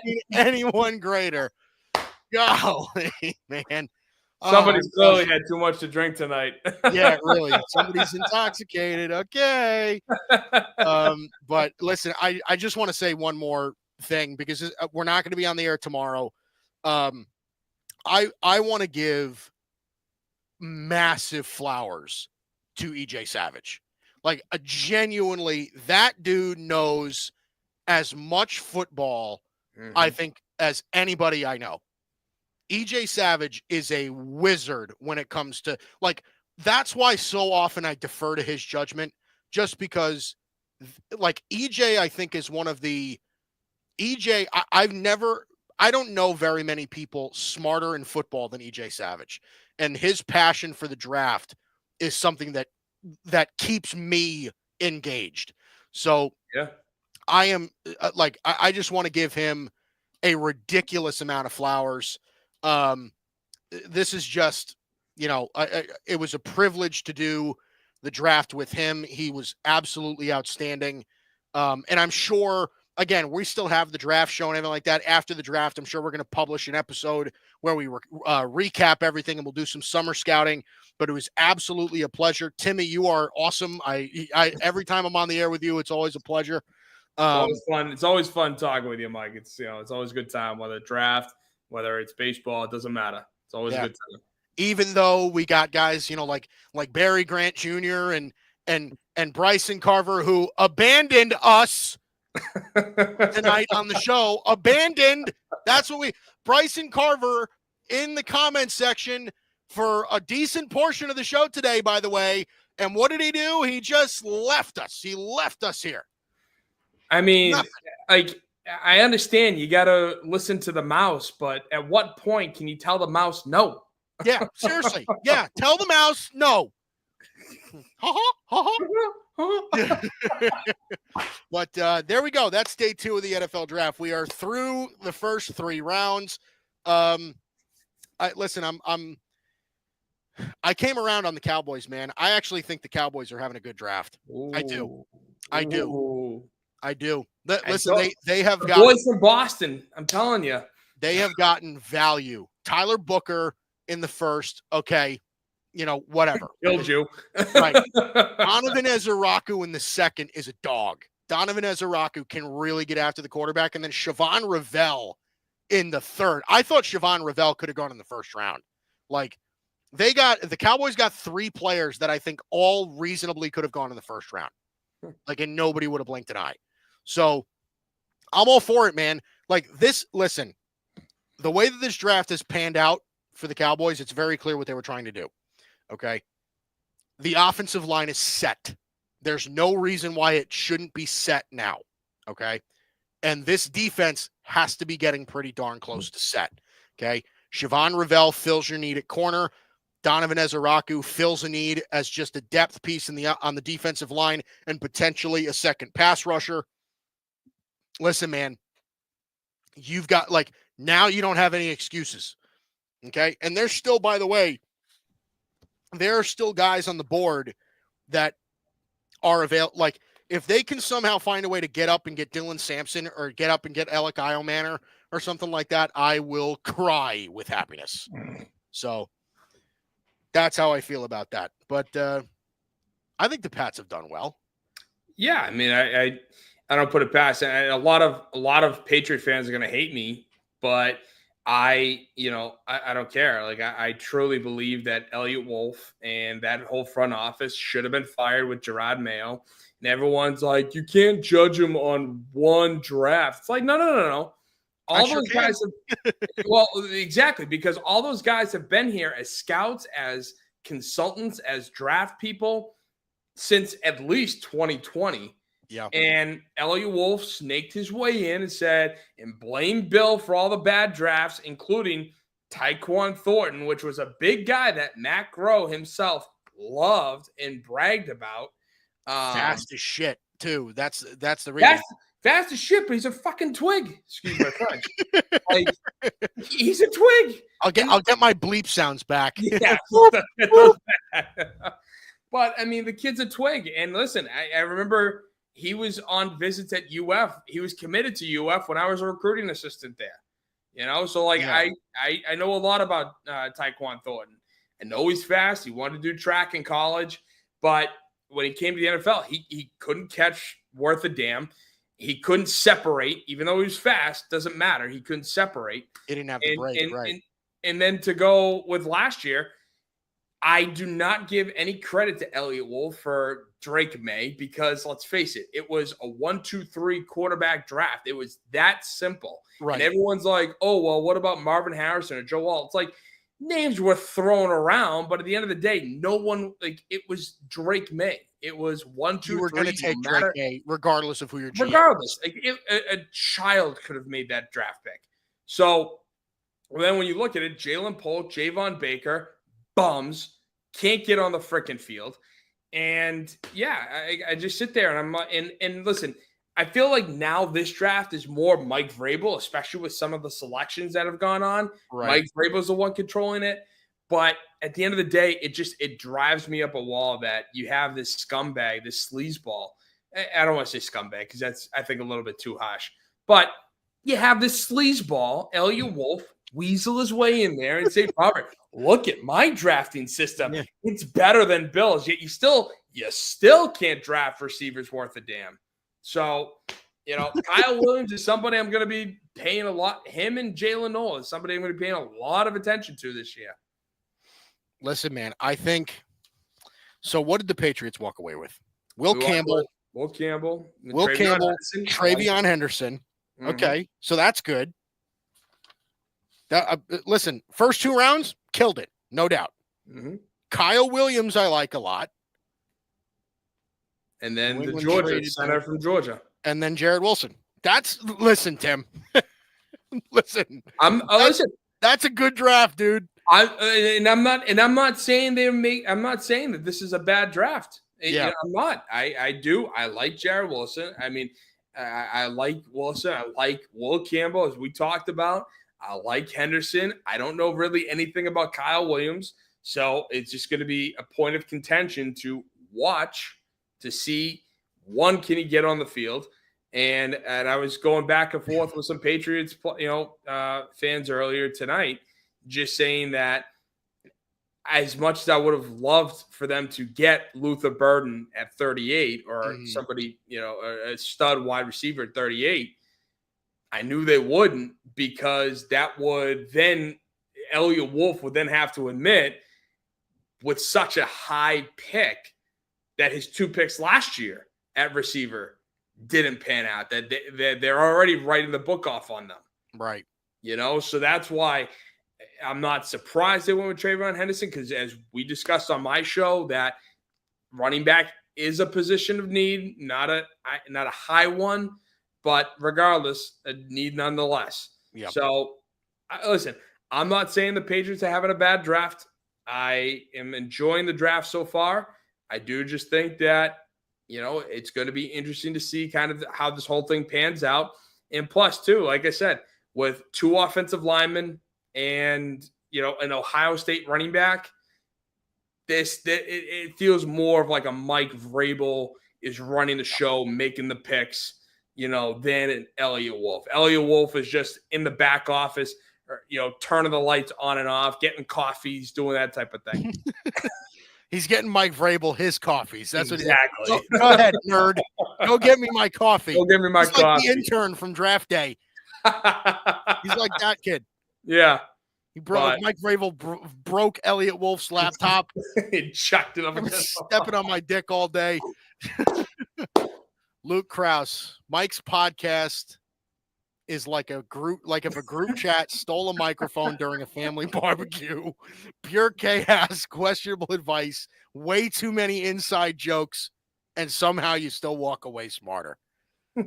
Man. Okay. It's not just alcohol that's flowing through Luke's veins. Yeah, really. Yeah. I think I gotta tuck in my pants a little bit like that. Golly. Easy. He's riding me a little. Golly.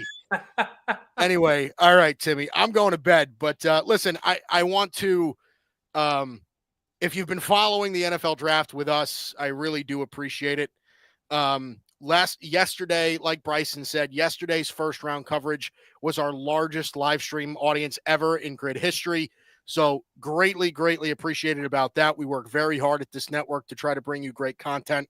And that's what we're going to continue to do. We are not on the air tomorrow for day 3. So again, if you were with us for day 1 and day 2 of the NFL draft, we greatly do appreciate it. I'm Mike Guido. That is Tim Barnard.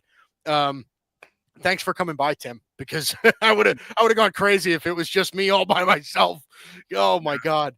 I'm glad you were still on. I'm glad I could just hop on for a few minutes. And it was like I said, it's always fun talking with you. Always good time. You got it, brother. EJ Savage, again, big shout out to him. Sick as a dog, still came on here and provided as good an insight as you will ever get anywhere else. It was his Kurt Schilling. It was his Kurt Schilling game. His bloody. It was, dude. It was blood in the sock. It was all about that.